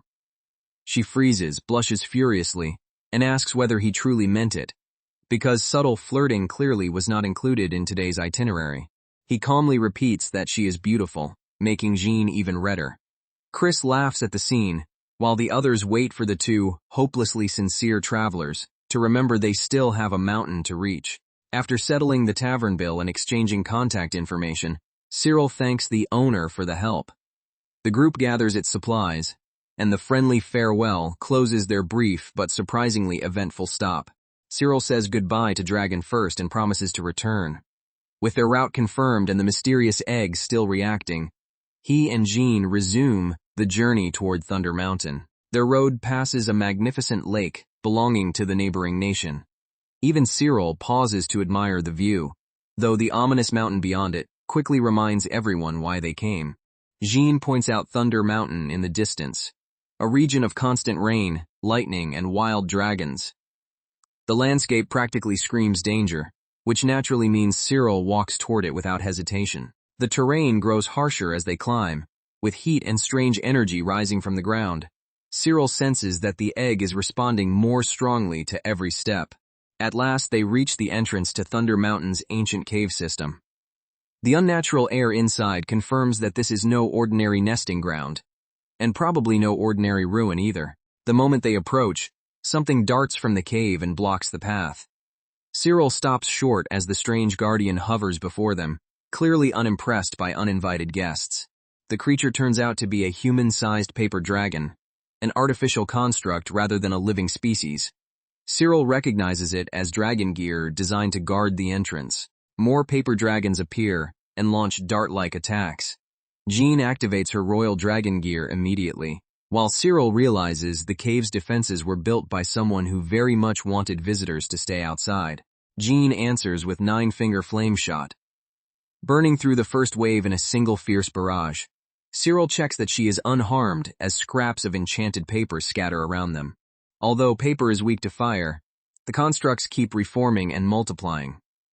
Jean's power still overwhelms them, and soon the entrance falls quiet enough for the group to continue. Cyril asks Chris whether he can enter despite his enormous body.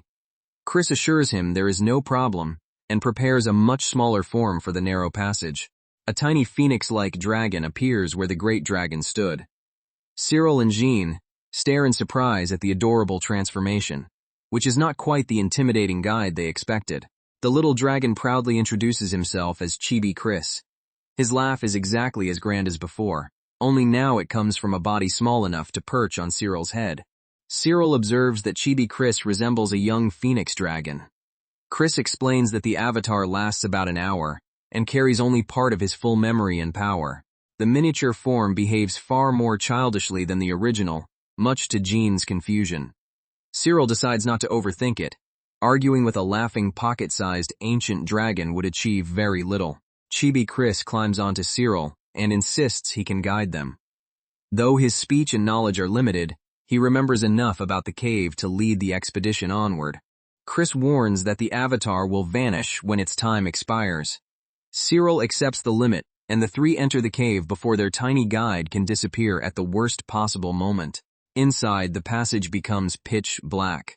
Before Cyril can regret not bringing a lamp, Chibi Chris produces a steady flame and lights the way ahead. Jean worries about the fire, but Chris explains that producing flames is natural for him even in this form. He cannot exactly eat or drink them, however. Immortality apparently has rules. Another trap activates without warning, sending attacks through the darkness. Jean and Cyril react instantly, cutting down the incoming threats before the confined tunnel can become a death trap. Jean saves Cyril from one strike, and he thanks her while they press forward. The corridor ends at what looks like a dead end, though Chibi Chris clearly expects more. A stone basin reveals instructions for a ritual that will open the sealed path. Before they can study it properly, water begins pouring into the chamber. The flood rises rapidly around them, turning a simple puzzle into a very urgent one. Cyril searches the basin and walls while Jean keeps the group from being swept away. Cyril suspects the water will drown anyone who cannot solve the mechanism quickly.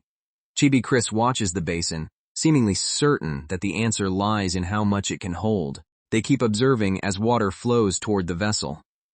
Cyril notices that Chibi Chris is not panicking at all, which is either reassuring or proof that tiny ancient dragons are terrible at expressing concern. The basin continues accepting water without overflowing normally. Cyril realizes the chamber is testing the capacity of the person attempting to pass. Chris explains that the vessel's size reflects the contractor's capacity. Because Cyril formed an unusually powerful bond with his dragon, the basin expands enough to receive the flood without drowning them. The water finally stops and the sealed passage opens. Cyril calls Jean and Chibi Chris forward, relieved that his contract has passed a test no one bothered to explain in advance. As they enter the next corridor, Chibi Chris deliberately lingers behind at the threshold, saying he will observe the trial without interfering. Cyril and Jean continue alone into the maze.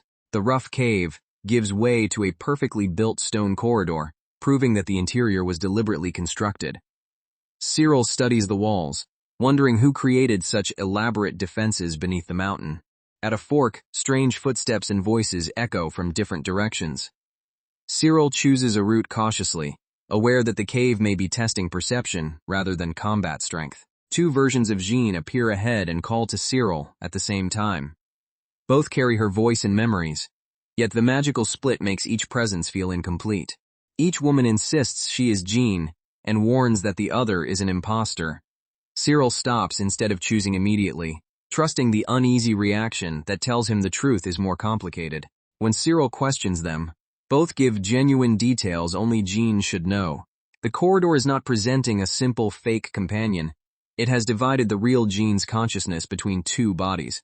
The two Jians demand that Cyril identify which one deserves to survive. He realizes the trial is designed to make him discard one half of a person based on uncertainty.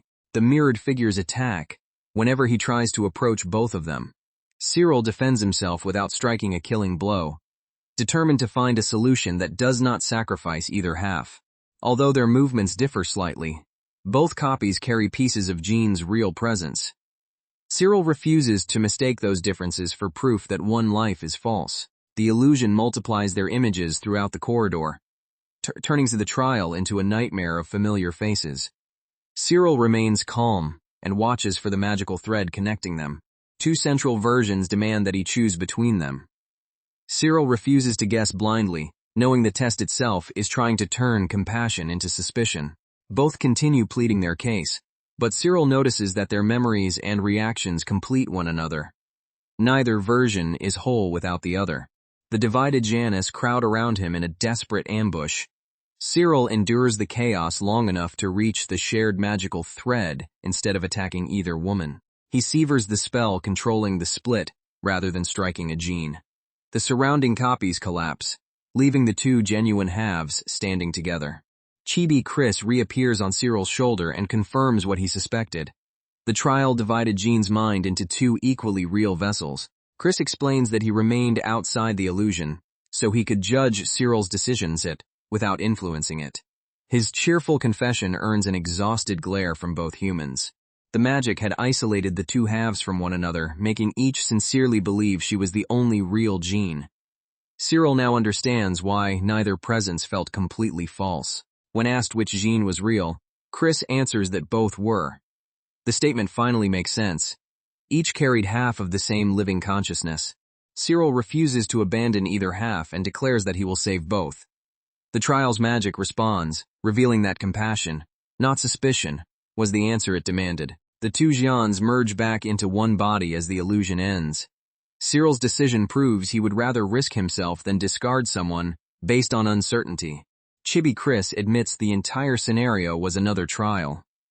Cyril had been judged on whether he would protect both possibilities instead of treating one life as expendable. A separate phoenix-shaped guardian rises from the final seal, towering over the tiny Chibi Chris. Cyril realizes the last test will not be solved with clever words alone. The guardian announces that combat is also part of the trial. It intends to measure whether Cyril possesses the strength required to inherit what lies beyond the cave. Calling itself a herald of the Phoenix Horn, the Guardian unleashes a blazing attack. Cyril and Jean brace themselves as the chamber erupts in fire and wind. After the clash, the Phoenix Guardian dissolves back into the final seal. Chibi Chris drops onto Cyril's shoulder and confirms that the combat trial has ended. Chibi Chris cheerfully announces that the path is now safe. Cyril remains suspicious of his tiny guide's enthusiasm, but the next revelation arrives before he can complain. Deep inside the cave, they finally reach an enormous glowing dragon tree. The mysterious egg begins pulsing in Cyril's arms, confirming that this living sanctuary is the source it remembered. Chris identifies the tree as a plant-type dragon, and explains that the egg is one of its dormant offspring. The child's need for cold came from the mountain's storm-fed nesting chambers. A humanoid avatar appears from the trunk, and gently accepts the egg into a protected cradle among the roots. Its voice assures Cyril that the child is alive and will hatch safely once it recovers. The tree thanks Cyril for returning its stolen offspring and explains that the paper dragons and trials protected the remaining nests from egg thieves. The abandoned egg's journey is finally complete. Cyril wonders whether he can take part of the tree without killing it. He considers using dragon gear and custom tools rather than simply cutting into a living dragon. The bark proves almost impossible to damage, and every ordinary method fails. Jean watches Cyril test the surface while Chris waits for him to reach the intended solution. Cyril remembers that his custom tools were made from dragon materials and may interact differently with the tree. He uses one carefully, extracting a small seed-like core instead of harming the trunk. The core immediately grows into a young dragon-shaped creature. Jean is astonished as the plant dragon unfolds into a living form before their eyes. The new dragon rapidly expands, taking on a magnificent full body. Cyril realizes the seed was not merely a fragment, it was a vessel waiting to be awakened. As the transformation stabilizes, the dragon gains a physical form and speaks. The being that existed within the tree has finally become independent. The newborn dragon looks down at its own body in disbelief, confused by the sensation of movement. Chibi Chris laughs while Cyril reassures the startled creature. Still trembling, the dragon asks what is happening to it. Cyril explains that the vessel has separated from the tree, giving it a body outside the cavern for the first time. The creature says it has never possessed a body like this and wonders what species it has become. Cyril studies its unusual features and the dragon gear fused into its form. Chris identifies the species as Jormungand, an ancient dragon capable of carrying other dragons. The name leaves Cyril speechless, because the tree was hiding something legendary. The Jormungand reveals that it spoke during the trials and protected the cave. Its voice could reach Cyril because he alone understands dragons, making the entire test possible. Its true personality is gentler and more awkward than the Grand Guardian voice suggested. Cyril admits the honest voice suits it better, and the dragon visibly relaxes. Chris explains that Jormungand is a transport species, sometimes called a dragon carrier or dragon warship. It can hold many smaller dragons and move them across great distances. The dragon opens a vast internal storage space, proving the description was no exaggeration. Cyril estimates it could carry roughly 20 dragons with room to spare. Impressed by the capacity, Cyril asks whether the dragon will join him. The Jormungand agrees on one condition. It wants to work alongside the dear friend who freed it. Chris proposes giving the new body permanently if the dragon joins Cyril's guild. The Jormungand accepts immediately, making the recruitment feel less like negotiation and more like destiny. Cyril welcomes the dragon into Dragon First and promises meaningful work. Though the creature is nervous about leaving the mountain, it trusts him enough to take the first step. They choose the name Patricia for the new dragon. Cyril prepares a contract circle, and Patricia agrees that the name feels right for her new life. Cyril tries to draw blood for the contract, but Patricia's temporary body will not bleed. They realize a vessel made from dragon gear follows very different biological rules. Chris says another method exists and calmly directs Cyril closer. Patricia leans down, leaving Cyril suspicious about why everyone suddenly looks so amused. The alternative requires a kiss, which Cyril only learns after Patricia is already inches away. His protest arrives far too late to save him from the embarrassment. Chris explains that a deep exchange between a man and woman can replace blood in the contract. Cyril objects to the ancient dragon's wording, while Patricia simply follows the instructions. Patricia kisses Cyril and completes the bond. Despite the awkward method, she sincerely thanks him for giving her a body and a future beyond the cave. The contract succeeds, connecting Patricia to Cyril's power. She smiles with relief as the unstable vessel becomes fully anchored through their bond. Patricia officially becomes a contracted dragon of Dragon First. Cyril senses a new ability flowing through the connection and begins testing what her unique body can do. He creates a paper doll that resembles him perfectly. Patricia explains that the clone is formed from her body and controlled through the new contract. Unlike an ordinary illusion, the clone moves independently and can perform actions on its own. Cyril quickly discovers that controlling it precisely requires practice. Cyril realizes the clone could be useful for feints and surprise attacks. Patricia is delighted that her ability can help in battle, even if the explanation still sounds strange to her. The paper doll changes shape naturally instead of behaving like a fixed weapon. Cyril notes that Patricia's material responds to his thoughts, almost as if it were alive. He combines the clone with 9-finger shot, creating a moving paper fighter wrapped in flame. The doll burns but continues attacking, proving it can serve as a disposable combat unit. Cyril asks Chibi Chris to help test the technique. The clone's resistance to fire makes it ideal for dangerous experiments, though Chris looks far too excited about being the target. After several attempts, Cyril becomes comfortable controlling the duplicate. One well-placed shot can stop an enemy long enough for the clone to pounce from another direction. The test succeeds spectacularly and startles Jean. Cyril apologizes for the surprise while Patricia laughs, pleased that her new ability already has practical value. With the combat application confirmed, Cyril decides it is time to return. Patricia admits she cannot simply walk out in her enormous body, creating one final problem. Cyril realizes Patricia can be equipped and unequipped like dragon gear through their contract. Even Jean, who cannot hear dragon speech, can recognize the solution once he explains it. Patricia returns to a compact equipped form, and Cyril successfully carries her out. With the cave's mystery solved, the group begins the journey back together. Outside the cave, Chi-Chi Chris's 1-hour avatar finally expires, and full-sized Chris reappears. He congratulates Cyril on finding Patricia and completing the trial. Patricia steps into the sunlight for the first time and marvels at the open sky. After spending ages inside the mountain, even ordinary brightness feels like a completely new world. Chris imagines Cyril absorbing the dragon tree and creating the world's strongest full-body weapon. Cyril admits the idea is outrageous, then immediately starts wondering whether it might actually work. Patricia confirms that part of the dragon tree could potentially become dragon gear. Cyril realizes he may be able to create enough material for his guild, instead of leaving the resource unused. They discuss how much of the tree can regenerate, and how dragon bodies differ from human ones. Cyril recalls an old story about selling hair, which gives him a surprisingly practical idea. Because the tree can regrow what it loses, Cyril decides that harvesting a limited portion should be safe. With that solution in mind, the group prepares to revisit the source. At the start of the next attempt, Cyril asks Chris how to absorb the dragon tree into his own equipment. Chris laughs and tells him to trust the process one more time. Cyril searches around the tree and senses something hidden within its roots. The cavern has become quiet again, making every small movement feel suspicious. He leaves Jean and full-sized Chris at a safe distance while approaching the trunk. A strange reaction begins, and Cyril realizes the tree is responding directly to Patricia's contract. The dragon tree suddenly becomes noisy after its earlier silence. Cyril looks back at Chris, who is already wearing the expression of someone who knew this would happen. Cyril suspects there is a reason Chris has become unusually quiet. Studying the tree more carefully, he senses another presence still breathing inside it. The sound is not Chris, Patricia, or the tree's main consciousness. Cyril listens again and realizes a second dragon life remains embedded deep within the enormous trunk.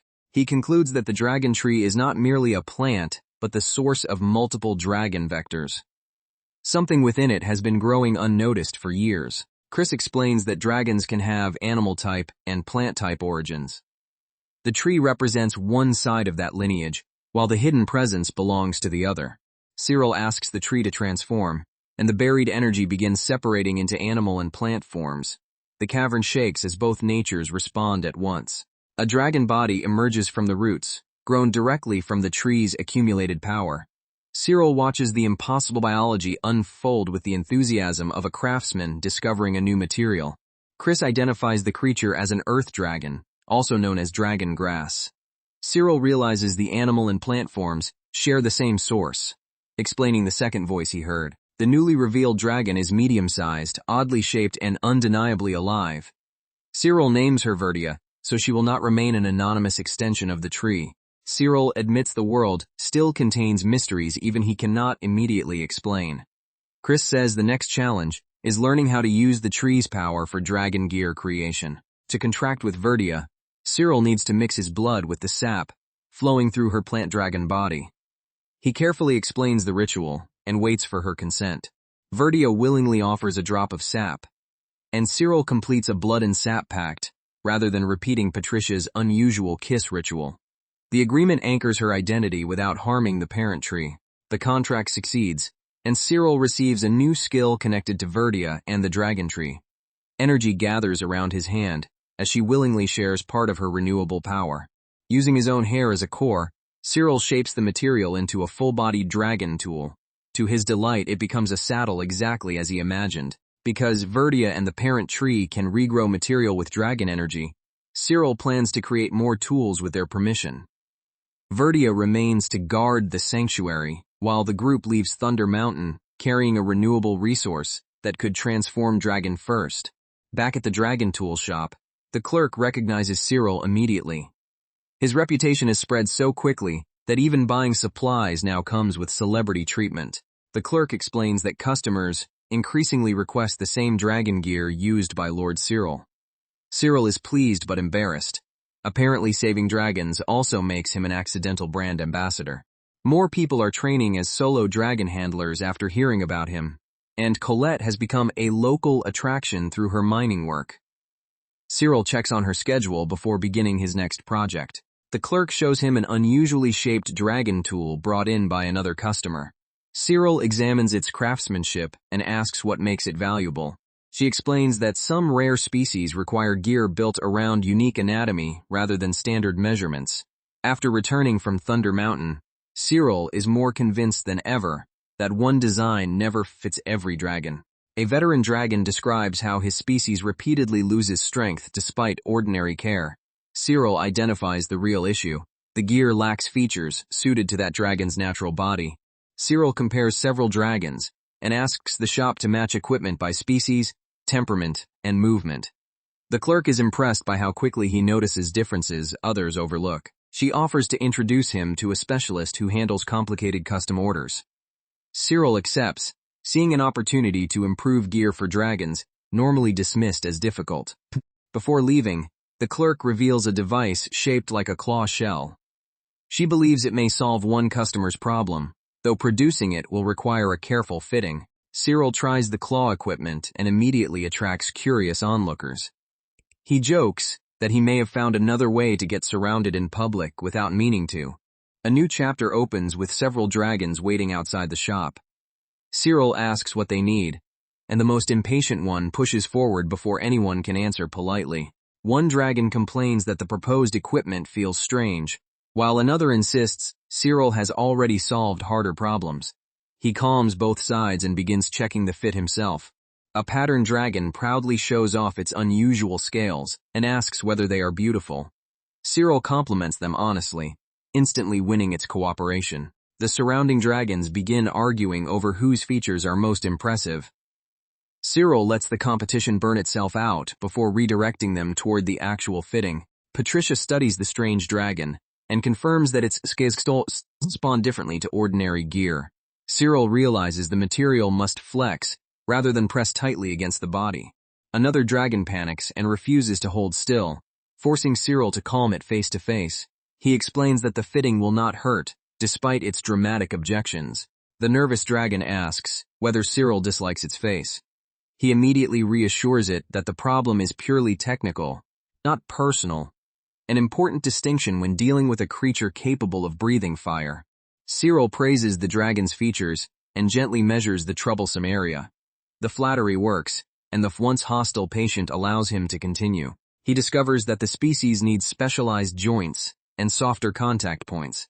Standard gear would restrict movement and create pain even when it appeared to fit. Cyril explains the adjustment to the other dragons and asks them to wait their turn. With the mystery solved, the crowd becomes far more cooperative. A fluffy white dragon arrives next and calmly accepts inspection. Cyril is delighted by its unusual coat, while the others stare as though he has found the guild's newest pillow. Several small dragons gather around Pappy and begin matching their features. Cyril realizes the group contains related species, each requiring slightly different equipment, despite similar appearances. He asks the dragons to line up and compares them one by one. The process looks chaotic, but Cyril's careful observations turn the noisy crowd into useful data. The dragons demonstrate their movement while Cyril and the shop assistants record measurements. Pappy becomes the center of attention and seems entirely comfortable with this development. Once the fittings are complete, the dragons collapse together in a satisfied heap. Cyril moves on before the cuddle pile can claim him too. The group discusses how different species interpret comfort, color, and pressure. Cyril concludes that dragon gear must be designed around the wearer rather than copied from human equipment. Even after hours of work, Cyril remains excited about improving the designs. Chris laughs that his friend looks happier solving gear problems than most people look receiving treasure.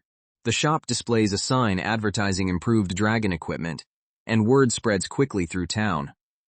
Cyril realizes his experiments are beginning to influence the entire local market. At a nearby cafe, Jean praises the results while dragons rest outside in their new gear. Cyril is relieved that the fittings work in real movement, not just inside the workshop. The clerk thanks Cyril for helping modernize the shop's methods. She promises to keep listening to dragon handlers instead of relying only on old manufacturing traditions. Cyril asks whether anything else needs attention. The clerk hesitates, then admits another business has been struggling with dragon food and customer complaints. They visit the supplier, where several dragons chew unhappily on tough feed. Cyril immediately understands the problem from their expressions, even before they begin complaining to him. Pappy inspects a pile of cotton candy and happily devours it, proving that not every dragon problem requires legendary magic. Sometimes the solution is simply better snacks. The supplier offers Cyril an edible fluffy sample, and Pappy approves enthusiastically. Cyril warns that enjoying one sweet does not make it suitable as a complete diet. The clerk explains that she wanted dragons to enjoy meals rather than merely survive on them. Cyril appreciates the goal and suggests balancing nutrition with flavor. A stylish young dragon breeder enters and overhears the discussion. She agrees that dragons deserve food designed around their senses, not human assumptions. The newcomer shows Cyril a long-eared dragon whose body resembles a giant saddle. She asks whether he can identify what makes the species difficult to handle. Cyril examines the dragon and realizes its broad back is meant to carry heavy loads.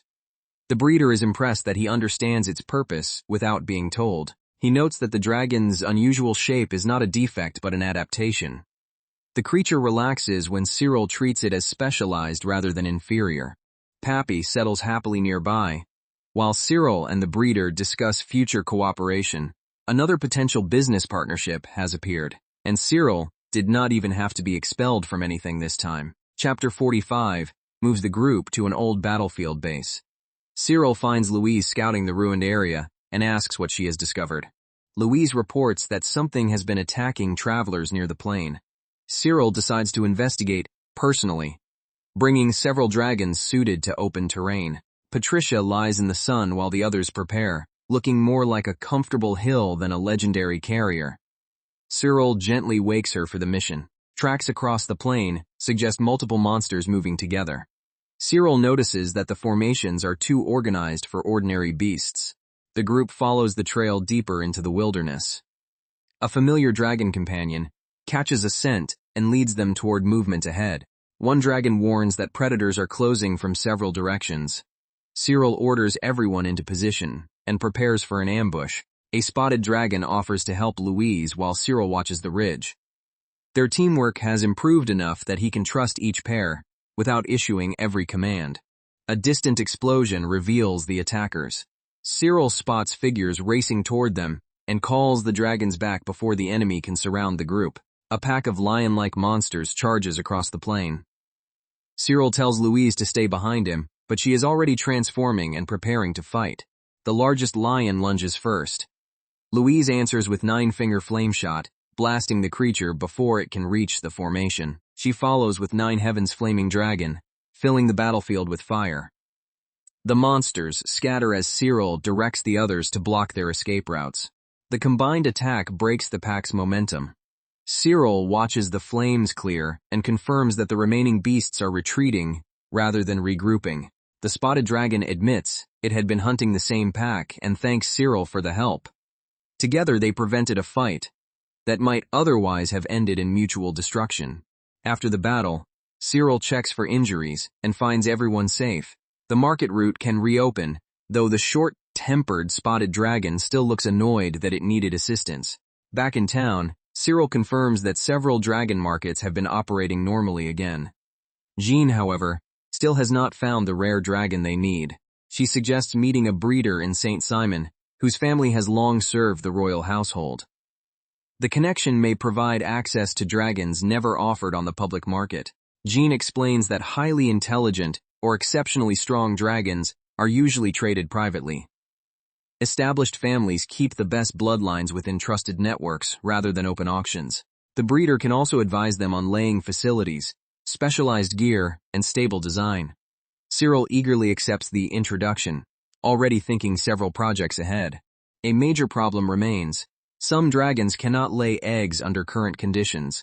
Cyril asks whether dragon gear could safely reactivate that biological function. Jean says it is theoretically possible. Cyril's eyes light up immediately, because theoretically possible is practically an invitation to start experimenting. The breeder outlines 2 methods.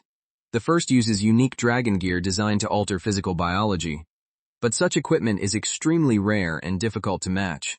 Because reproductive gear would be priceless, powerful families monopolize nearly every known example. Even finding one would not guarantee compatibility with Cyril's dragons. Cyril asks for the second method. Jean warns that it is also nearly impossible, though at least it does not require locating a legendary custom tool. The alternative is God's Droplet, an item capable of reactivating a dragon organ that has stopped functioning. Cyril asks whether Jean knows where one can be found. God's Droplet can restore a dragon's ability to lay eggs, but it must be created from an exceptionally rare metal called Toton. Tracking down enough material will be difficult. Jean estimates Toton's value at roughly its weight in gold. Cyril expected something far worse and asks whether the price is really the biggest obstacle. The problem is availability, not money. Jean promises to search the royal stockpiles and procure enough if any remains, leaving Cyril deeply grateful. She begins making arrangements while maintaining her disguise.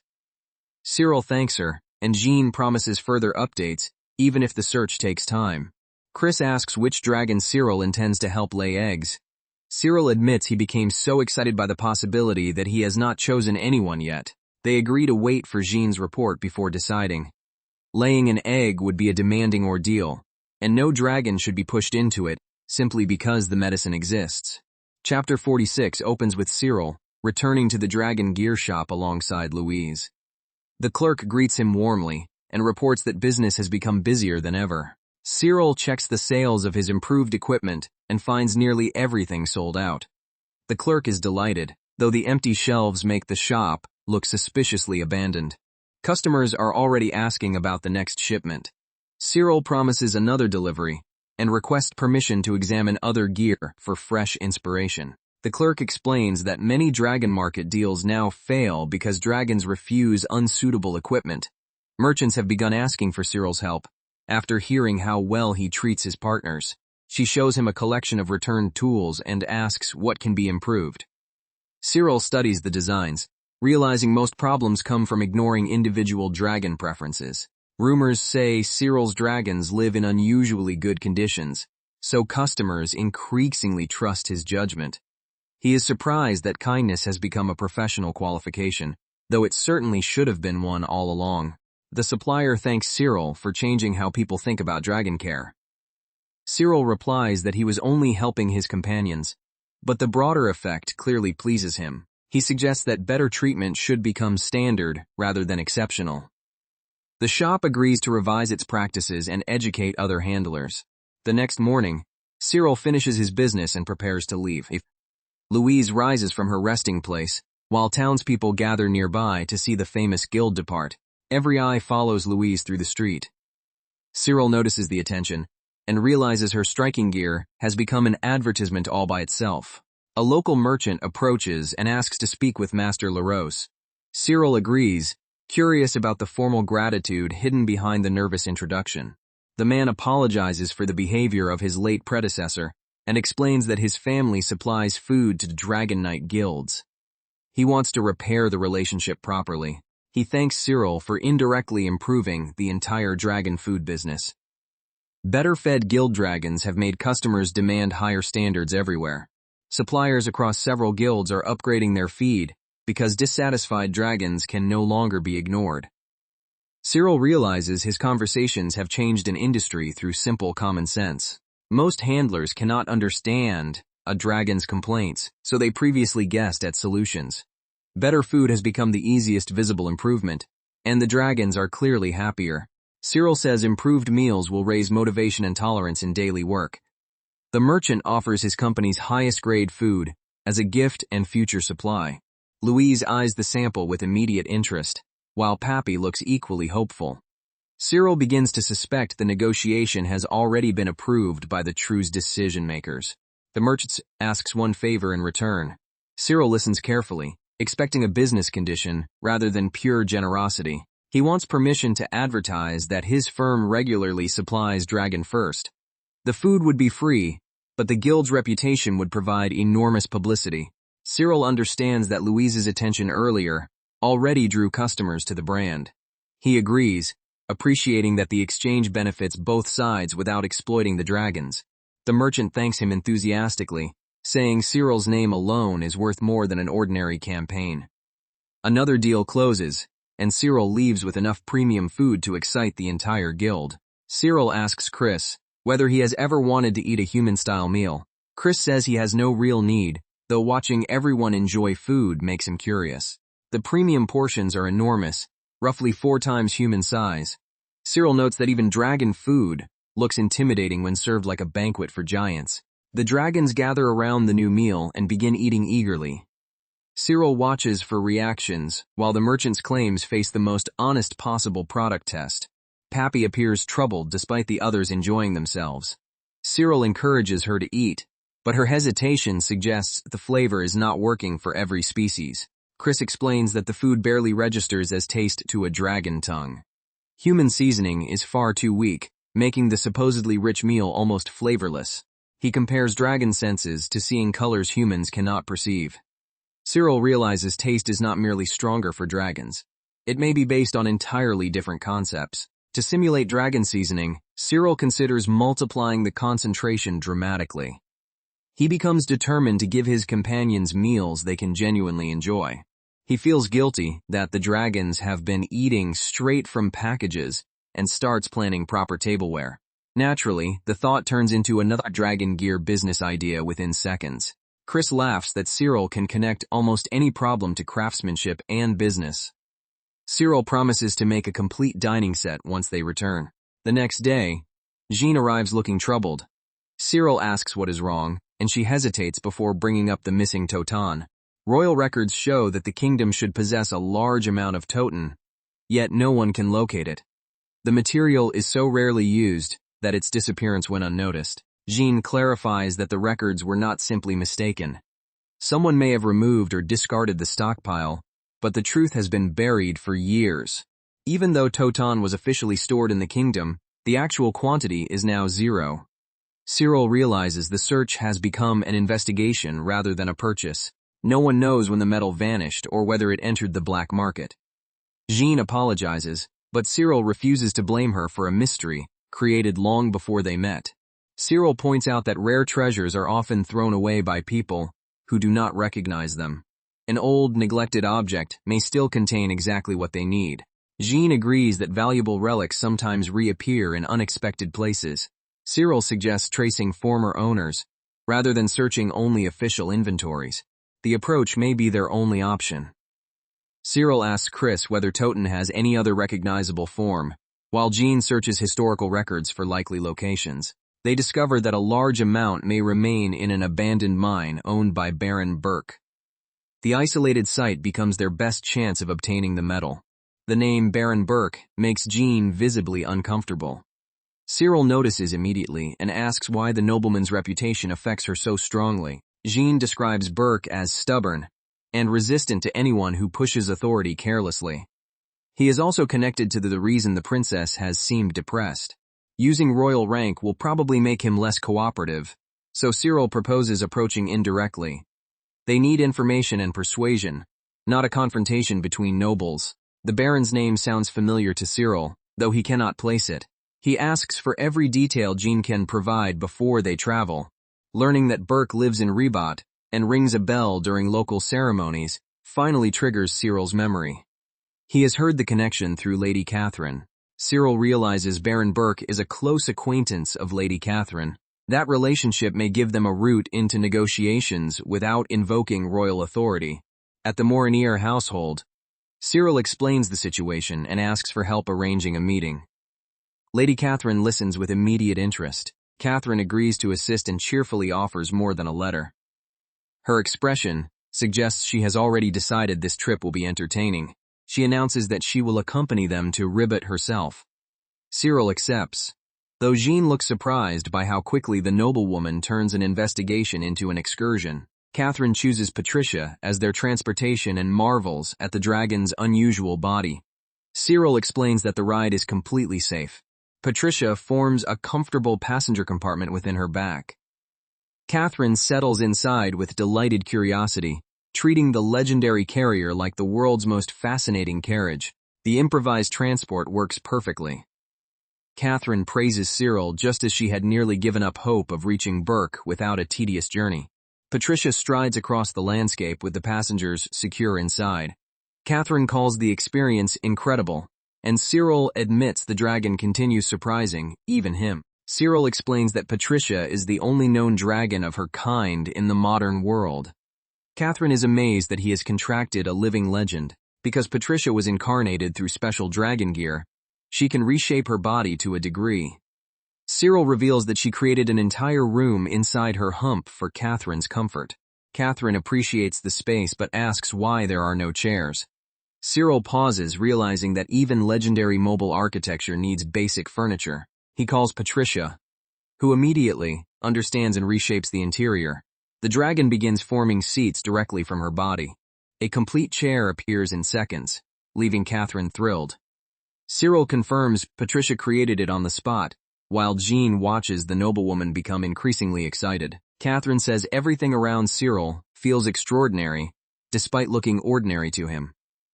She peppers him with questions about Patricia's abilities as the journey continues. A huge cloud of dust approaches from ahead, revealing a pack of Tonabin wolves. Catherine gasps while Cyril notes that Patricia's enormous silhouette naturally attracts attention. Cyril reassures everyone that they have more companions than Patricia alone.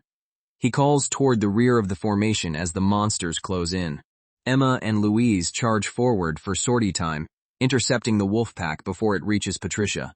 The chapter ends with Cyril's team launching a coordinated counterattack.